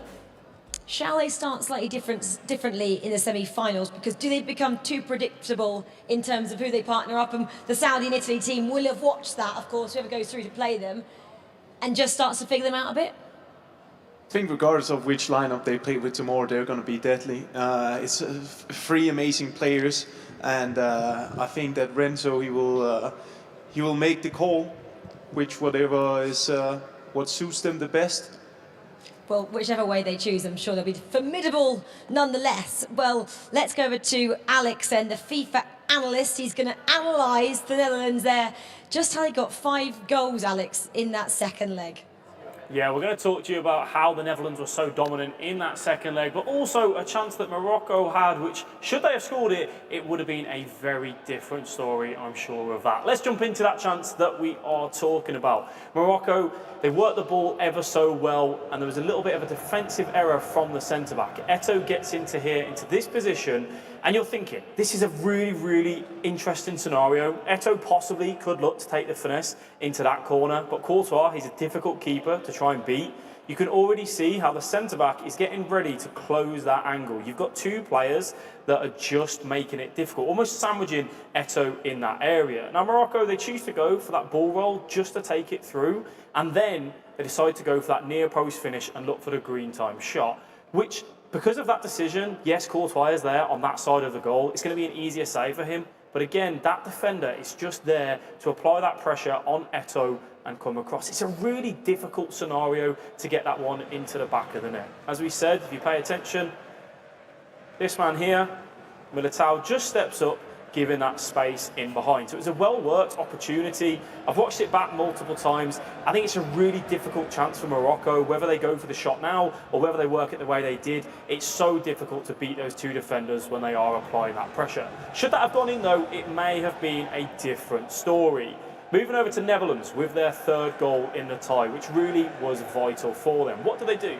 They keep the ball out just for a few seconds in this area. What does it do? Well, it brings over players to come and put some pressure, and it gives you freedom for your centre mid in Hullet to have that space just on the edge of the box. Mbappe, unless you manually select him, he is not going to get goal side and put that pressure on. So what does that mean? Well, when you can see so many players inside the 18-yard box, it gives you all the freedom on the edge to look for that finesse. Hullet, there's no hesitation. It's a touch, and then it is, let me get this out of my feet, and let's see if we can put that into that corner. Now it's looped, it stays in the air for a long time, and Van der Sar is just not quite equal to it.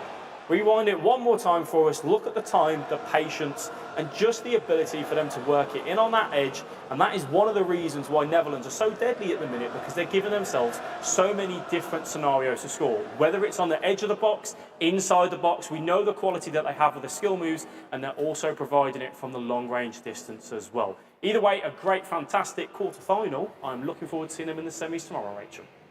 Yeah, I'm sure the three of us are as well. Our first team then, the Netherlands, into the semi-finals tomorrow. Who will they face? So it's out of Saudi Arabia and Italy, and we heard what Levy was saying there. Italy have been their practice partner. He doesn't really... well, he sat on the fence, didn't he, about who he said he wanted to face next. Let's have a quick word then, boys, here about Saudi, Italy. Third and fourth, respectively, in their different groups. The Italians, we kind of said, were struggling a bit. A new team today, 4 goals over that Israel side. Are Saudi worried?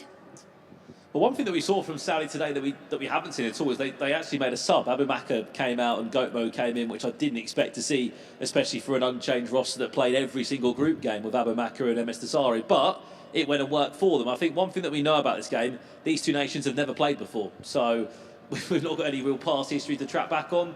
We mentioned before that home advantage, MS Dasari, they're the host nation here, they got the invite, they weren't here last year. The year before that, they were grouped in FIFA 19. There's a lot of pressure on those guys, more than Italy. Can we also read in, Aggie, that we're knocking out a couple of world champions, aren't we? Anders, we knocked out. Tuga, we knocked out. Andoni, we knocked out Umit. Are we going to knock out a former world champion, MS Dasari? It's definitely going to be tight. I mean, it's one of these games in the quarterfinals which I think is the most even. It's going to come down to the margins and whoever hits the game best. Well, it's a resurgent Italy taking on Saudi Arabia, the home side. They're ready for their quarterfinal. Let's welcome the teams.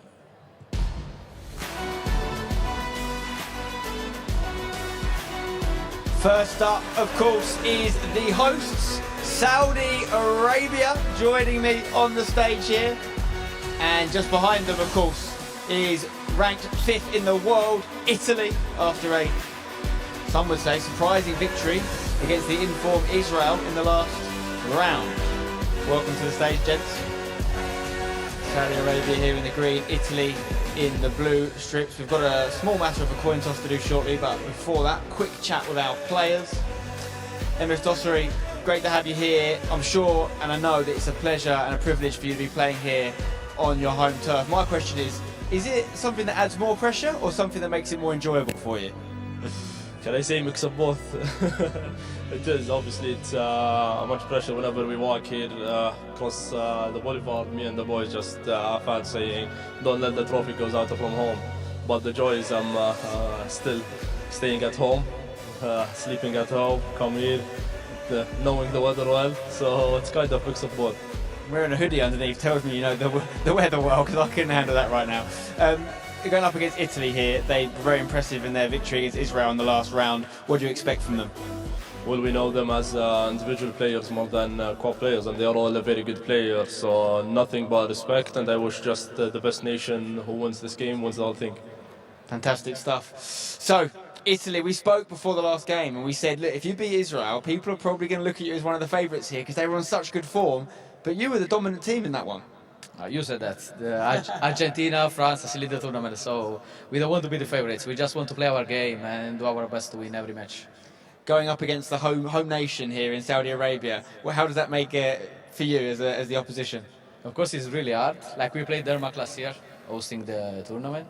And it was incredible, of course, because they will put more passion than the others, no? Because they want to get people proud of them. So it will be a hard match for sure.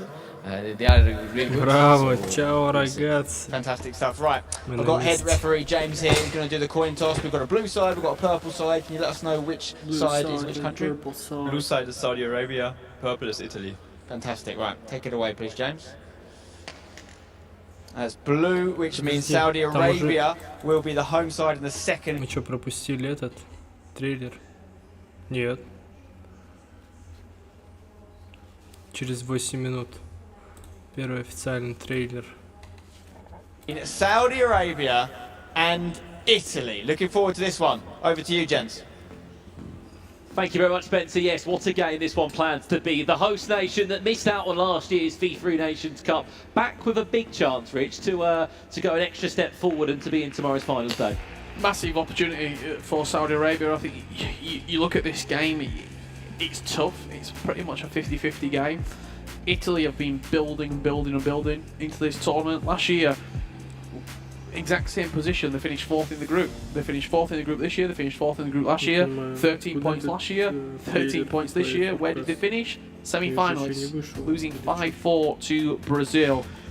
They're the ultimate team when we go. If they get out the groups, they're a different side. That is the Italian national team. If they can get out of the groups and get into 2 legs of FIFA, they evolve into a much, much better team. Well, obviously you had the chance to keep an eye on that round of 16 leg. What did you make of the change? Because Abubakar came out of the team and Gotmo came in. Just fancy trying something different. I mean, it worked. Yeah, I don't read too much into it. I think it's for this Saudi Arabian team. There's a lot more going on. Like so much pressure representing your own country. There's also, I mean, they didn't have to qualify in order to get here because they were the home nation. There's that pressure of everyone expecting this for you as well, and I mean, especially for Dossary. Так, стартует у нас. Don't know how many more tournaments are left. You know what I mean? This is a massive one. This is a tournament that you want to win, that you almost you're urging yourself to win. You put yourself in just you eliminate all conversation if you go on and captain Saudi Arabia to lift the FIFA eNations Cup. This is going to be a fabulous match against Italy. In my eyes, I think it's going to be quite a slow burn. I think it's going to be maybe a draw, maybe a score draw in the first leg. As we get into the second leg, one team will pull out in front. I was shocked, really. You were watching the round of 16 game with Italy against Israel. I didn't see that game going the way it did. Oh, they did a great job, didn't they, Italy, and just putting on their own style of play, making it so difficult for Israel to find a way through. They came out, as we said, winners in the end, 4-1. Como comes in the team again for MS Dasari, but back to your point about Dasari, look, didn't make any World Cup grand final this year, was in that, obviously, qualification game. Unfortunately, that didn't go to plan. This was the next best thing for him. It was a moment in history, this tournament being in Saudi Arabia. He had to be involved in as many as he could, so this really is his next big thing and his best chance. On the side of Italy, Danny Pitbull and Opera, it was an unchanged roster. They came in to the round of 16. They looked superb, did not look out of place at all. The great thing about Italy, there's no egos. There's a family vibe in that camp as well. Katia, just as good of a player to come in when things do get tough, if they are needing to make that important sub. I think family vibe, but also there's a level of competitiveness between the three of them as well. They all know that they're more than capable to put on the jersey and be the leading player, be the one that's guiding this nation through. Come on. I mean, Oberon is a fabulous FIFA player. He made all 3 FIFA majors. You can't understate the impact that he has. However, he's been subbed out. Danny Pitbull's been subbed out. Kachia's been in and out of the team.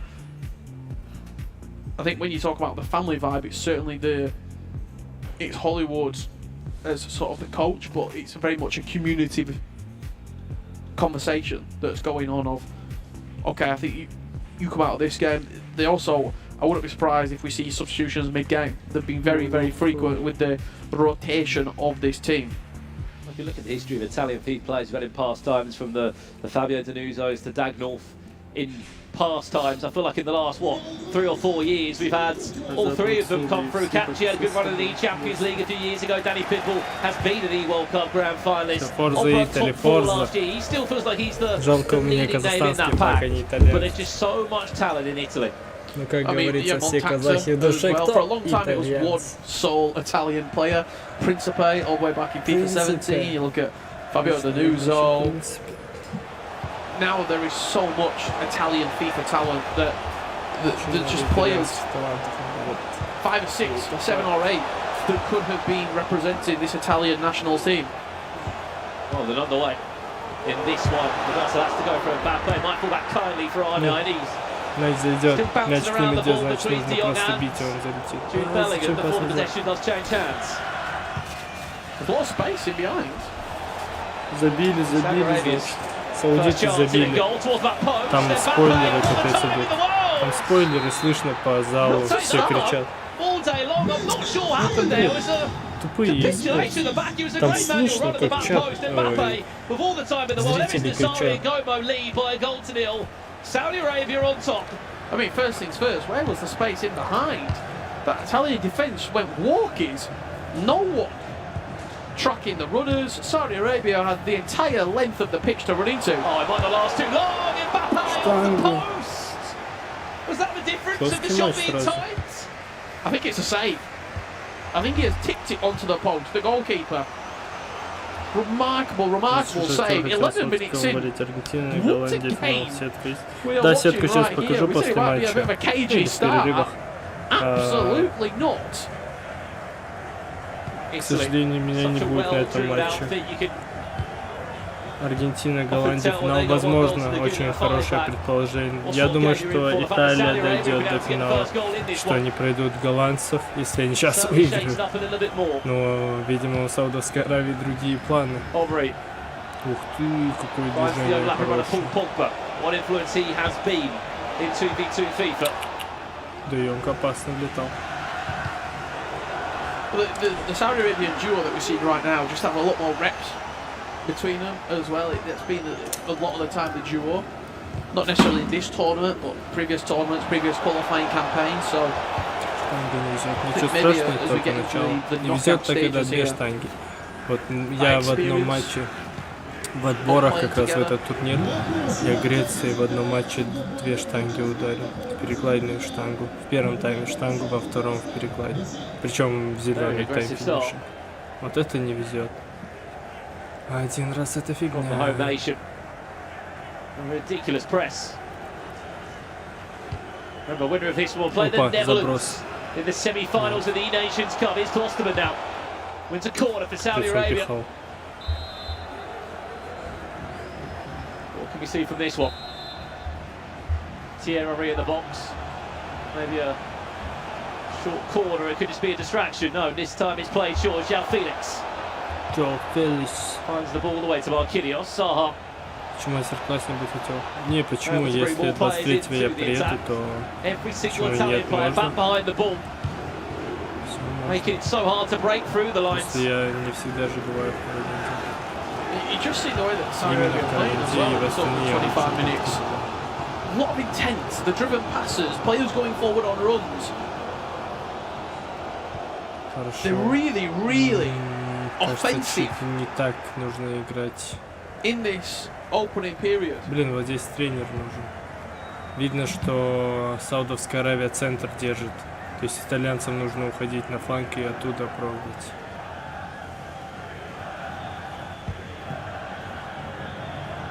Such a high line from Italy. Is there a way? Saudi love to switch the ball from right to left. Finds Paul Pogba. Acres of space again.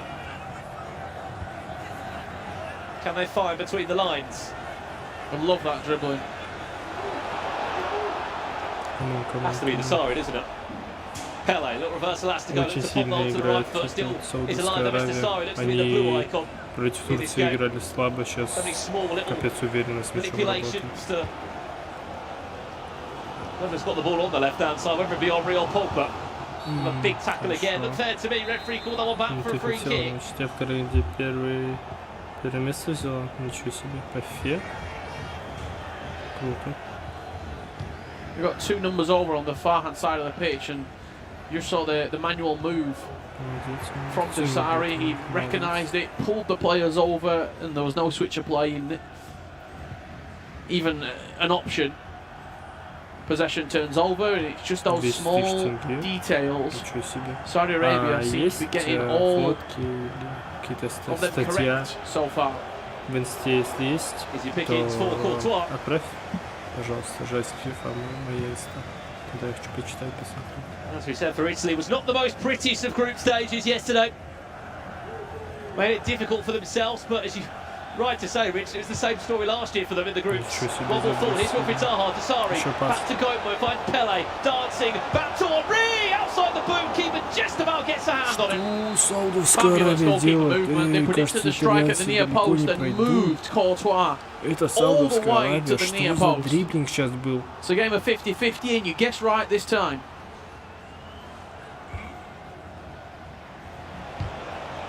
Хорошо, контра. Corner, wasted. This could be a chance on the break.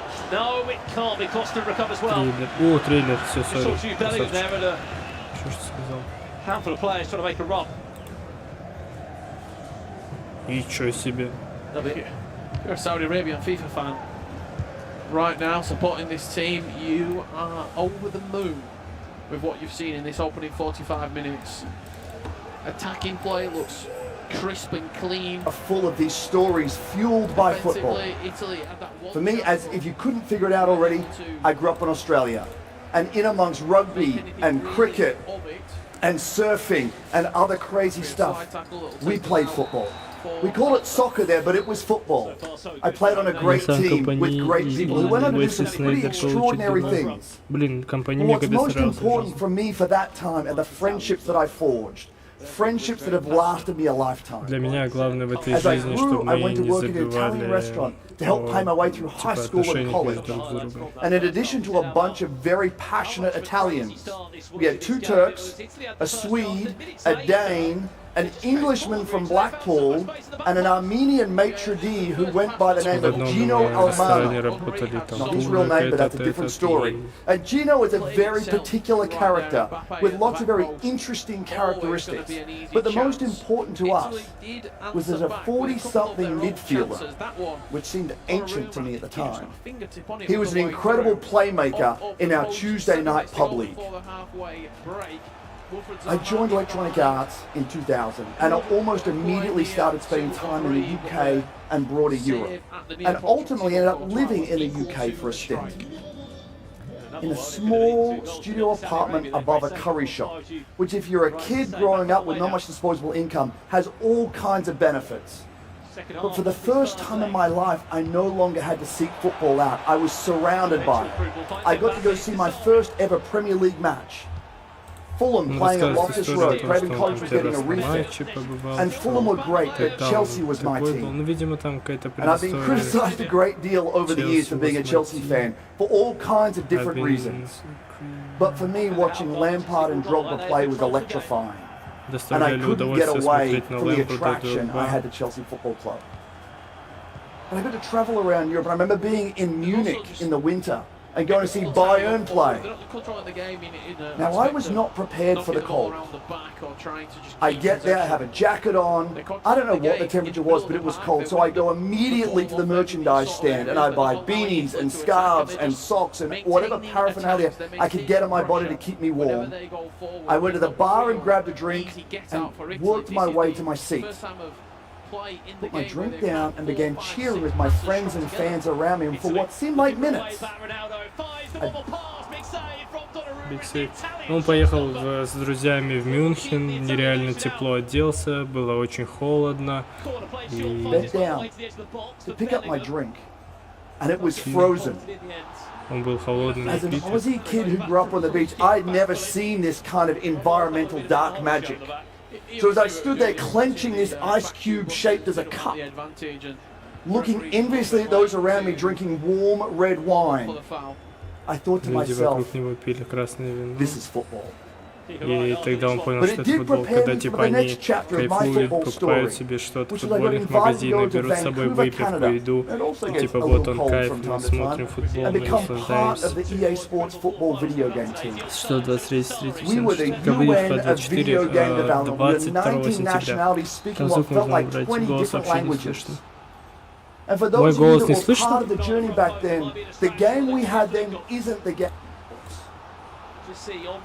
Мой голос не слышно, можно убрать звук вообще. Мне он нужен, чтобы понимать. Я же здесь стоял. Вот так. Так как по звуку? Я могу просто громче говорить, и все нормально будет. Я не знаю, зачем он это все говорит. Что за история о том, как он полюбил футбол? Ну, в смысле, зачем? Можно посмотреть стрим? Ты сможете показать, хотел начать на WhatsApp или Instagram? У меня сейчас PlayStation нету, к сожалению, я не могу. Только там, когда встретимся. Итальянцы. Нет. Слышно, все окей. Итальянцы капец не могут забить Саудитам.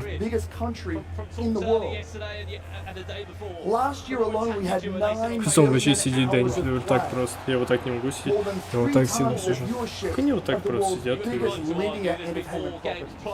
Даже вообще не могу так.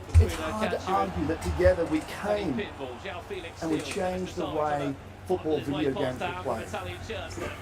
But if we let ourselves think just a little more broadly and a little more ambitiously, and I think about the evolution of creativity and athletic performance inside of our game, I think about the fact that many of the biggest teams in the world, in the biggest leagues in the world, use our game in their youth programs to develop this great young talent that's coming up. And if I watch what happens on the pitch on Sunday, in terms of the whole package, defensively, it's hard to argue that maybe, just maybe, just a little way, causing you've changed the way football as well. They've been really But this is not about my story. solid. Здесь ничего не происходит, это до сих пор что-то рассказывает. How we've come together, how football has fueled the great things in our lives. Collectively, we believe in the power of football. It's the biggest game in the world. Наша самая большая игра в мире. He ends up walking away with a title. Today, we're going all in again, taking what we believe is one of the biggest steps possible. We believe that together, we can build the Уверен, что world's вместе мы largest можем football создать community, where we can connect 1 billion fans through 1 play. миллиард фанов And just so you know, we can't играет do it without all of в you. FIFA. So again, thank you for being here. Welcome Так, to друзья, eSports FC. начался трейлер EA FC 24, заходите ко мне на стрим. Вот этот человек рассказывал предысторию о том, как он полюбил футбол, и сейчас начнется все. Президент eSports, вау! Ничего себе. Прикольно. Thanks, Andrew. And let me echo my thanks to everyone for being here with us in Amsterdam, and to all of you in the community that are joining us on the live stream. It means the world that you're here with us today, because this is for all of you, for everyone who loves football. And this is bigger than games. We're here because something about sport in its purest forms, the connection, competition, teamwork, passion, athletes doing extraordinary things, something about all of that moves us each in deep and personal ways. That's what's always drawn me to sports. Like so many of you, I'm sure, I played football as a young kid. Италия, 84-я минута. Working together with my teammates on the pitch to build up the touches, combining together to put the ball in the back of the net. I experienced what football really is. Кто забил? Какой красный, кажется? Или нет, это Обран, наверное. Что... Или Дани Питбуль так спокойно сидит, не понимаю. Год, Молник, Роналдиньо забил. Ой, Забастик. Италия должна забить хотя бы первую матчную часть. ФА 24 когда выйдет? 22 сентября. Они тебя услышали, не забили. You know, once football is part of you, it never really leaves. Football is also where I began with EA Sports. I was part of that UN of football that Andrew just talked about up in Vancouver. Moments of brilliance. That was the point where I saw and felt the true power of football on a global scale. How our studio teams rallied to bring these experiences Так, закончите матч, давайте посмотрим трейлер. Keeping pace with the real world of football and reaching to connect players in all corners of the world. Through it all, I've seen two things to be true. One, football has a real soul to it. And as fans, athletes, artists, and creators, I'm sure you all feel that too. That limitless excitement for what could happen. Two, football's also really about skill. But also there's power, and that creates unpredictable moments. Football's never static. It's always evolving, always moving. And at EA Sports, we carry these two principles as well. We call them authenticity and innovation. They're central threads, foundational pieces of what EA Sports is all about. With authenticity, we're going to create FC experiences that champion a new culture of play through everything that makes up the soul of football, from athletes to teams to competitions to fan communities. Второй матч примерно And with гол будет innovation, 0-4 we're или about to больше. take the single Прикольно, biggest прикольно, leap in возможно. technology and Но хотя, immersion that если одни interactive football забьют, has ever seen. счет равный. We've said from the start that we're building the world's Тяжело. biggest football club with EA Sports FC, and we meant it. That's a commitment to all of you. Built on soul and skill of football, authenticity and innovation, growing it all together. We've got millions of fans engaging with our platform every day. But beyond that, we also recognize our responsibility to elevate and drive participation in the sport as well. And that extends beyond the digital world. So with EA Sports FC Futures, we have a $10 million plan to meaningfully invest in community-level football on a global scale. We're proud to be partnering with FC football Futures. organizations and icons from across the globe to inspire young football players, providing access to new and refurbished pitches, drills, and equipment. And we'll bring some of these pitches to our FC game experiences as well. And in partnership with UEFA, we've also developed a series of free training videos using our in-game skills mode for young players and community coaches to use for everyday training. Through EA Sports FC, we're able to do so much more for fans. We're partnering with brands that share our commitment to growing the love of football. Кстати, We've got so much exciting collaborations coming up and look forward to sharing more of that with you in the future. So, it all begins here, in the cradle of modern football in Amsterdam. Here's a film гениально, that просто represents the future of football that we're гениально. building together with our fans and our players and all of you. Welcome to the club. Опа, опа, опа, опа, EFC 24. Что нам покажут? 30 years of packing the stands and putting you on the pitch. But it's time to get closer. Ну, я, кстати, не знаю, они показывают Ultimate Team или нет. One that spirit can't be broken. Неправильные эти субтитры, они, кажется, неправильные слова говорят. Ну, в смысле, Limits look more like milestones. Like making that dream move a reality. Or setting a bar for the next generation to beat. The closer you get, the more you start to feel a bit of magic. The kind that inspires generations, gives us legends to learn from, and pushes us to become better. It dares us to take risks, and we back those who do the same. Quiet, Flexen and Vinny. You can rep your childhood club and wear any colour. Any color. All we gotta do is play. That's what brings us closer. Closer to each other, and closer to the world's game. I don't need to tell you that though. Так, кто знает, кто есть сейчас, они показывают здесь Ultimate Team или нет? Я вот не помню. Как меня слышно вообще? Я даже микро сделал. Welcome to the club EAFC. И все? Это же нам показывали.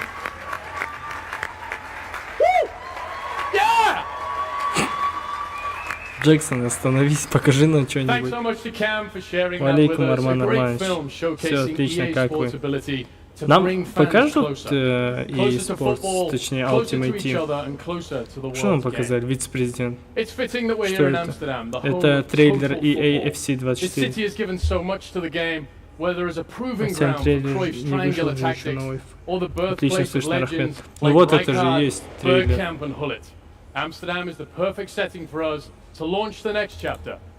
Вот official review, лайвстрим EA Sports FC 24. Authenticity and innovation, as Cam said, Вроде это должно these было are быть. central pillars for us and our network of partners across the world of football. Amazing partners with us here tonight, from UEFA to CONMEBOL, NWSL and Serie A. These partners enable us to deliver on these core tenets. Он же Not сказал only through the Serie A, нет? licenses and likenesses in our Или games, Serie A. but also through the innovative ways we work together to engage with fans and bring them closer to football. Здесь неправильные субтитры, я уверен, они неправильно их три слова говорят. For fans to play authentically with their favorite leagues, teams and talent.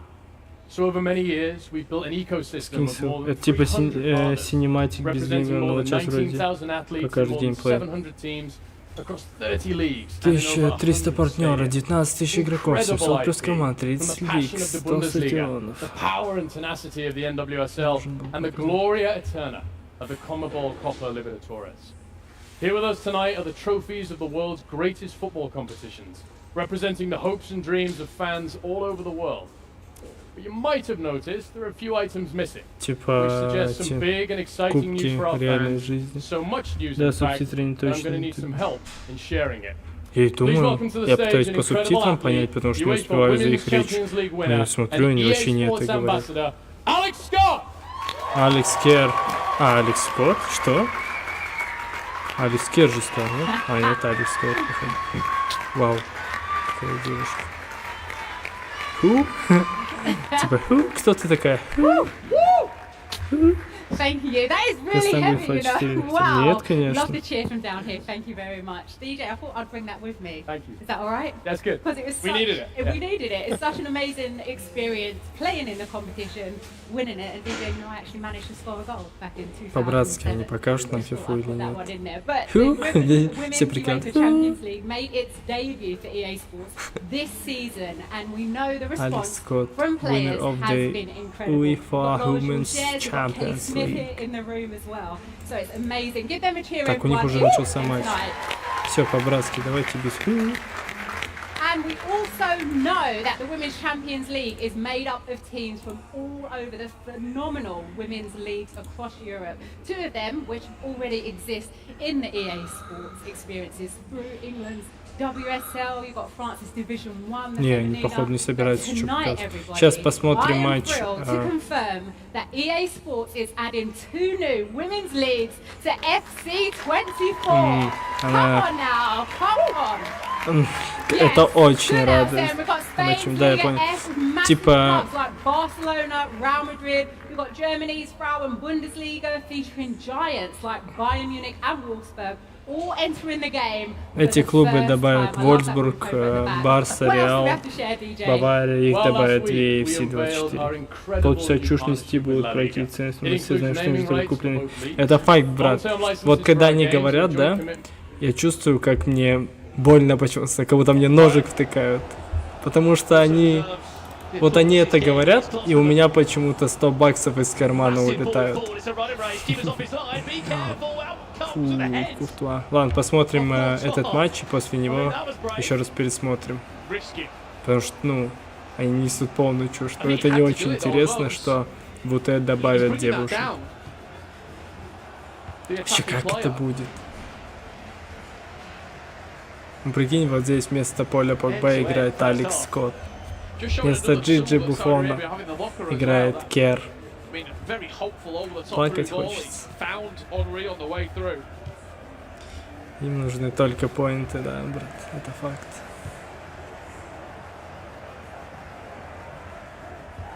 Это FIFA E? Чё, комментаторы ничего не говорят? О, луч, фигу. Прикол. Чё он просто сразу ушел? Аплаус. Что еще в качестве этого схемы жесть? 5-2-3. 5-4-1. Премьер Лиг и eSports FC. 5-4-1. 4-3-2-1. 3-4-2-1.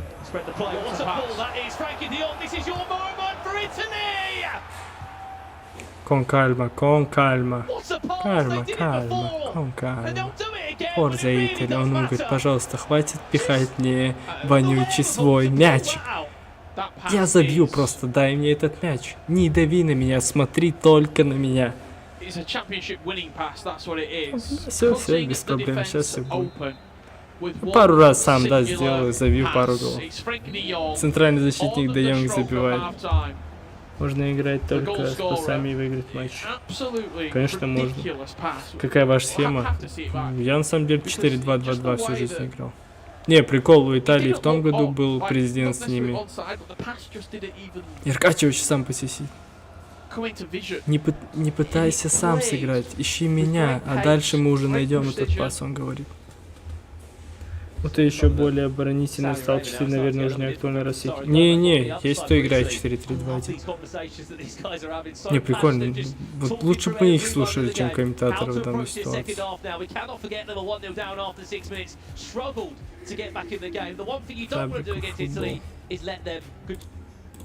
Слушай, у них теперь Обрун в Италии мощный кибер. Да, он всегда был. Я с Обруном каждый день, когда я 21 фей играл, мы каждый день с ним начинали. Мы играли 2 матча. Тогда мы просто тренировались. Я выигрывал дома, тогда сервера решали именно хост. Я выигрывал дома каждый матч 3-4-0, а потом играл я в гостях, он играл дома. И он выиграл 3-4-0 без шансов. Роналдиньо. UEFA Champions League title. Капец, он на чили на расслаблении. Тут трещит над ним. Фигу что принес, АПЛ, что ли? Угорает над ним. Ты понял, что за крыса? Че угорает над ним? Роналдиньо, и двоечку пропиши, бамбу. I think we need another one. Я думаю, нам еще один нужен. Он сумасшедший. Ой, это же этот, DJ Мари. Invest in these partnerships for the benefit of football fans everywhere and in the name of unrivaled authenticity. This incredible lineup of trophies right behind us and the exceptional lineup of partners on the screen behind me right now represent the stories of football fans everywhere. This lineup is only possible through EA Sports and they will all be a part of FC experiences. Какой-то партнер есть. Причем состав, он почему-то говорит. Типа они, возможно, все партнеры. And that's why we're so energized by the network we've created across the entire world of football. Thanks to Alex, Luis, Didier, and the one and only Ronaldinho for helping share this news with us this evening.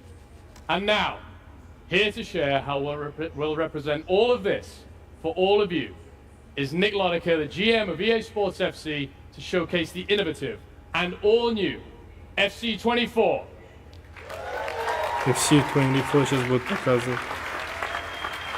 А, нет, это кто? Ник Владыка. Absolutely incredible. Thank you, DJ. On behalf of our development... Очень интересно. Италия забила? Форза Италия. Ошибка какая-то ужасная, он сказал. Сумасшедшая ошибка от саудитов. Horrible mistake. Чё там, покажите. Не, Италия очень крутая. 2 года подряд они топ-4 турнира. Сумасшедшие мои братья. Я их фанат. Питбол и Оброн. Что было? Покажите гол. Мы выключали, они разговаривали. Мы включаем, они разговаривали.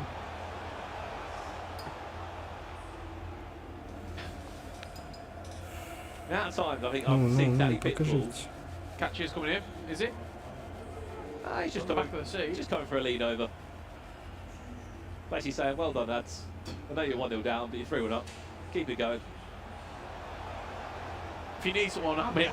I can come in. Говорит, я не слышу ничего. Вот у меня так было, что из-за адреналина ничего не слышишь. To constantly be talking to someone behind me every single pause, like, just leave me alone, just let me play. You just see there, Obron, headphones on, he's enjoying a bit of game sound or music. With Danny Pitbull in his right ear. Danny Pitbull с Оброном душит. It suddenly becomes a lot bigger, the task for Saudi Arabia.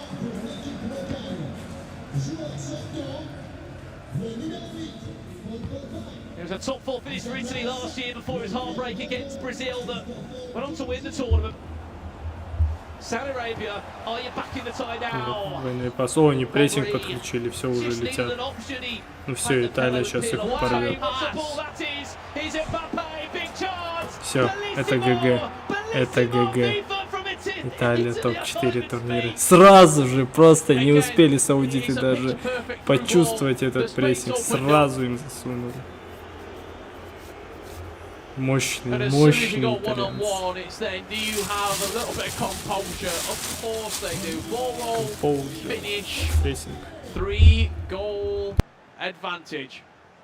Компоужер собранность. crafted time through balls that Italy have in their locker. That one was a little bit more predictable because there was just so much space in behind. Saudi Arabia need to show us something right now. Otherwise, the host nation will be saying goodbye to. Well, it looks that way, because look at the floodgates Еще они open. летят It's за the четвертым. balls again from Italy. Usman Dembele fakes a power shot. Of course, he's not going to shoot from that far out. Пауэршот. Это Обран. It's a three-goal cushion. They don't need to Все. score again. Аккуратно. Зачем And they'll атаковать, do правильно? everything they can to reduce this pause coming in from Saudi Arabia. More minutes out of the game. Oh, that's a little bit risky. Henry, this is big Pele Henry. And Mbappe driving forward. There's Henry. And there's Courtois. They've been good with bringing the Это keeper out достали as же, well. да. Pretty Саудитов quick on the состав triangle дерзкий. to pull him out. 4 гола Remember in the больше, да, first leg when кстати. he came out and headed it away. Жестко вначале сказала. What do you think's changed for Italy, Rich, in 24 hours? Is it just 2 legs of FIFA? They just Feel more suits them comfortable. A lot more comfortable in 2 legs. And it's not surprising, it happened exactly 12 months ago at the eNations Cup in Copenhagen. They finished 4th in the group on 13 points, exactly the same as this year. And then they went and started to play great FIFA in the latter rounds. Unfortunately falling for Italy to Brazil, 5-4, who went on to win it. One ball forward, we'll try and find Henry, has to go, massive save, and Courtois doing that. Maybe it's just not your day. You mentioned that pause, not come in yet, 10 minutes ago. Mbappe. Socrates in the way. А так-то в том году Италия проиграла только чемпионом Бразилии. Let it be us scoring another goal. Италия мощная. Get one at all. It's also just the less time remaining, the pause means less and less because you've just not got enough time to make a change. 5 игроков That FIFA. change to be В смысле impactful. профессиональных киберов или игроков типа Мбаппе там или что-то такое? Saudi will be playing host to this year's FIFA finals. It was a dream to try and Все go the 5 full минут way осталось. to bring back some national pride with the eNations Cup trophy, but they've met their match. The Italian side that were terrible in the groups, but group stages are one thing. Knockout FIFA is a completely different story. It will be back-to-back semi-finals for Italy. Tomorrow, they will take on the Netherlands, the Dutch trio. Mane Bashir, Levi David and Emre Yilmaz stand in their way. And it's 2 nations that have just got such rich history when it comes to FIFA esports as well. When you look at the players, when you look at the domestic leagues, the talent on show, that could be game of the tournament. What a second leg performance from Italy. All-time result, Italy. Again and again, Italy in semi-final FIFA eNations. It was so easy for you. Come on, Italy. Saudi Arabia, I mean, it For might the be Italy. a long drive. But commiserations. Тигры вообще Mr. убили. Sari and Goatmo. Дани Питбуль, красавчик, сразу пошел к ним Gotta обниматься. appreciate these moments when you get to see Mr. Sari on Все, a big stage, саудиты 'cause you never вылетели, know хозяева how many more турнира. times we may see it on a world stage like this. Commiserations to the 3 of them. Goatmo, I mean, Abu Bakr, it's been a breath of fresh air for him, seeing how good he is. He has to go again in 2 days in the FIFA World Cup. They were outstanding the entire first leg, and as soon as Italy scored, Italy just levelled up. Saudi Arabia was so good that first leg until Italy scored. As soon as Italy scored, a switch came, and from then on out, they just couldn't quite get close. Well, if you missed the game, here's what happened across all the match in total with Italy, as we said, that took the result in Saudi Arabia. But you're right, Rich. A really difficult group they were in. They found their way through it. They were happy to continuously change. That is the ball of all balls. Frankie de Jong with the German-esque cross-run Итальянцы for the ball to сумасшедшие. find him. He just went and went and went. 10 minutes after the break, Italy continued creating chances. Mbappe shrugging off his man. Красавчики. Just waiting for the space to open up in the middle of the park. Very, very scrappy. But they do not care one bit. And in the final 3 minutes, again, you just see the bottom of the pitch. Mbappe through on goal. Goalkeeper in no man's land. And Italy go. Так, посмотрим трейлер. Что там происходит? Опа, что показывает. Ничего себе. Реверс эластика было. Так, Жота. Смотри, Донарума тащит. Substitution. Луиш Фиго. Вот она, Ultimate Team нам показывает. Прокинула между. Стеночка. И в косашку заброс. Сумасшедшие забросы тут. Где Монтаксер? Видимо, он в Италии не отобрался. У них же прям целые эти отборы там. Так, вот они. Показывают нам УТ. Капец, Холланд борется. Но это пауэршот бетон. Это пауэршот, он есть.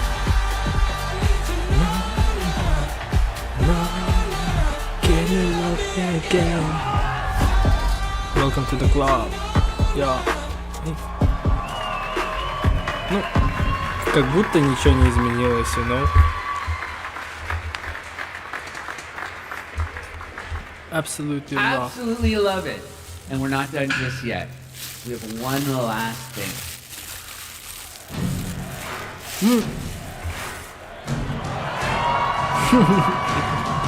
Откуда этот киллер?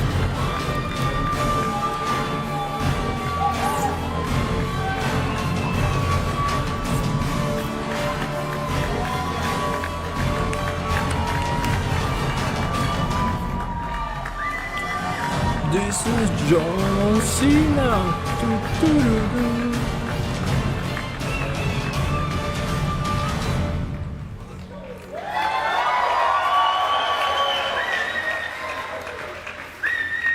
Everyone, welcome Erling Haaland to the FC family.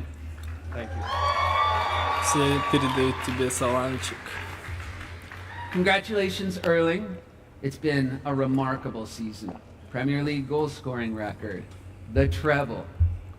Поздравляем тебя с треблом, с тем, что ты порвал АПЛ.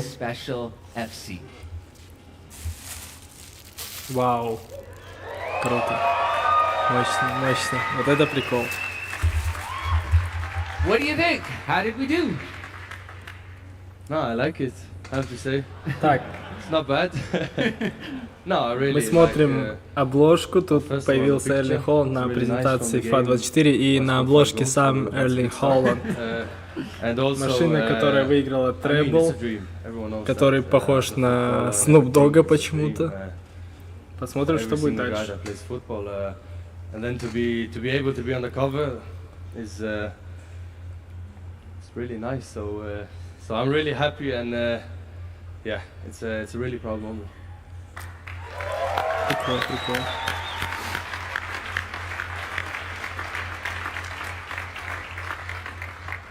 Thank you, Erling, for joining us on this memorable day. Thank you, everyone. That's the end of the show. Goodbye from Amsterdam. Ну, это гениально, конечно, ничего не сказать.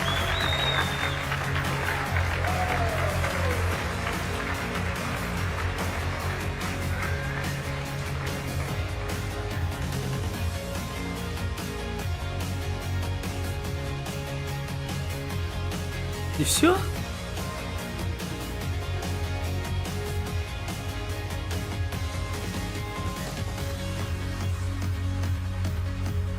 Прикол.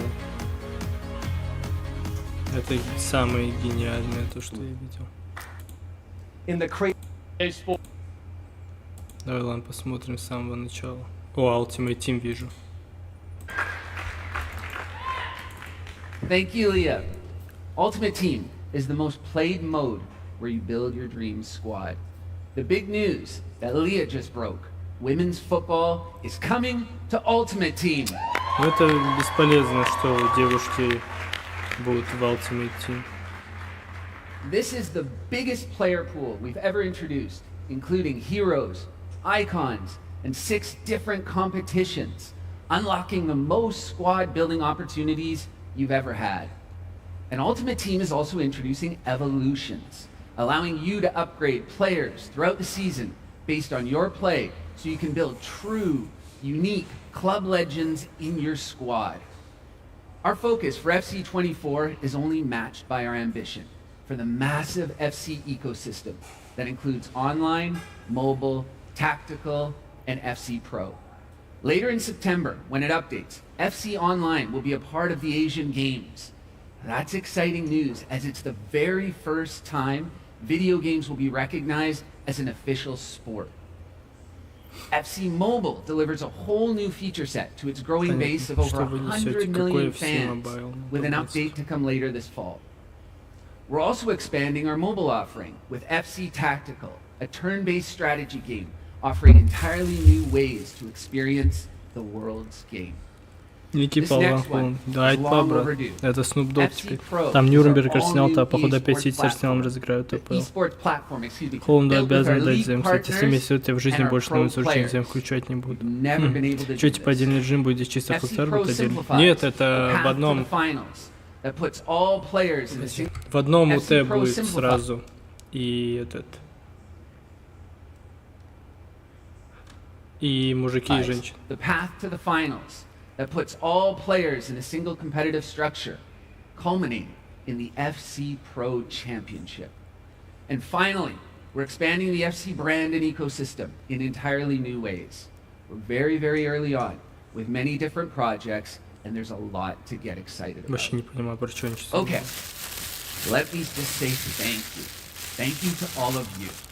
FC is a platform intended to grow the love of football, and it's created by, for, and with our entire worldwide community. FC24 will launch globally on September 29th and get early access on September 22nd if you pre-order the Ultimate Edition.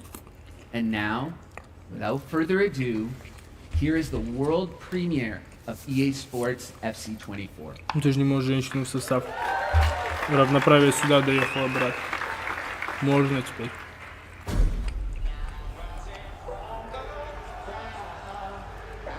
Так, посмотрим, вот он. От Frostbite полный трейлер.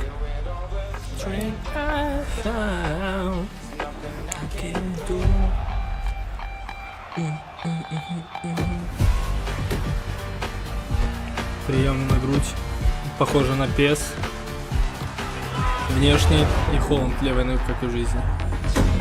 Шлётербэк. А Турин чистый шлётербэк. Сейчас я вам опять отвечу.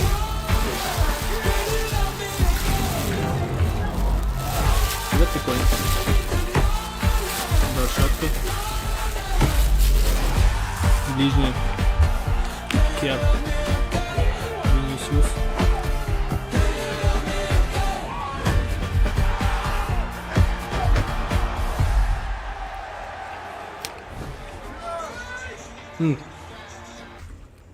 Вот, брат, видишь, Арман. Frostbite, кажется, уже изжил. Вот смотри, Фиго уходит, выходит девушка.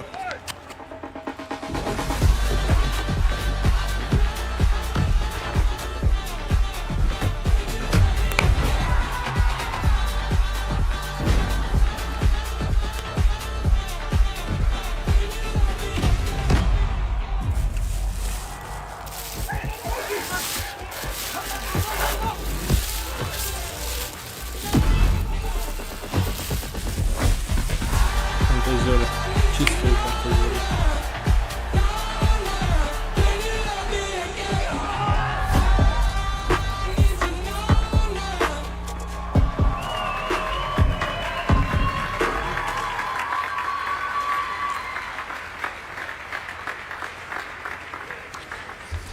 Absolutely love it.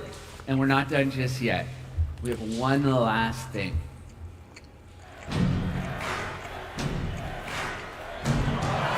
All new match day experience, as you see here. It's happy to be an official ambassador for EA Sports. Unique. Так, где это было? Так, надо зачислить. On September 22nd, if you pre-order the Ultimate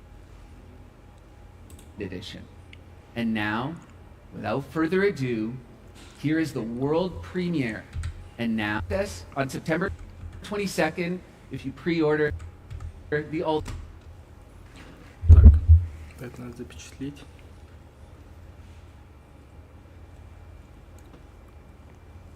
Сейчас запечатлеть и сделать сторис.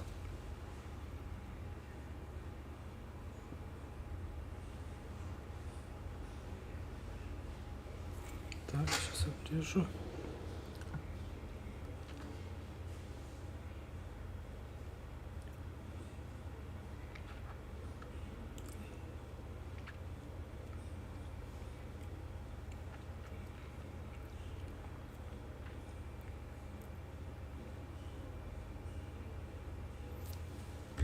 Ultimate Edition. Здесь еще And в этом now, есть. without further ado, here is the Сейчас world зайдем в ВК. premiere of EA. Ну, такой бред вообще показали. Вообще. Просто бред. The worst reveal trailer of all time. Это худший пишет трейлер.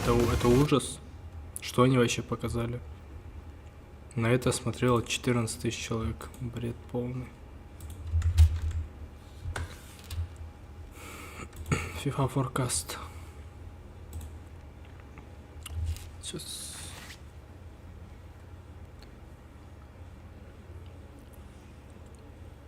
Да, ну уже Бер выиграл.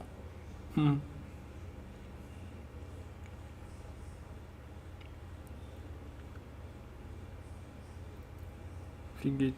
Уже Бер порвет, походу. Так. Сейчас нам нужно...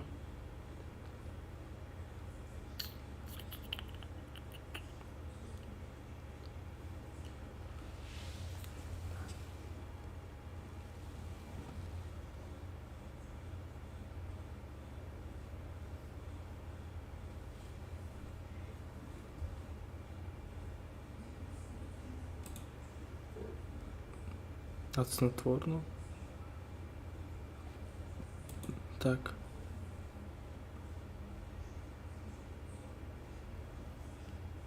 Чё? Это факт, но пока другие планы. Ты вообще не смотри, да, закрой глаза. Официальный трейлер — это полный бред. Вообще ничего не показали. Встреча мужчин и женщин. Рольфа Бронс. Почему мужчин и женщин? Сами играйте довольны в это говно. Дизайн карточек. Халланд. Официальные скриншоты. В принципе, скриншот.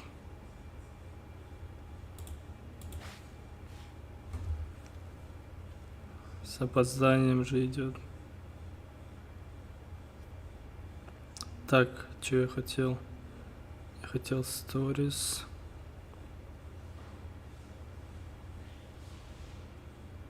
Через интернет. Через...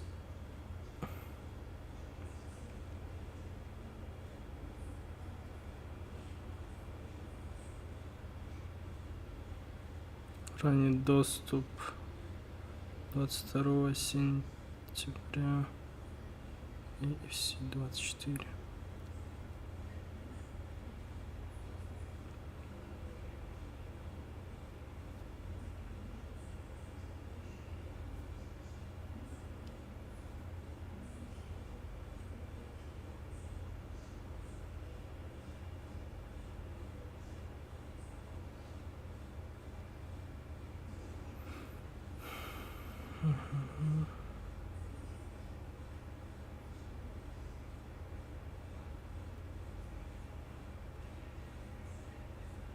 Так.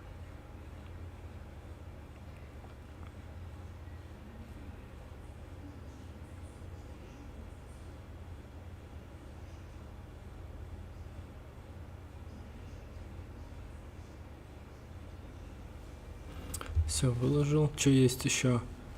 Это большая часть истории или провал ей?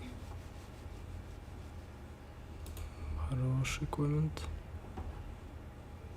Не, надо FIFA Forecast. У них там уже что-то вышло. Так. FIFA. Forecast. Франция уже забила Аргентине. Кому? Stepovers На down the степоверах, wing походу, and кто-то залетел. just looking for that driven pass into the box for it to happen. It's great timing there from France and Argentina looking a bit shaky here, giving the ball away multiple times in his opening 15 minutes. And they can't afford to concede again here because at this point in the competition, there's no slouches. France are more than good enough to hold on to a lead if they can get it, particularly if they can double it. As Henry burst into the box looking for a repeat from the opposite side of that opening goal, but this one defended, Aga. yeah, they're definitely not looking like themselves, Argentina. And I was about to say just before France scored that when playing against Argentina, it's extremely vital that you take the lead, because if they get the lead, they're so good at just holding out. Chance here on the head! It's another one there for Ronaldo. Я думал, что Аргентина выиграет, но я за французов. Но походу Аргентина даже не выиграет. Фома и Леандро Пашота. Блин, показали бы гол, то я упустил его из жизни. Но Аргентина на самом деле в паре взять не такая жесткая, как в одиночке. Looks like they found something on Argentina, perhaps, because it looks so far looked pretty simple for them to get to those chances. Could we expect to see Eze Correa come in as a third option for Argentina? Is that a likely substitution, or is it very much a fixed two for them, do you think? I think it's very unlikely, just like when you have these two players, not to take anything away from him, but you have two of their arguably best players. Звук чего включить, over брат? dozens of years. Я тебя слышу. Или их трансляцию. Ну, в смысле их звук. Они тихо просто сами говорят. And they're going to try solve it now. I think it's Там smart все move включено, они тихо to pause the говорят. game early and just talk things through. Is it an early French press that we're seeing? 'Cause it really does seem difficult for Argentina to progress up the pitch, and there's just French players everywhere making it hard. Yeah, they're definitely agreeing on something. Curious to see if they found a solution on it, but so far they made some odd mistakes, I'll say, in terms of possession. Maybe they switched formation. They're going flank to flank here, just trying to switch the play, just to find some space, but France aren't giving them a moment's rest. Now, can they make it into the French half and keep possession here? She straight away goes back to France. They really haven't been penetrated at all right now, and they're loving life, the French. Just to start for them. They wanted to Аргентина have молодые pressure пацаны, play. почему старше нету? Very good, as you say, Ну, Spencer. Банана молодой, но Argentina Николас just 99-го года, это making ему those footballs 24 all the для мира, time, все это switching the нормально. game, but with no really Это в самый раз можно prove the сказать. soul a bit. They definitely Меня look не more слышно? comfortable going forward so far, France. Как Seem так? to have more space and more time in every department. Может, ну окей, я сейчас буду громче But говорить. here's a chance for Argentina to try and create something. Verjgang on the ball here. Странно, что меня не слышно. Вот теперь точно должно быть. Low, driven pass into Ronaldo. Бананы Николас, Overlapping да-да-да. run there, but he can't Французов find it. чего-то не видел ни разу. Не, французы это сильные ребята. Просто Леандро Пашота, который напарник Фоумы, это игрок Xbox был. You would do yourself? Вот, вот это игрок бокса был. За ним сидит его родной брат-близнец. Гениально подвинул вратаря. А Фома это игрок PS, с ним я еще тренировался с 21-й. Perhaps a little surprise there for Argentina. They didn't expect to get that chance out of nothing, but could go the other way here. Хорошо, проход по флангу. Терри Анри. А, R9. Interception actually by the man we were talking about there. R9. Guendouzi with the block. The block. Now Argentina, they have had that opening a little bit fortuitous perhaps in the way it came about. But maybe you need a little bit of luck when it's not going your way. As we approach half time in his first leg, sloppy touch there from Ballack, although he recovers it, switches it back over to Camavinga. Henry on the left side here for Argentina against his native France. Both teams using the talisman. Here he is again. Nice footwork. Can he get across in here? Shows a little bit too much of the ball there to the defender, but it's getting better. Не, как так 100%? 100% момент, но это не Аргентине не везет. Это Франция подвинула вратаря и все.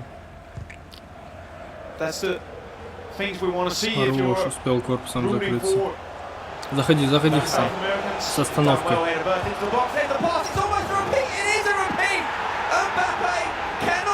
Очень простой гол. Вообще легчайший. Они даже не радуются, молодцы. Вот это уровень, когда игроки от гола не радуются, просто такой. Радоваться можно, когда уже результат 100%. Красавчики французы. Не верил, что они смогут.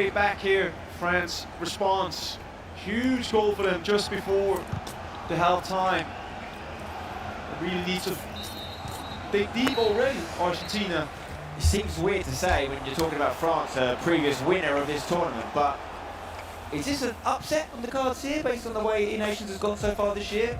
Would you have expected it to go this way? I think I knew this game was going to be a tight one. Well, who knows now? I mean, France is leading 2-0, so maybe it's not going to be tight, but I didn't expect Argentina to go out. Чекайте, они замену делают, Николаса посадили. For looking back, I mean, last year they also Прикол. lost to Sweden on penalties in the Как первый quarterfinals, гол so забили. На переступе, я слышал. Капец, два одинаковых гола. Но это было круто. Это финал же? Не, это не финал. Это четвертьфинал. Николаса посадили на замену. Надо менять банан. Да не. Тут. Ну хотя, возможно, надо, но Николаса заменили. При позиционной атаке. Да, это факт о реке. Конечно. Именно в такие моменты возраст показывает себя. Same way, so they have to be better in the defending on the flanks. It's going to be vital to take more action on it and follow the run to the door, because you can see he's just continue straight forward. And it looks a bit too simple for the standards of it. Hold on. Yeah, we talked about it, didn't we? We talked about would there ever be a change in the Argentina lineup, and there has been. And maybe the most surprising is Nicolas is coming out. Okay. That's huge. I mean, that's huge. Is that something he would have decided himself, do you think, to just put himself out of the game because he's not working? Was that coach decision? What do you think's happened there? Yeah, I think he definitely also has Остался матч Франции, Аргентины и последний Финляндия, Бразилия. The entire FIFA world looks up to, but I guess especially in Argentina, he's the virtual Messi kind of. So, I mean, he definitely has responsibility. Новый состав Бразилии ушел. Пока они даже мяч не могут, два паса дать. Well, it's a massive call when it could be decisive in this tie with Argentina 2 goals behind and taken off arguably their certainly most famous player, if not their most talented. Matthias Banana obviously staying in there and being joined by Eze Correa. But it is France looking for a third. It's on this right side again. It's Klosterman on the ball. Can he repeat what Ищут прострел. У них игра на прострелах. Я понял, Франция тигры. Они не ищут центр, не ищут форварда. Они сразу ищут фланг, заходят и стреляют. Так и надо играть. Они нашли, чем они могут просто постоянно одно и то же делать и забивать все. Им даже другие варианты не нужны.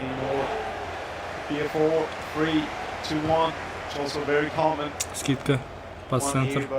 Нет, сразу туда же. Что за пихать? Еще их мяч.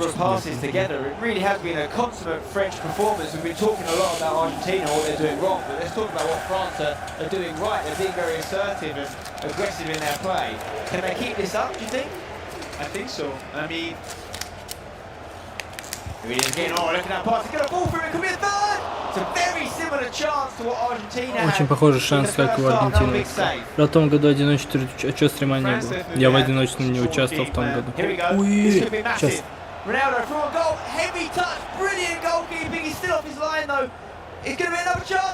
Мяч все равно залетел, все равно залетел. He's not in the team. Как так? Argentina have got one back. Я участвовал в 21 году в одиночном, но тогда был корона и нас не собирали где-то в одной стране. Мы играли онлайн. И там не группа была, там была швейцарская система. Я со швейцарки не вышел. Я со статой 2-3 вылетел. Решающий матч проиграл испанцу от Риамана. Вот который есть в сборной Испании, Нит. Вот я его напарнику проиграл. Как говорили, нет FIFA 23 фланги. Да. Фланги, подачи и прострел на пустые. Ну, прострел именно с фланга.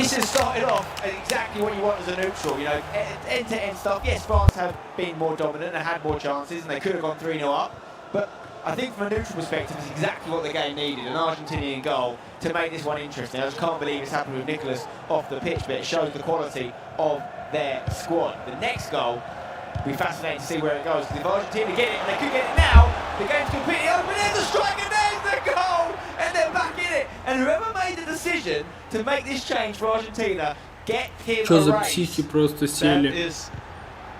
За 20 минут сравняли. Нет, Аргентина все-таки сильная. Капец, они посадили Николаса и за 20 минут забили. Я в шоке.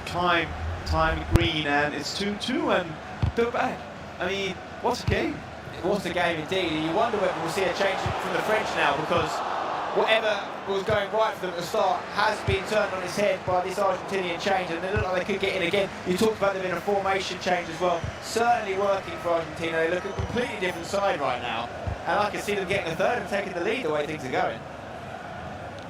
Yeah, it's not unlikely, and I mean, I just never thought I would be able to say it or to think that, hey, let's take Nicolas out and we'll play better.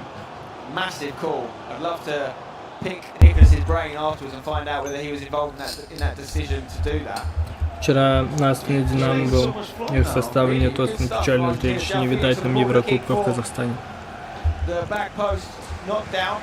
Я уже давно в Казахстане смотрел, я только сборную, то последние матчи 10 я смотрел, то не полностью. Там еще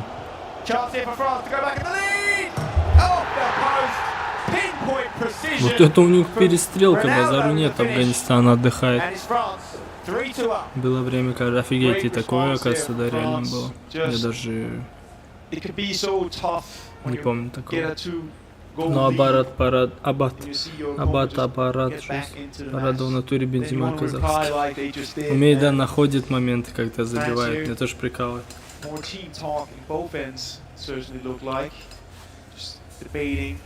What next step should be. Argentina here. See Diego as well. Diego, sorry. He's also been in charge of the guys, another successful player from Argentina. Just debating with Bonanno. Finding out what are we doing from here. It feels like the role of the coach and the substitute really kicked on this year. There's, a lot more rotational changes than we're used to. And I think actually a lot more justified changes than we're used to. We've seen players come in multiple times, Boomer actually being one of them for the French quite a lot. Do it to great degree. Real big decisions in games that have led to different outcomes, and I think that's what it's all about at the eNations. Something you can't do in next week's tournament, obviously at the FIFA E World Cup. So it's something that makes this and the E Club World Cup more unique, as Argentina look for an immediate reply here with 10 minutes left in the first leg, but it's France back on the ball with наконец крутой четвертьфинал с голами, с интригой. Остальные просто борьба была безголевая. Here's Mbappe again. Can he create something here? Wow. He's so deadly from this right side. Как он накручивает, проверяй. Центр. Сам. Как я люблю сделать мои любимые движения. Рэй забил 2 гола. Офигеть, может, ты успела посмотреть, кто забил 2 гола? Серьезно? One of France's game plans offensive-wise are. Just follow this. Great knockdown there. Seen that used to such good effect this tournament. They want to isolate Mbappe from that flank. Французы хорошо натренировали ауты и кидают за центр поля, там скидка и дальше атака. Driven pass into the box. They mix it up a bit more now, France, but you can definitely see that it's working. Argentina definitely been allowed to hold the ball for a little bit longer than they were able to in the first half, and they're slowly advancing up the pitch here. It's perfectly poised, even if there's no more goal in this first leg, for a fantastic second leg. Could go either way. I think whatever happens, we're going to see a massive name in the eNations scene lead the tournament. And they've got the winner of Brazil-Finland waiting for them in the semi-final. Бразилия с финнами ждут их матч. Small match of $75,000. Кто там трибуны закричали? The winning team will get. Что было? They Или will они go and win the просто semi-final. It goes up to 150. Или они забили? Of course, the final was $300,000 up for grabs. As Henry creates some space on the left. Can he put it in? We know they like the low crosses here, France. Pogba, maybe wait. Здорово, по идее, накручиваю. Базару нет, считается. Хорошо играют. And then regained it after the momentary Argentina resurgence. The big question here now, Aga, is for the second leg. Does Nicolas come back in? Серьезно, Николас камбэк? He has to be honest, just because of like we've always seen Nicolas somehow find a way. О, Леви Девир Even if ответил. he didn't have his best game, specifically thinking about a 1v1 competition, he always seemed to have the tools, even if he's not playing as good as he can. And I think he's just going to be vital, and you just don't want to go against him either. So I think we're going to see him. Question Леви is, Девир ответил сердечко. will it be from the beginning? Well, yeah, I mean, we'll look at the highlights shortly, but the reality of it is they were much better without him on the pitch. You know, that's objectively speaking. They were 2 down with him on the pitch, and they got it back to 2-2 when he took a back seat. Here are the key moments. This is a massive chance for France to go 3-0 up here. It's saved, and then in the same highlight you'll see Argentina just taking up the other end, use the momentum generated from that save to get back in the game. Fantastic ball through the middle. It's one attacker versus 5 defenders, but he's got through them. Keeper does brilliantly, but again, maybe a little bit lucky on the bounce back there. Mbappe puts it away, makes it 2-1. Minutes later, Argentina get a second, really good wide finish, green times, past the goalkeeper, 2-2. But it was France who got back in the lead. Ronaldo and Mbappe kind of dominating the headlines for both teams in that game. You've seen the first leg, Aga. I know before the match you said you think Argentina were maybe the better placed team to win. Do you still think that they're going to come back? I think it's going to be tough now. Just looking at the first leg here, I think France played better. I think they were also the goals they scored were more well worked, so to say. I think it certainly looked like they have more variations as well in terms of attack. Really good at working their way in through the wings. I gotta say I'm really impressed with that. They look very, very sharp, so I might change here. You can change your mind. Well, I wouldn't blame you. I mean, you can see the scenes here from the 2 booths. Interestingly, it does look like Nicolas will not come back in for the second leg. Not to start anyway. Not we can see come that back. change, but in fairness to his career, he came in and things started to change. Matthias Banana, obviously the constant in that side. Fuma, Говорит, not likewise, come back, он, видимо, partnering сидит. with one of the Peixoto brothers there. Будет сидеть пока All что. to play for. France in the better position, but it's only a 1-goal lead. Slender for France. 8th ranked in the world, France are currently. Argentina 3rd.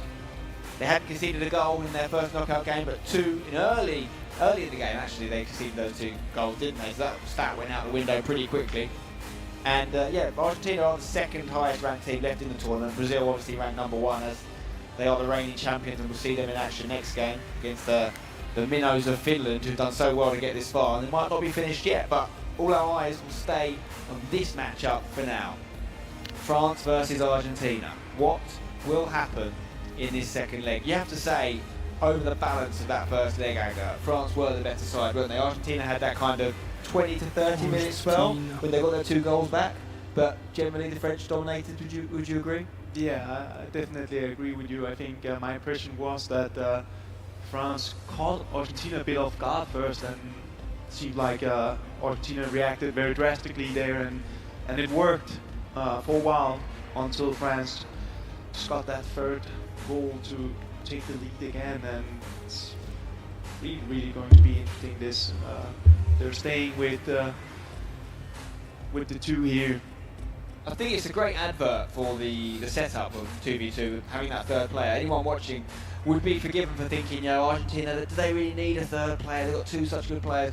The fact that they've taken out, you know, one of the best players in the world, not many people would have made that decision, and Eze's come in and they have improved, is the best proof you could possibly ask for as to why the three-man squad is important and why substitutions can have huge impacts on games, no matter who your squad is made up of, you know. We've seen so many teams use it fantastically. I think Netherlands and France stand out for me the most so far. We're just getting ready for this second leg. $75,000 for the winning side here. The losing side will go home with 40. Almost a chance to double your money if you win this game. France are in the driving seat, looking to get revenge for the Qatar 2022 World Cup final. Only about 7 months ago now. And France in the white strip, Argentina with the ball in the darker blue kit, getting it back here after losing it. Socrates going to look to deliver. Finds Henry. An early goal for Argentina would be just what the doctor ordered in terms of settling the nerves and getting them back in this tie. Just out of play there from France. Argentina looking to pile on the pressure. Going to take their time on this. Maybe a long throw in. Looking for a knockdown perhaps. Savage to see highlight there. No, not going to go forward. Uses a decoy. Socrates on the ball. Verjgang. Verjgang. Oh, I thought he might hit one, but he goes to Ronaldo instead. Could bounce for a second time, red timed. Difficult one, probably weren't expecting the header to come back in. Что происходит? It's actually Куда мяч скачет? France now looking a little bit wobbly in the opening stages of this game, much like Argentina did in the Арман, Арман, счастливы здесь. giving the ball away again. It's a very similar start, Английский. the opposite way. Как я понимаю, вы английский шарите. Let's follow this. Argentina has been amazing on the corners, having so many different variations. We could see Аргентинцы, something кстати, here. угловые же хорошо разыгрывают, когда Николас есть. Henry back to Ballack. That little short pass was not quite good enough Что to meet происходит? its Что по-братски? intended target. And they are piling on the pressure though. Don't want France to be able to play out from the back. They look for options, trying to make the pitch as wide as possible. But there is a lot of Argentina shirts closing things down here. Даже France здесь still in the есть lead. английский So шарик. Argentina have to find a way to break it down. There's a ball on in the middle. Фирменные просто эластику. Marcus Rashford's already got one goal. This game Прикинь бы, он ударил Big ближний, Van der Sar. просто I think there was на actually шару. a through ball on. И там вратаря Just as, как раз I он think it was Rashford burst Пойди он from зря the его left to двигал Ronaldo. так сильно. And they maybe overcomplicated that one. Это было рискованно. Yeah, I think Argentina also saw it and they decided to take the goalkeeper out just to make sure that France would take a risk by trying that pass. Instead, they decided to just continue forward with the winger. But it's much end-to-end stuff right now, and definitely not the two game scenarios I expected Счет 3-2, of this французы match. пока выигрывают и No, it's been a great летят в matchup so far. It топ-4. really has been. Аргентина I в think том there'll be more году, goals as well. Verjang кажется, на spreads it out топ-8 to остановилась. Wilfried Zaha on this right side. Только не помню, кому проиграли. For France. Into Mbappe. Да, владею на Great change of pace. самый He burst through. Huge tackle все, from Guendouzi there. A man who I questioned the selection of, shutting me up there with that tackle. Это круто. Proper tackle right It there. was an and English, English tackle, we call that. very important one. He Just learned that at Arsenal, I think. Henry hits it from the wide angle. Really good keeper movement there to predict it. Not Один that из них similar бы angle вот from the с second такого Argentina угла goal. у Аргентины только что момент был, и до этого Франции. Вот кто-то из них бы ударил в ближний, был бы гол. Если в следующий раз они зашарят и ударят в ближний, это будет гол. Гол. getting that edge, get the shot. You see it Добей, again добей here. сам, заходи. Really open game. There's end-to-end stuff. As Henry picks out Ronaldo into Rashford now. So many attacking options to choose from. Van Dijk goes for the finesse from distance. Миленько Савич, Fellow хорошо. Dutchman will catch that one. Хорошо было. I'm surprised. I feel like this game has lost the structure a lot, which I would never expect from two so structured teams. But 15-12 there's a lot of комплексити. mistakes. Balls being given away. It Что feels за like a bit of a боевики slugfest right now between two Goliaths in the FIFA scene, just going back and forth and seeing who's got the better attacking skills. Right now, France are winning that battle, but I think there'll be a few more twists in this tale as Virgil finds Camavinga. Подача на Verjgang. Looks to cross it in. Virgil continued his run from deep. Дальше Буфон дает на фланг, атака. It is really end-to-end action. Французы решили медленно провести. Идут обратно центрального защитника, перевод, скидка дальше, кикс на фланг. Да, в общем, английский легкий изучаем, кстати, он посмотрит пару сайт для изучения, там, типа, выбери правильный путь. Да, давайте, смело. В свободное время буду заниматься. Ну как, на самом деле я не потеряюсь, если где-то буду, например, вот условно, там, тексты какие-то, как сейчас было вот и спортпринта, я понимал. Не сказать, что я идеально каждое слово понимаю, но я смысл спокойно пойму. А так, в принципе, да. Было бы круто. Плюс есть интерес к западной культуре, фильм, сериал. У меня музыка, я фулл английскую музыку слушаю. Сериалы, я в принципе сериалы, фильмы особо не смотрю, но в культуре, да, есть. With a load of bodies in the box, if he can deliver, they seem to favour the lower passes. 360. And that's why, nearly getting a goal, but some bit room for the goalkeeper denies that one. France in the ascendancy here. Another goal could be enough to seal it. De Bruyne thinking about the long shot. Кевин Де Брuyне левый. Если бы ты был бы в профи, в КС, что ты выбрал бы КС или фифу? Хороший вопрос, прикол. Мне никогда такой не задавали. Я выбрал бы фифу. Во-первых, я не игрок компьютеров, мне не нравится, в принципе, сидеть за компом или... Не знаю, не для меня это. Ну и фифу-то я выбрал не просто так, а потому что у меня привязанность к футболу. У меня папа тренер по футболу, брат в футбол хорошо играет. Родной. Ну и я, соответственно, поэтому у меня просто вся жизнь связана с футболом и футбольной культурой, непосредственно с фифой, соответственно.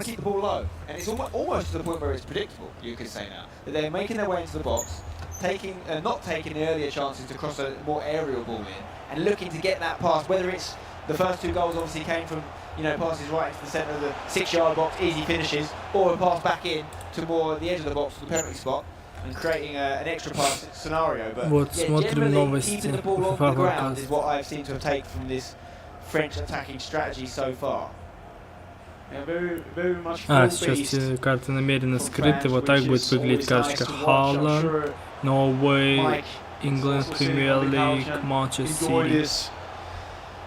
Wesley Снайдер компании, полный полноценный трейлер. Сам трейлер геймплей составляет, что интересно, в конце ЛЧ герой. Преордер, кто у нас что получит? 400 поинтов, 7 дней Early Access, раннего доступа, Access to Nike Ultimate Team, прикол. Теперь eSport теперь Nike стали? Уже вроде Adidas забыл.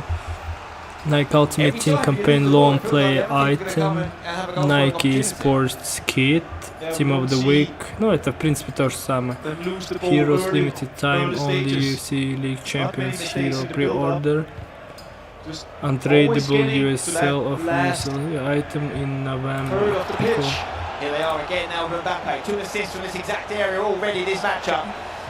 Французы очень хорошо заходят по флангу. Ваня Миленкович-Савич на 45-м он все-таки смог. Идеально, идеально на R1 дриблинге и на моих любимых переступах. Вот так. Вот так. What a goal. I mean, What a goal. Vanya Milinkovic-Savic from Torino, Italy. It had everything from France right there and calmly just celebrating. Все, комментатор его поставил потише. I would think about bringing him in just because. Sorry. It's Nicolas. He's been a decent Как же он забил, это Фома, мой Кен. Красота. Бать тренер по футболу, базарный читается. У меня отец тоже футбольный, начал 6 лет, бать футбол, смотрел, прививал себе любовь к футболу. Это тема. Не знаю, футбол это Вообще это очень кайфовое чувство смотреть или как-то разбираться, анализировать, не знаю, это очень круто, мне нравится. А тем более, когда я профессиональный киберфифу, идеально. О, кефир. FIFA 23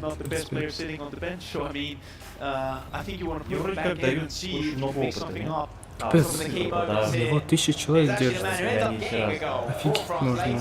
Ну как так вот? Ну, сколько уровней надо иметь, чтобы 1500 человек на FIFA? Даже чемпионат мира 7500. Футбол-то больше, чем игра, это факт. 16-12. Complexity. Come on, man, come on. Let's go. Let's go. Они в атаке их порвали на нюке. Типа я шарю, прям 4-3-2-1 Аргентина играет, вот. Франция 5-4-1. Через аудитория молодых. Да. Кстати, даже в Казахстане очень много его знают. Типа мне часто даже там люди со мной общаются, впервые меня видят, узнают, что я фифер, ну или вообще, и там спрашивают, а ты кефиры знаешь, там с кефиром играл. Ну я с кефиром хорошо знаком. Я с ним не виделся, но я с ним часто в Дискорде сидел, я его на Кубок России тренировал. Кефир меня знает. И обо мне он тоже много раз говорил на стримах. Он даже Армана Перманова знает. Мы с ним угорали, и Арман на Кубке Фифера уже пытался. Отборы проходил. Что там аргентинцы воткнут в глубину 100? Ну, скоро воткнут. Они Анри поменяли. Анри вообще какая-то нереальная карточка.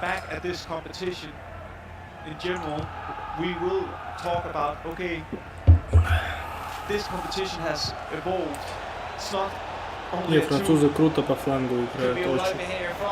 Моменты умеют создавать. Вау! Что за гол он забил? Что за гол?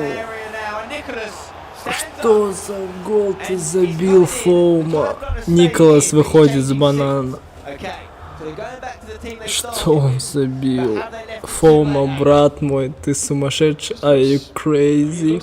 Он нереально забил. Он сделал вид после переступа, что он дает пас-центр, резко поменял направление и между двух защитников в зонку зашел, еще и успел в ближний, еще и в зеленый ТФ. Я убит, это было идеально, это супер. It was ideal, it was very perfect. I have no idea. I have no word. Вот это похорон, так легко на микродриблинге переступ. Это был супер уровень, что он сделал. Глубина 70. Николас. Дружище, там уже ГГ, так он еще и не... Так он еще и не постоянный включил, а прессинг при потере. Констант убрал. Посыпались аргентинцы. Да, аргентинцы не были... Как и Аргентина, Дания, Германия. Вот три вот эти сборные. Англия тоже. Они даже не прошли отбор. Эти сборные в одиночках у них есть сильные игроки, но в парном они вообще не сильные. И про Германию я это еще с самого начала eNations группового этапа говорил. Они сразу отлетели финну. Ну, французы дерзкие ребята. Французы как раз в паре всегда умели играть.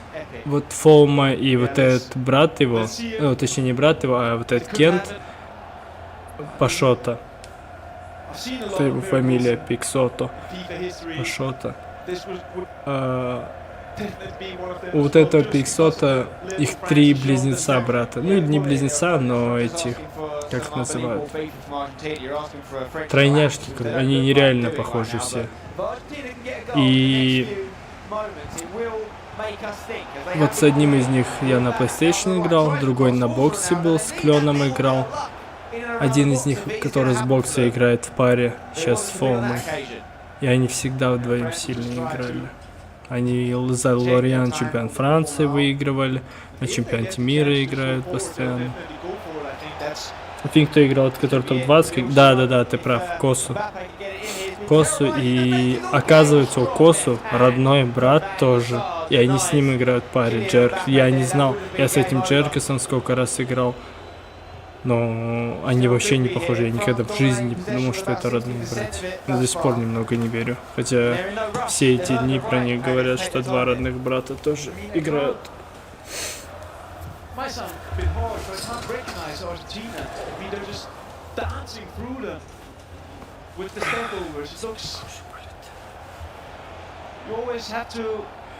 Франция жестко натанцевала. Крутые голы в этом матче, очень. Я хочу своему тренеру отправить этот гол. Это сумасшествие было.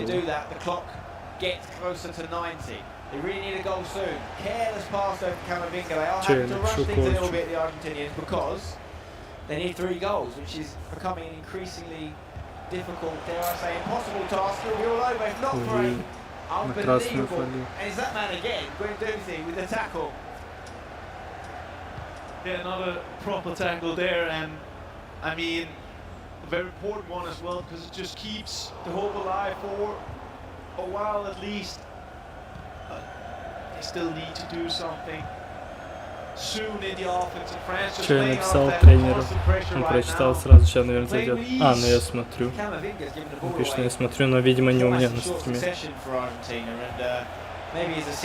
Аргентина. Martial gets the ball back, another Frenchman playing for Argentina, as is Guendouzi. Pogba as well. The whole team of French Я играл players. только против Бельдоса и Джилавута. Ну а Бельдос сильный чудак.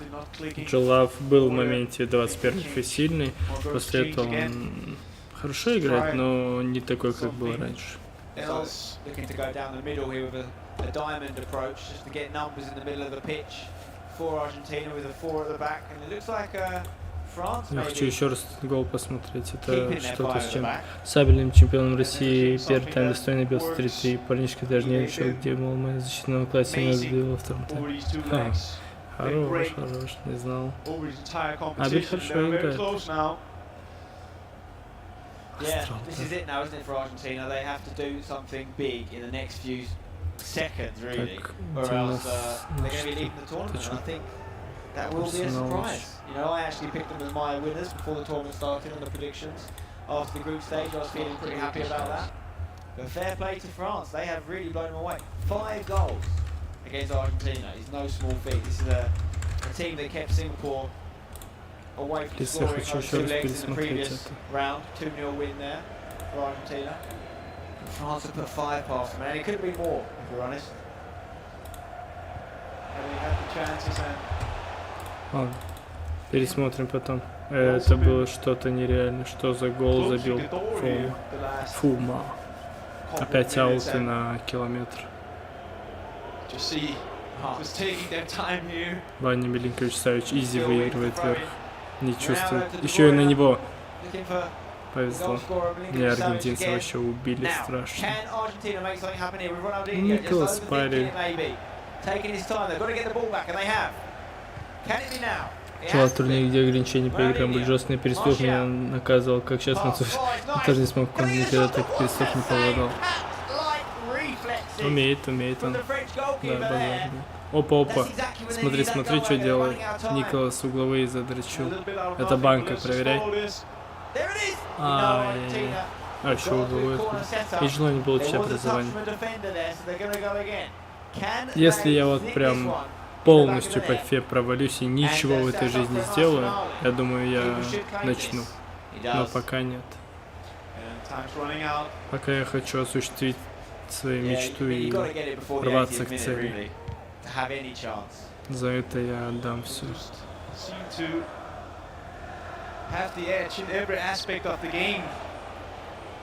Да,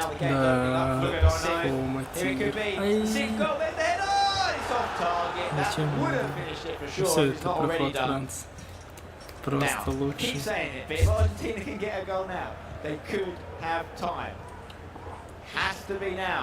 Ronaldinho to Pogba, switching the ball quickly from left to right. So not the best pass though. They're going to get it back. They're getting opportunities here, but they're not using them. They need to win this. They need to win this. Jerusalem comes out on top eventually. Klosterman, what is that? Lazy pass there to Martial, and it's just not going to happen, is it? Не, у меня в голове до сих пор тот гол Фоума, я не могу поверить, как он это сделал. Это было супер гениально. Он сам кайфанул от того, что он сделал. Это самое прекрасное чувство, когда ты кайфуешь от того, что ты идеально что-то сделал.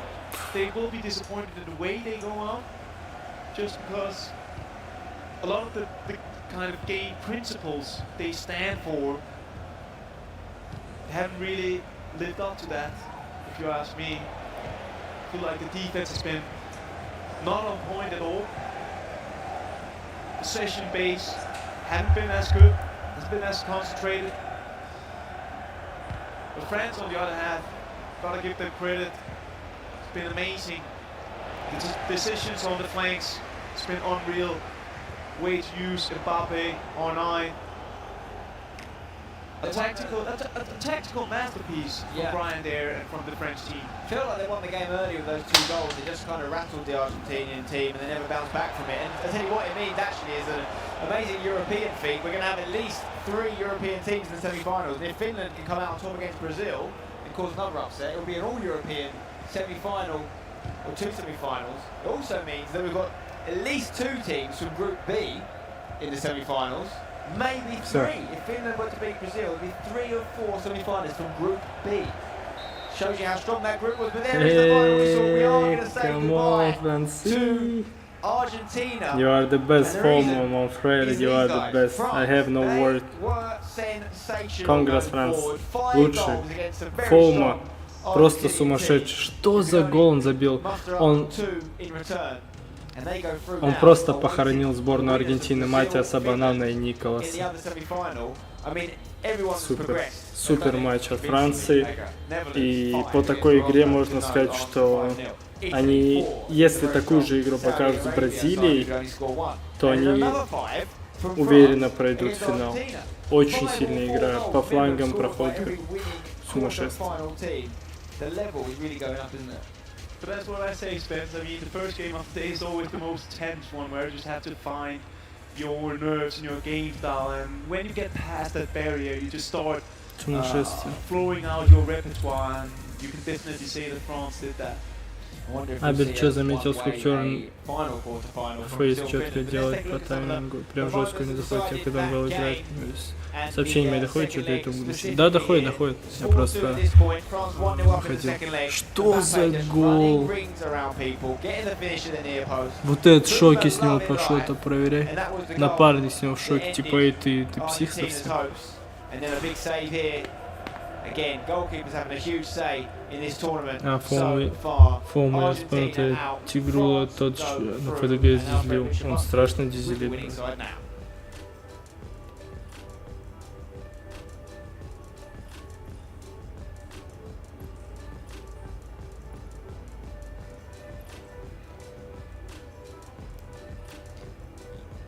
I think we're having some technical issues there, so we're able to hear Richard and France, but we'll do shortly. What do you think Nicolas is thinking right now in the Argentinian team? Do you think there'll be some regrets about substitutions or the tournament in general? I think they'll be disappointed. Obviously, one thing is to go out to a strong opponent. That's what happened. But I think it's in the manner. It's very non-like Argentina, non-like Nicolas and Matthias Ronaldo and Argentina in general, just because they've always been known for being so structured, and you have to fight so hard to beat them. You need to do something extraordinary. But it looked too simple, if you ask me. And I'm surprised about that. Where do you rank the French now against the other semi-finalists? Так, коуч, я ж поэтому и написал вам, потому что Фоума что забил. Я ж то же самое говорил, то, что Пит пошел, то сидел, думал, с каким зверем я в одной. Я то же самое на стриме сказал, что пошел, он на нее смотрит вот так. Пома, остановись, Пома. Он вообще сумасшедший. Го посмотрим еще раз. Сейчас послушаем, что он скажет. Сейчас переведу. Сейчас.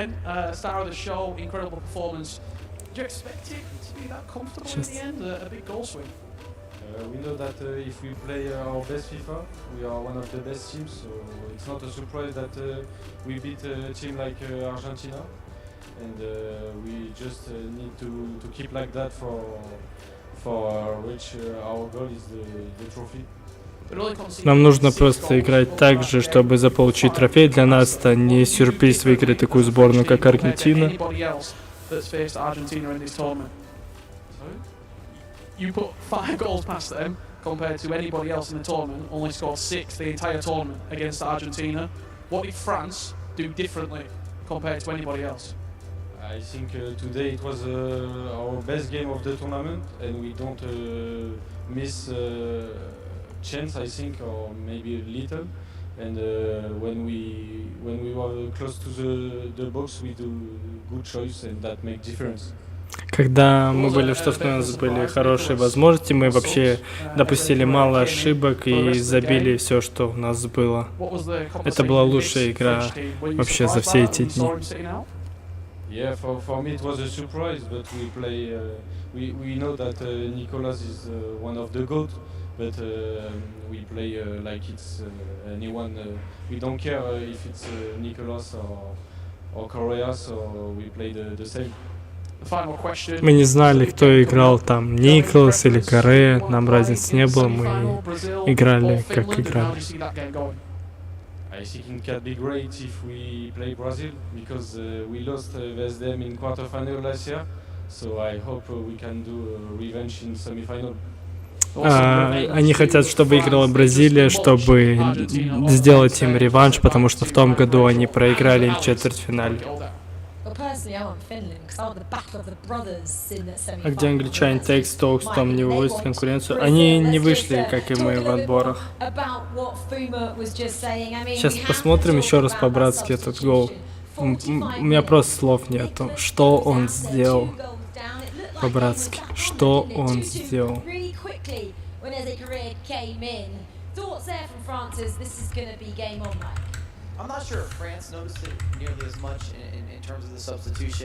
Просто на мою реакцию чекайте, я вообще в шоке, что он сделал. Коч, чувствуется нотка обиды за финал ЧМ в Катаре. Да. Чекайте просто гол Фомы. I think you have to really give him a major compliment and a pat on the back that this is working. That was the best that I've seen France play easily.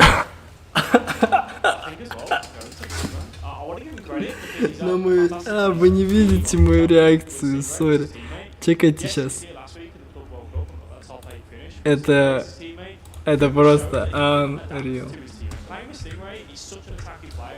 Просто ничего не предвещало беды. Я смотрю, как обычно.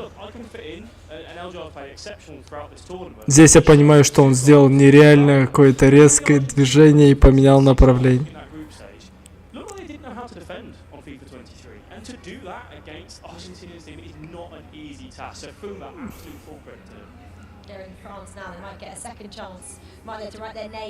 Это просто псих сумасшедший.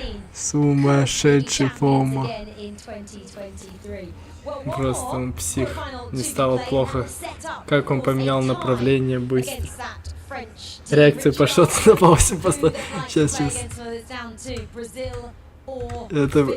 Это вообще киллер чистый.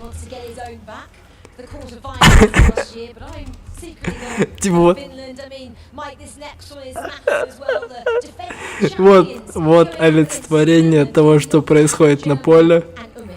Вот он смотрит на человека, который не человек, а что-то сумасшедшее. Ну вот это тело и вот это Фома.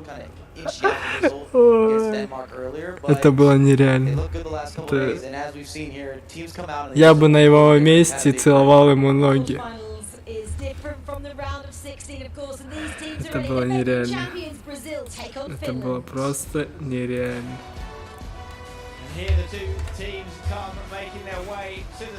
Просто киллер. Сумасшедший киллер. Все, выходят бразильцы с финнами. Наш Кент Косу, коуч. Косу вышел. Это Кора тоже. Ну не, если бразильцы начнут танцевать, как они умеют, это ГГ. Коуч, а вы знали, что Косу и вот этот чувак это два родных брата? Этот постоянно в спортзале, как ни напиши ему, типа гоу-тренер. Этот явно в спортзал вместе с ним не ходит. А вот этот как будто их папа, жизнь пришел, вся семья. No, not surprised. They play good. We watch it a bit, but yeah, we don't care about a lot of the opponent. We just play our game and see what happens. Мы не думаем, что будет. Мы видели, что они играли хорошо, и посмотрим, что будет дальше. Он же с братом в паре играет, то, что родные нет. А, он не родной брат? Это просто брат его? Бразильцы это же победители eNations, которым... Да. Вот этот был, и вот этот был. Его не было по Улунету. Depends on how we win. If we score 90 minutes, then it's big. But if we close out early, then it's chill because we want to crown. Честно, я вообще не понимаю Косу. У него английский с нотками финского. Я вообще не понимаю, что он говорит.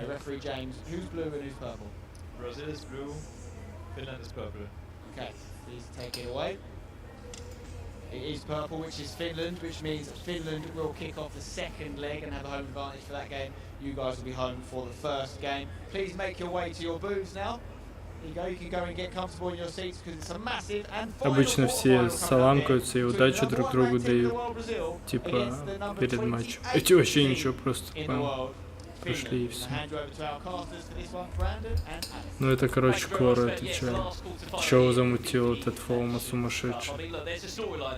Их не слышно, только тебя слышно. Они тихо на самом деле говорят.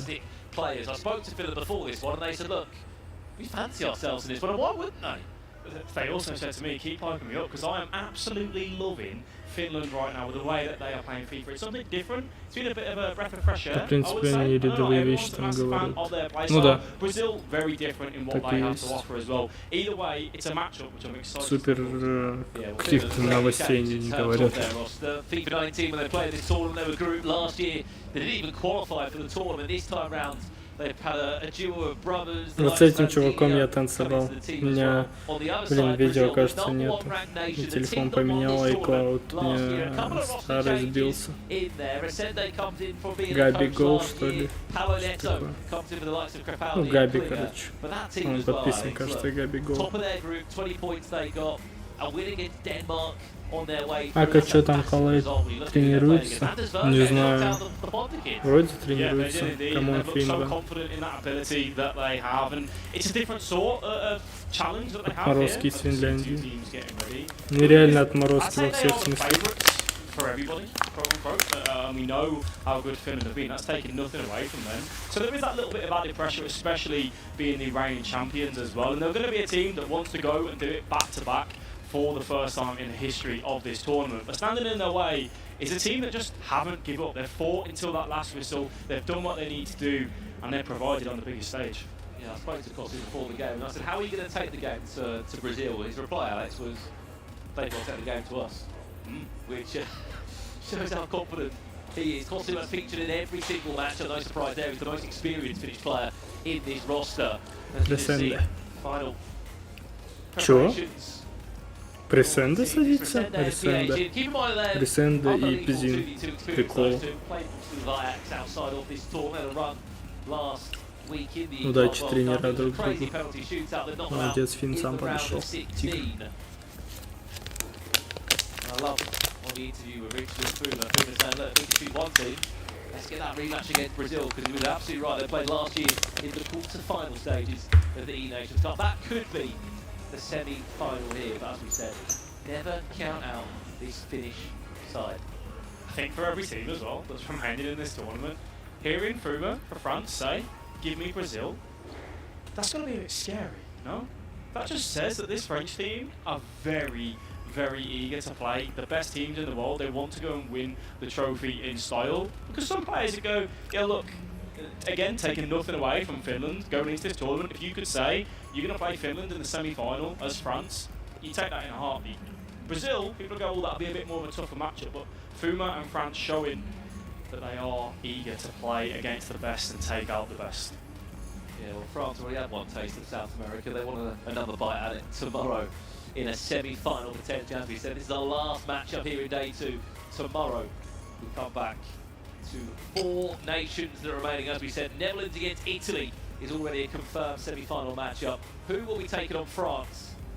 That is the question that will be answered as we load into this matchup.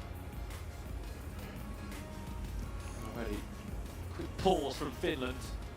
One thing that we have to say, they've had a long time to wait for this game, Alex. What do you think they'll be doing in the last 3 hours? Probably playing a lot of ping pong, because that's what seems to go on backstage, but no doubt there would have been a bit of analysis coming into this game, because the Finnish side, they don't play FIFA maybe in your typical type of way. They like to try and mix things up a little bit. Yeah, we're taking a look at Brazil and saying, you know, how can we try and find our way Yeah. through. Для Николаса, кстати, этот турнир никак не поддается. Exceptionally well. A little bit of warm-up as we jump into the first leg.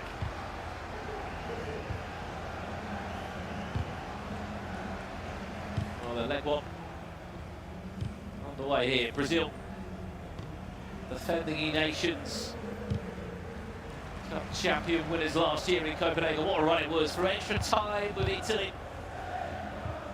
So extra time with Poland. The last minute winner. It was to crown themselves champions. The most successful nation in football. Trying to be the most successful nation on the virtual pitch. They've already got one of these eNation Cups next to their name. Are they want to find another one? Finland. They've already broken history. Здесь, по идее, должно быть без шансов для Бразилии. Ну хотя, недооценивать эти. Конечно, фавориты бразильного коса, братишка, верим в него. По факту. Все по факту, коуч. Верим в братишку Косу. Что за ошибка? Зеленку, да. Болеем за наших родных. Через L1 подача на Ване Милинковича. Скидка. У них форма белая и желтая не травят. Panic Station from Brazil. Brazil. As the ball's moving around, going back to your original point, do Finland have a little bit more freedom to just go out there and play their FIFA? Yes, to an extent, as they need to relax and ease into this game. But also, when you've come this far, it doesn't really matter in that sense. You're here, looking back on it in a month's time, you'll be so proud of where you've got to already, regardless of this result. But right now, it's about them going out, playing their game, doing what they've been doing throughout this tournament so far. I'm just backing each other up.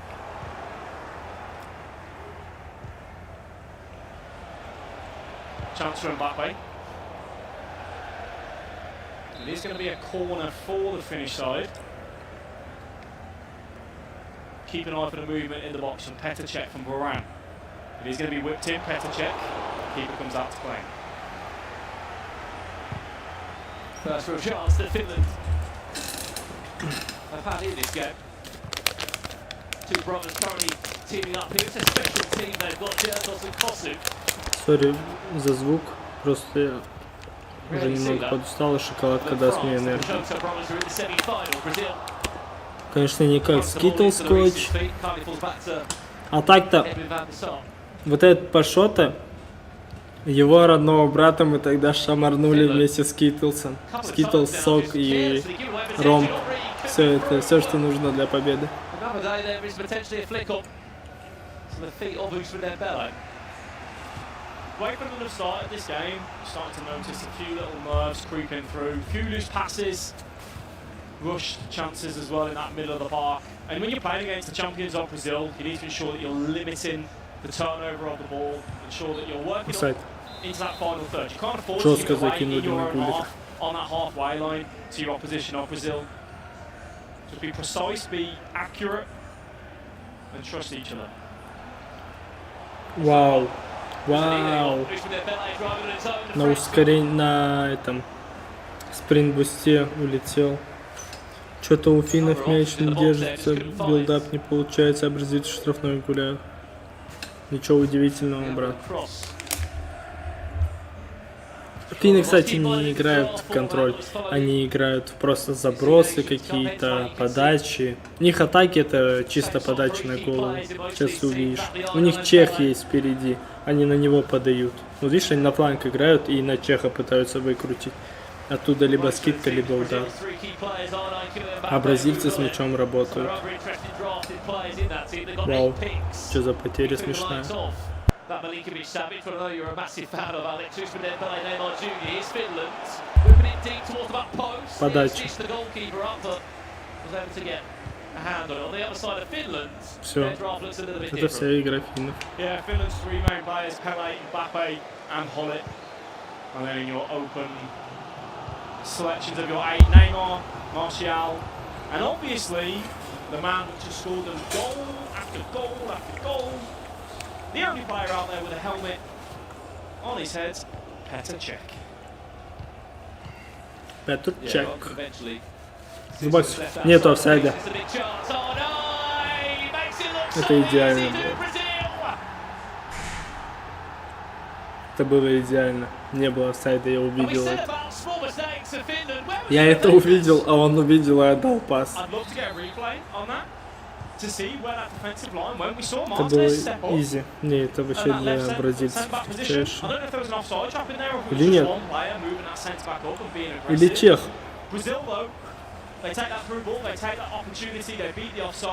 Куда это пас был правой ногой чехом?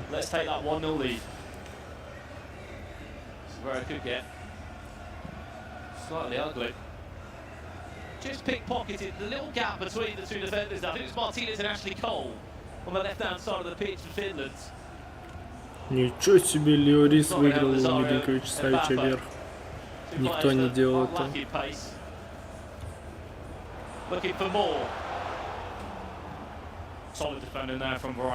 Как бразильцы играют, у них каждый игрок одного игрока проходит, потом отдает. За счет этого у них всегда преимущество. Как они так уверенно работают с мячом? Ну вот после этого, как объяснить поражение бразильцев Сингапура? Дядя Ваня, там не было поражения, там и слива не было. Просто бразильцы — это люди с... Ну это хорошие люди, не как корейцы. Корейцы мрози, которые должны были нам сделать презент, подарочек, и просто не прийти на матч. Ну или, по крайней мере, сами себе забить. Они нам еще и 2 забили в первом. А бразильцы, как настоящие мужчины, просто сказали Сингапуру: «Камон, Сингапур, я с детства за них». Сингапур, вот здесь сердце бразильцев сказали, и все. И это легчайший минус Испании.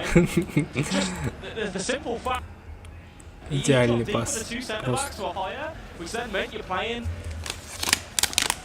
Корейцы просто не люди.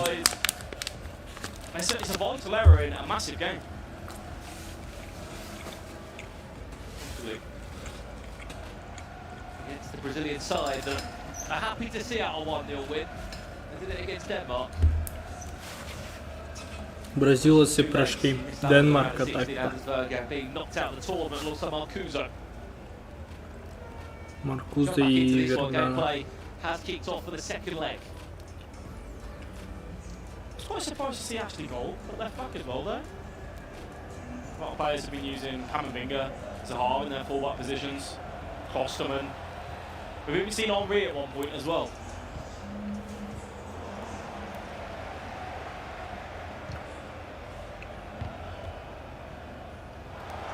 Thinking of Zaha. Shapeshifter items able to pick up the ball in those sort of areas. He's been offering so much on the overlap. Isolated is R9, but he wins a corner.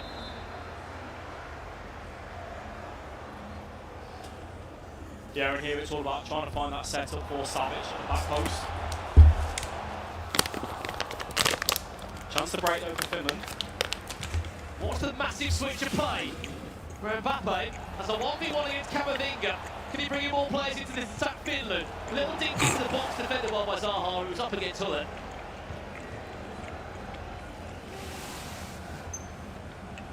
They're a type of ball that we've seen from Finland, where they're looking for that lob pass, very central. Pull it there, trying to get on the end of it to then look for that knockdown to the Russian man. Brazil though equal to it. Happy to see that one through. Looking to build up on another attack. Watch out that back post. Who's with Dembele? Finds the path. There's the player launching back inside. There's Mbappe. Is it going to work out well? Yes, it may do. Who's with Dembele? Still moving and grooving in the box. Goes down to ground. Referee waves that one away. Says get back up on your feet. Если бы он забил вот в этой ситуации, я бы позвонил в eSports и попросил им сразу кубок отдать. Он сделал болл-ролл, сразу отмену. Магиди сразу отмену. Просто на 2 отменах сразу. Еще и уверенно вот так. Психи просто.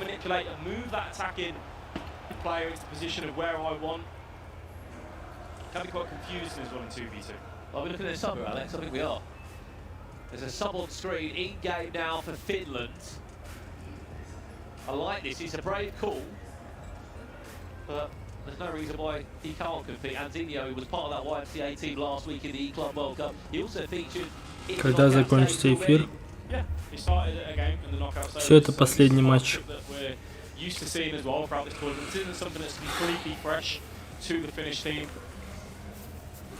Последний матч, ну, точнее, последняя встреча. Как бразильцы легко это все делают, я в шоке. Просто нету финнов, не пришли. Почему, кстати, замену сделали? Где его брат? Они с братом как-то посильнее выглядели.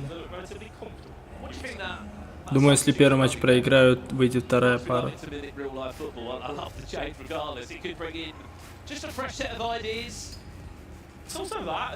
When you play 60 minutes against the same duo, you start to get a feel for how they're attacking and how they want to move.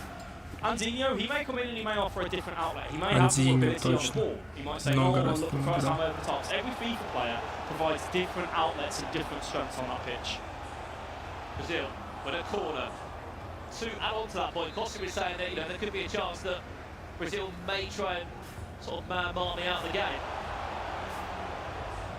See if they can stop his teammate. Finland's still very much in this time. Careful this long throw here. Savage making that run into the box. Into the box there. Опять на Миленкович ставит с Чехом. Чех проигрывает вверх. Подача будет? Нет, бразильцы не играют верхом. Или на Гулита. Хорошо делал. Пресс. Успел Эмилиано Мартинес. Хорошо вышли из-под прессинга.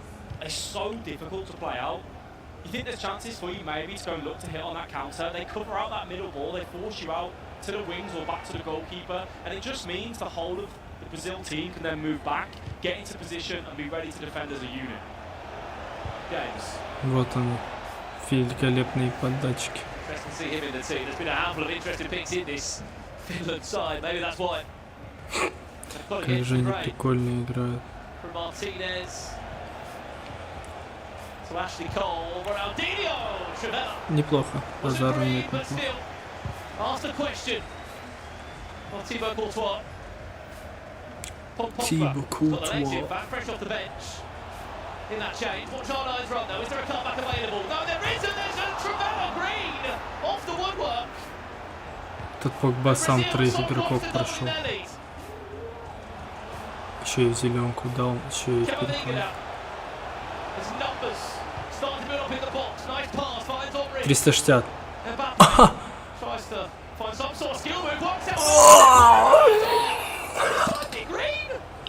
Зеленый темп, как он не забил. Коч, ты это видишь, что они творят? Как он Он как Фоума сделал, он резко поменял направление из переступа прямого. Неплохо. Как? Почему он не в ближний ударил? Это же ударка для ближнего угла. Зачем он бил в дальний? Типа, сюда бей с удара, ты же бежишь, бей в ближний. Он туда бежит, туда же и ударил. Поэтому мимо. Это было жестко. Сумасшедший. Тому презенду сколько лет? Не, не как Фоума, базару нет. Фоума там вообще нереально, в одну сторону пошел. Да, тут избиение, тут вообще страшное избиение.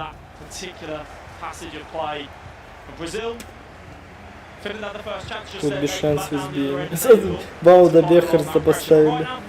Клостермана вместо Чеха. Финес нужен был. Не, они диваном просто. Не, в дальний не залетел бы. Он в дальний зеленый дал.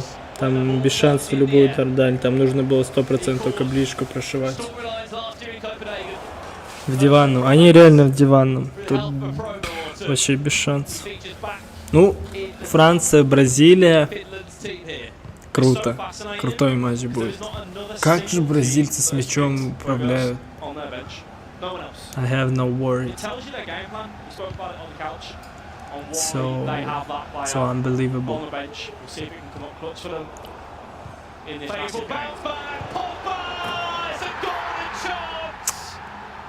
Они даже не радуются, коуч.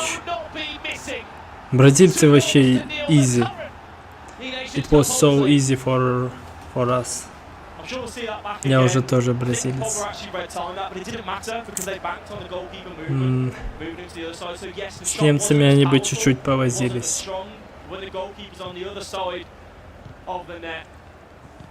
Ну, финны дошли все равно очень далеко.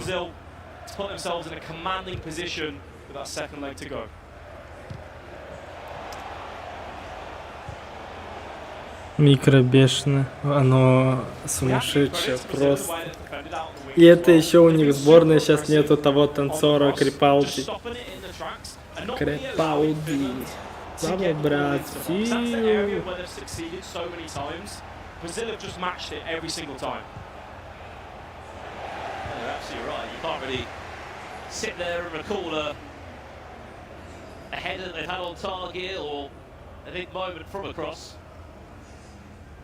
Как они все эти движения делают, приятно смотреть.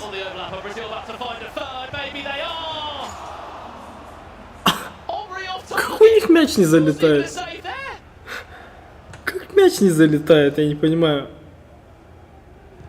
Вот сейчас он бил низом в дальний, и это должно было зайти. А до этого он ударил просто на силу.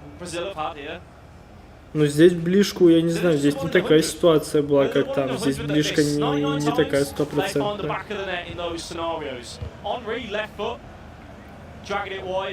Ну ты это видишь? Коуч, я вижу и я радуюсь тому, что ну реально так, вот как играют. Типа, вот играла Франция, они просто бегут по флангу и стреляют. В этом вся игра, именно сборной Франции. То, что у них есть там Фоума, это уже другой разговор. Фоума там сам что-то делает, и это круто. А кто до этого еще выиграл? Италия, там команда, они мелкий пасик, они внутри штрафной не забивают Израилю. Кто еще? Голландия, прессинг, вот эта молодая скорость. А эти просто один, каждый игрок, неважно, Пресенда или Бзин, вот это что? Он один с двумя борется, выходит на ЦЗ, убирает, бьет. Ему даже пас не нужен. Что он вот здесь сделал? Он резко развернулся, переступ. Они каждый собирает по одному человеку. Вот он не будет отдавать, он ищет. Не, вот здесь ладно, засунул на форда, и это правильно. Просто разваливают раз в раз любого. Как здесь не забил, вообще прикол. Как этот гол не залетел? Вот это идеально, коуч. Это то, к чему мы стремились и стремимся. Раз любого. Киллеры. Реальные киллеры.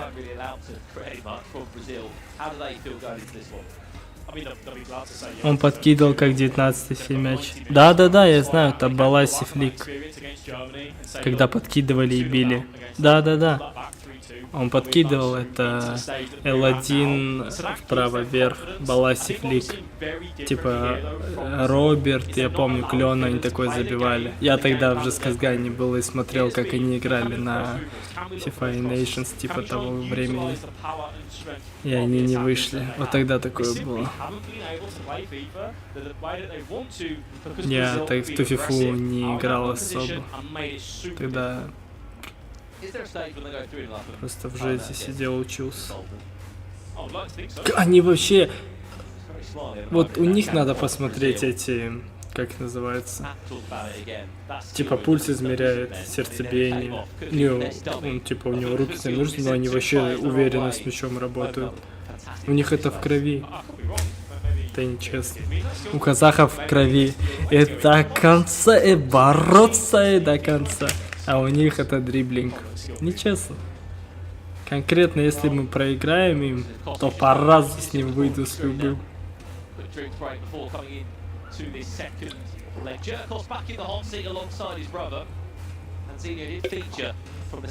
Все, брат выходит. Два брата.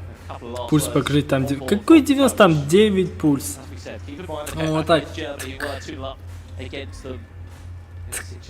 Они спокойно. У них в ушах, вот наушников нету, но у них в голове играет Боб Марли. Не сидят на спокойнике. Покуривают в аккурате, играют. Сейчас пойдут в футбол, поиграют. Им нормально.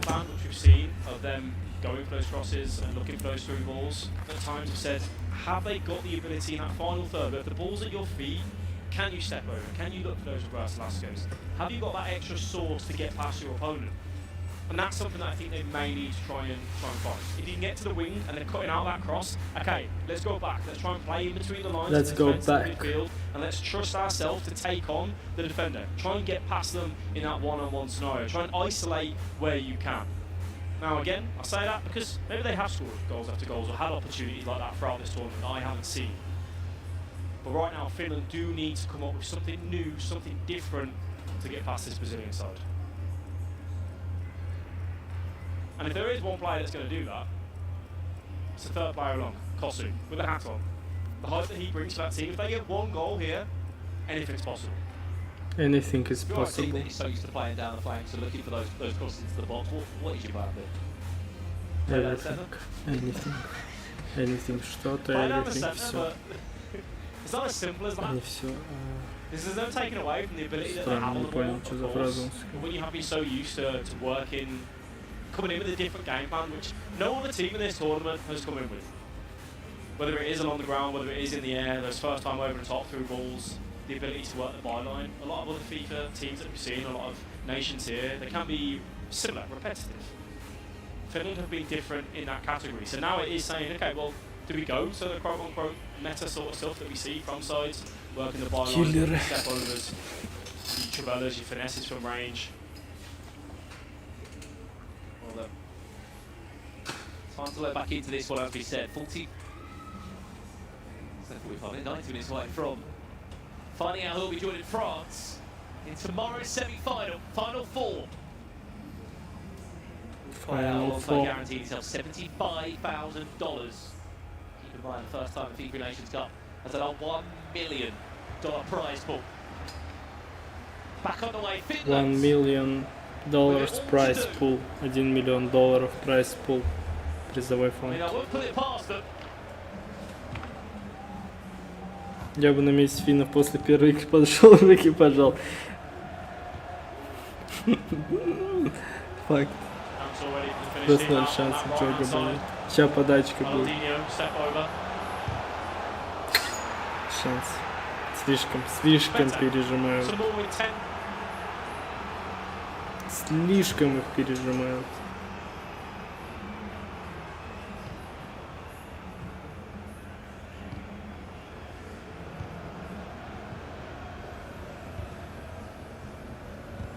Brazil's all the power of this game, really, haven't they? Score again. You force a serious change. Now Finland.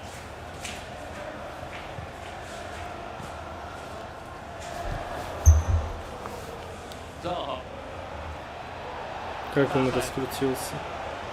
Но он не отдаст пас, пока он тебя не вытащит. Не успел на 45 повернуть стик. По прямой получилось.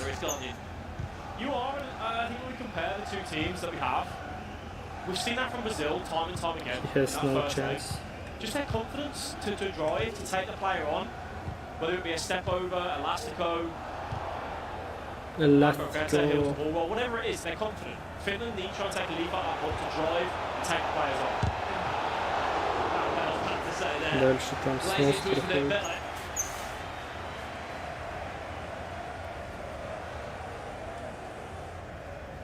Exciting again needed from Finland. They are hanging in the ropes of this matchup. На Гулита подачка. Да, Гулит. Чё так просто? Чё так просто? Чё не сдержали просто Гулита? Brazil leads. Now it's become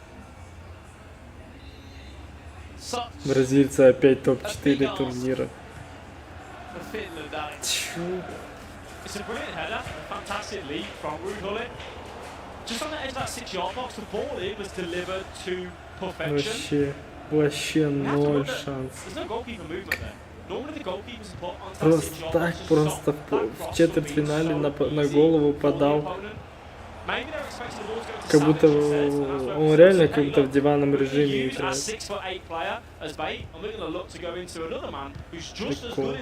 Прикол. Oh, let's get out of hand now. Brazil already driving in a goal. Ball roll. Trevella. 4. Thank you very much. PH in. For Big Thumbs. PH Zin. Because he knows he's in another championship final day. Что за гол, я даже не видел. Они так сразу им засунули.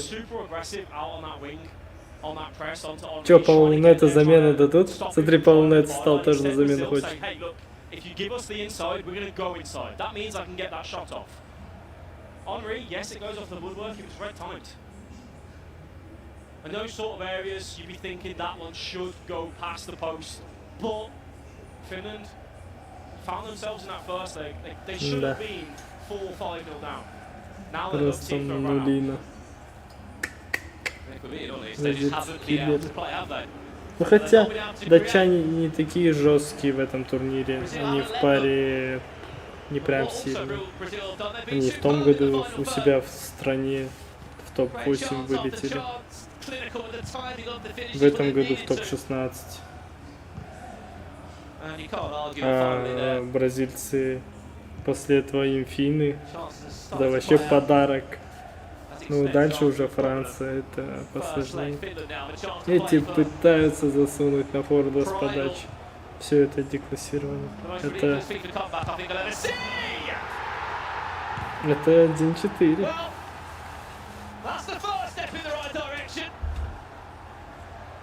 You asked how do Finland create chances if the crosses are being caught out, and it's being in that middle. It's having the confidence to trust yourself to drive into the box, take the defender on. Финны все-таки забили You один. think the block may come through? No. Mbappe, green time across the face of goal. Green And it gives time, Finland just that green little time, bit of Finland. hope. Finest shot. Time. You said, Finishing. Alex, Kosu gets the goal. Watch what happens. He's the one that scored. A leader for Finland. He's loved every single moment of this eNations. Keep an eye on that run that's been made. Еще одна подача. Не, если они вот так на подачах им еще один засунут, я поверю, что они могут что-то сделать. Ну хотя... Ну, блин, забить еще один будет интересно. Brazil comfortable enough in that defensive area. Now it's about, look, we've got a 4-1 lead, we're still relatively comfortable in this situation.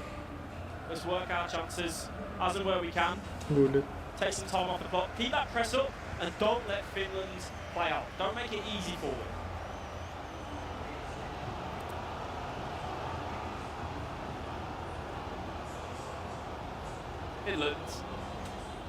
Finland.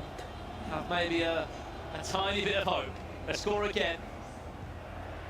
Again and again. Things will certainly start to get interesting. Saw Verjgang there with a step over. He looked for the exit, but just couldn't quite find the angle he wanted. Brazil score again. It's the best thing that they can do just to get fully back in the driving seat. I know it sounds crazy to say the 3-goal lead. Great defending from Brazil there. Noticing that Verjgang had that chance to stand up the defender, stand up that centre-back and try and take them on. Similar to the first goal that we saw Finland score today. Instead, they were aggressive. They got that player switch right. They step up and say, if you go for these step overs, I'm going to get to you before the animation even starts.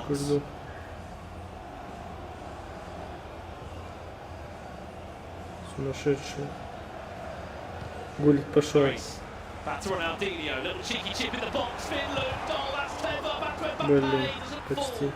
kindly for a second. Thought that was about to be a moment of magic.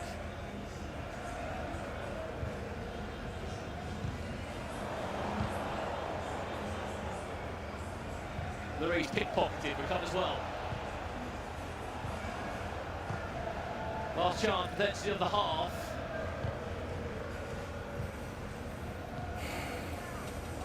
Waiting for the final attack. Risky, very risky there. Gets fortunate, goes through the legs of Luis Bella. Cuts the break. Ну, убегай, убегай, убегай, бежит. They've got runners, Brazil. Последняя, жду 45-ю. For one more attack. Big switch of play, finds hard. Flick on the way, yes there is. Sure. A dangerous area. English Savage comes short for getting the long throw this time. Успеет. And in time of 1 minute, something happened unfortunately. Нет, Half time. финны зато не успели. Moments there, Alex. Last sort of 5-10 minutes there, the goal suddenly.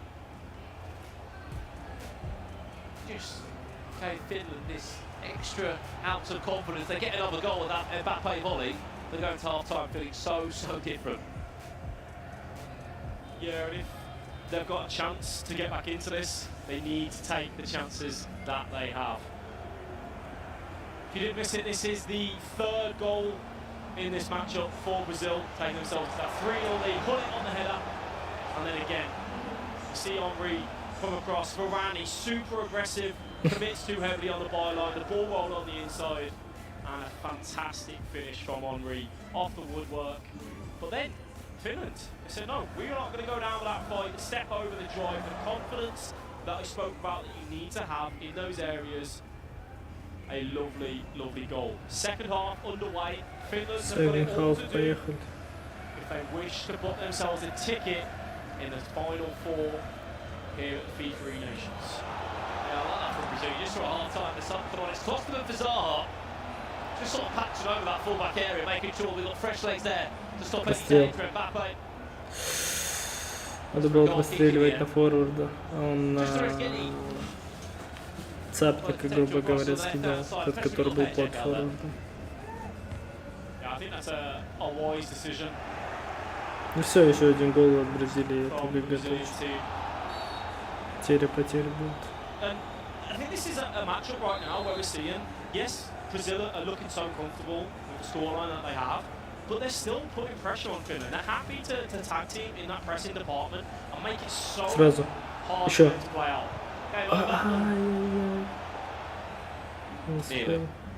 Nearly, indeed.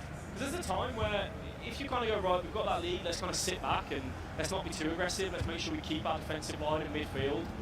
Where it is, look at that, Savage just coming up, being aggressive, trying to force them backwards. Yes, they beat the press there, but I really like what I'm seeing from Pearson and Sunday.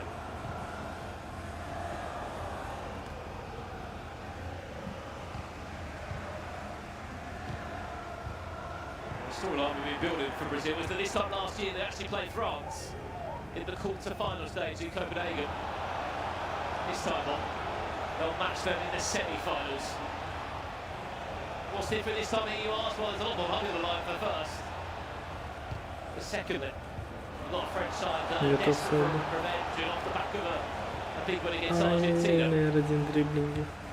Already had a taste of taking that one South American nation. They'll be looking to do another one.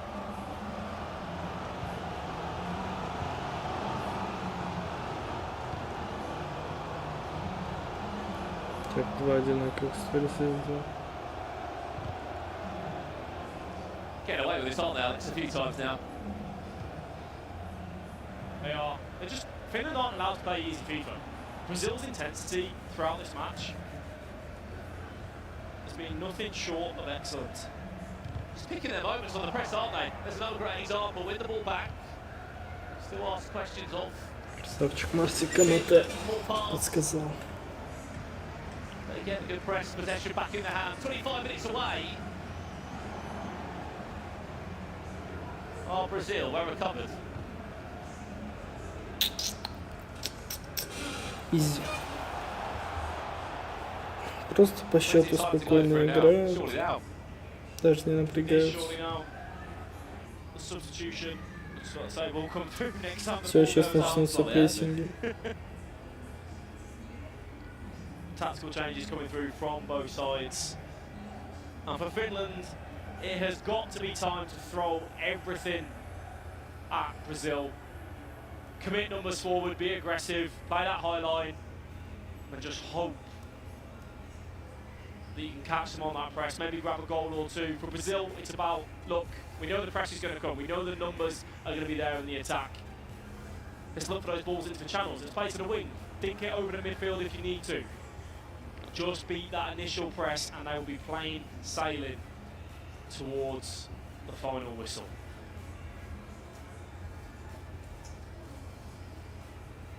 There's another change you see there again. Anzinho coming in for the remaining of this game.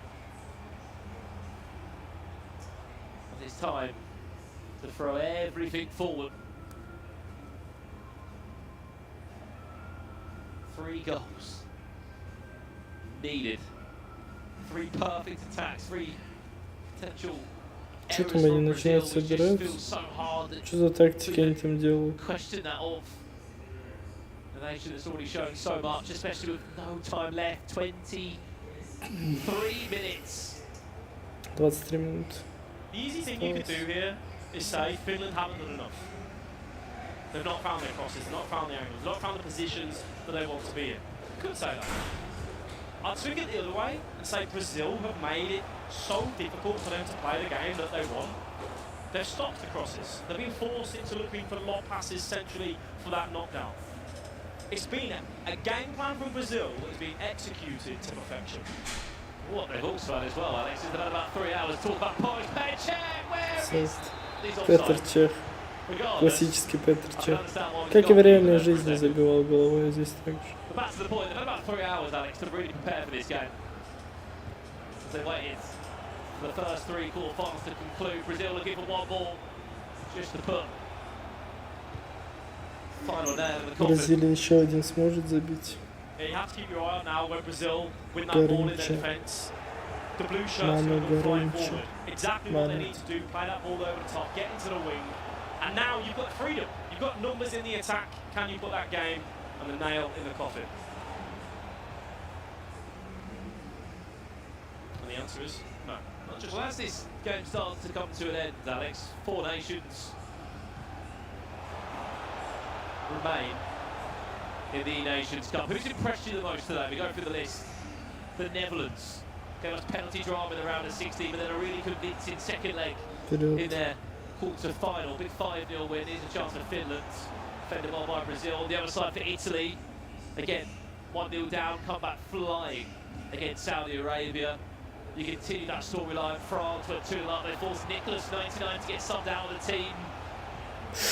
На спринбусте хотел залететь, базара не читается. Чуть-чуть не получилось. Поль Погба, сумасшедшая карточка. Как он корпусом закрывать, я не понимаю. Ой-ой-ой-ой-ой-ой. Чех. Чех на форварде, это имба. outlet that they have in the attack and the defence. We know there's a game plan there for that team and how they want to play and what they want to do with the three fantastic players that they have in that roster. Taking down Argentina is no joke. You take down Argentina, for me, one of the favourites for this tournament. That certainly sends out a message to all of your opponents as really. But then Italy have looked mature. I agree. I think Italy are the team for me. They've looked professional. They've done what they need to do, and I think as well we mentioned here how Danny Crickball, they scored a goal. He wasn't happy. He wanted to have that talk with the teammate to say we need to do this better, we need to do that better, and that shows the willingness for them to try and retain, try and get this trophy, I should say. Pogba tries to find R9. Any time to follow, but let's just give Finland their moment of time as well, Alex. What a tournament for a nation that, I think, coming in, there's not many expected a run like this, but they have given us much more than that. Taking out Germany in the round of 16, given Brazil. Все, наконец, 1/8 и 1/4 FIFA eNations Cup 2023 закончилась.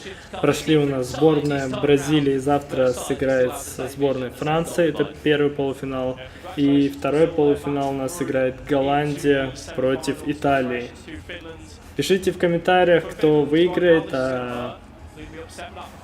Думаю, что выиграет Италия, и она будет играть в финале с Бразилией. Сумасшедший уровень, я не знаю, они реально как в футболе рождаются с каким-то сумасшедшим дриблингом даже в FIFA. Невозможно остановить. 1-2 налегке проходит. Все. Нет, сумасшедшие бразильцы, это что?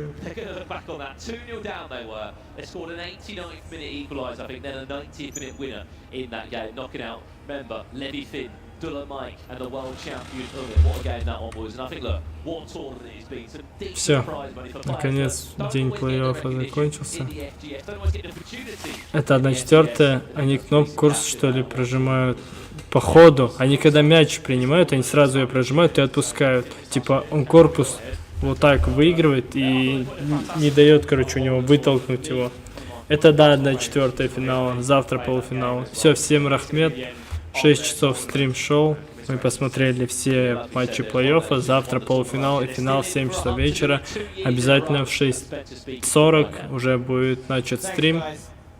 Всем рахмет. Vamo, bravo ragazzi, forza.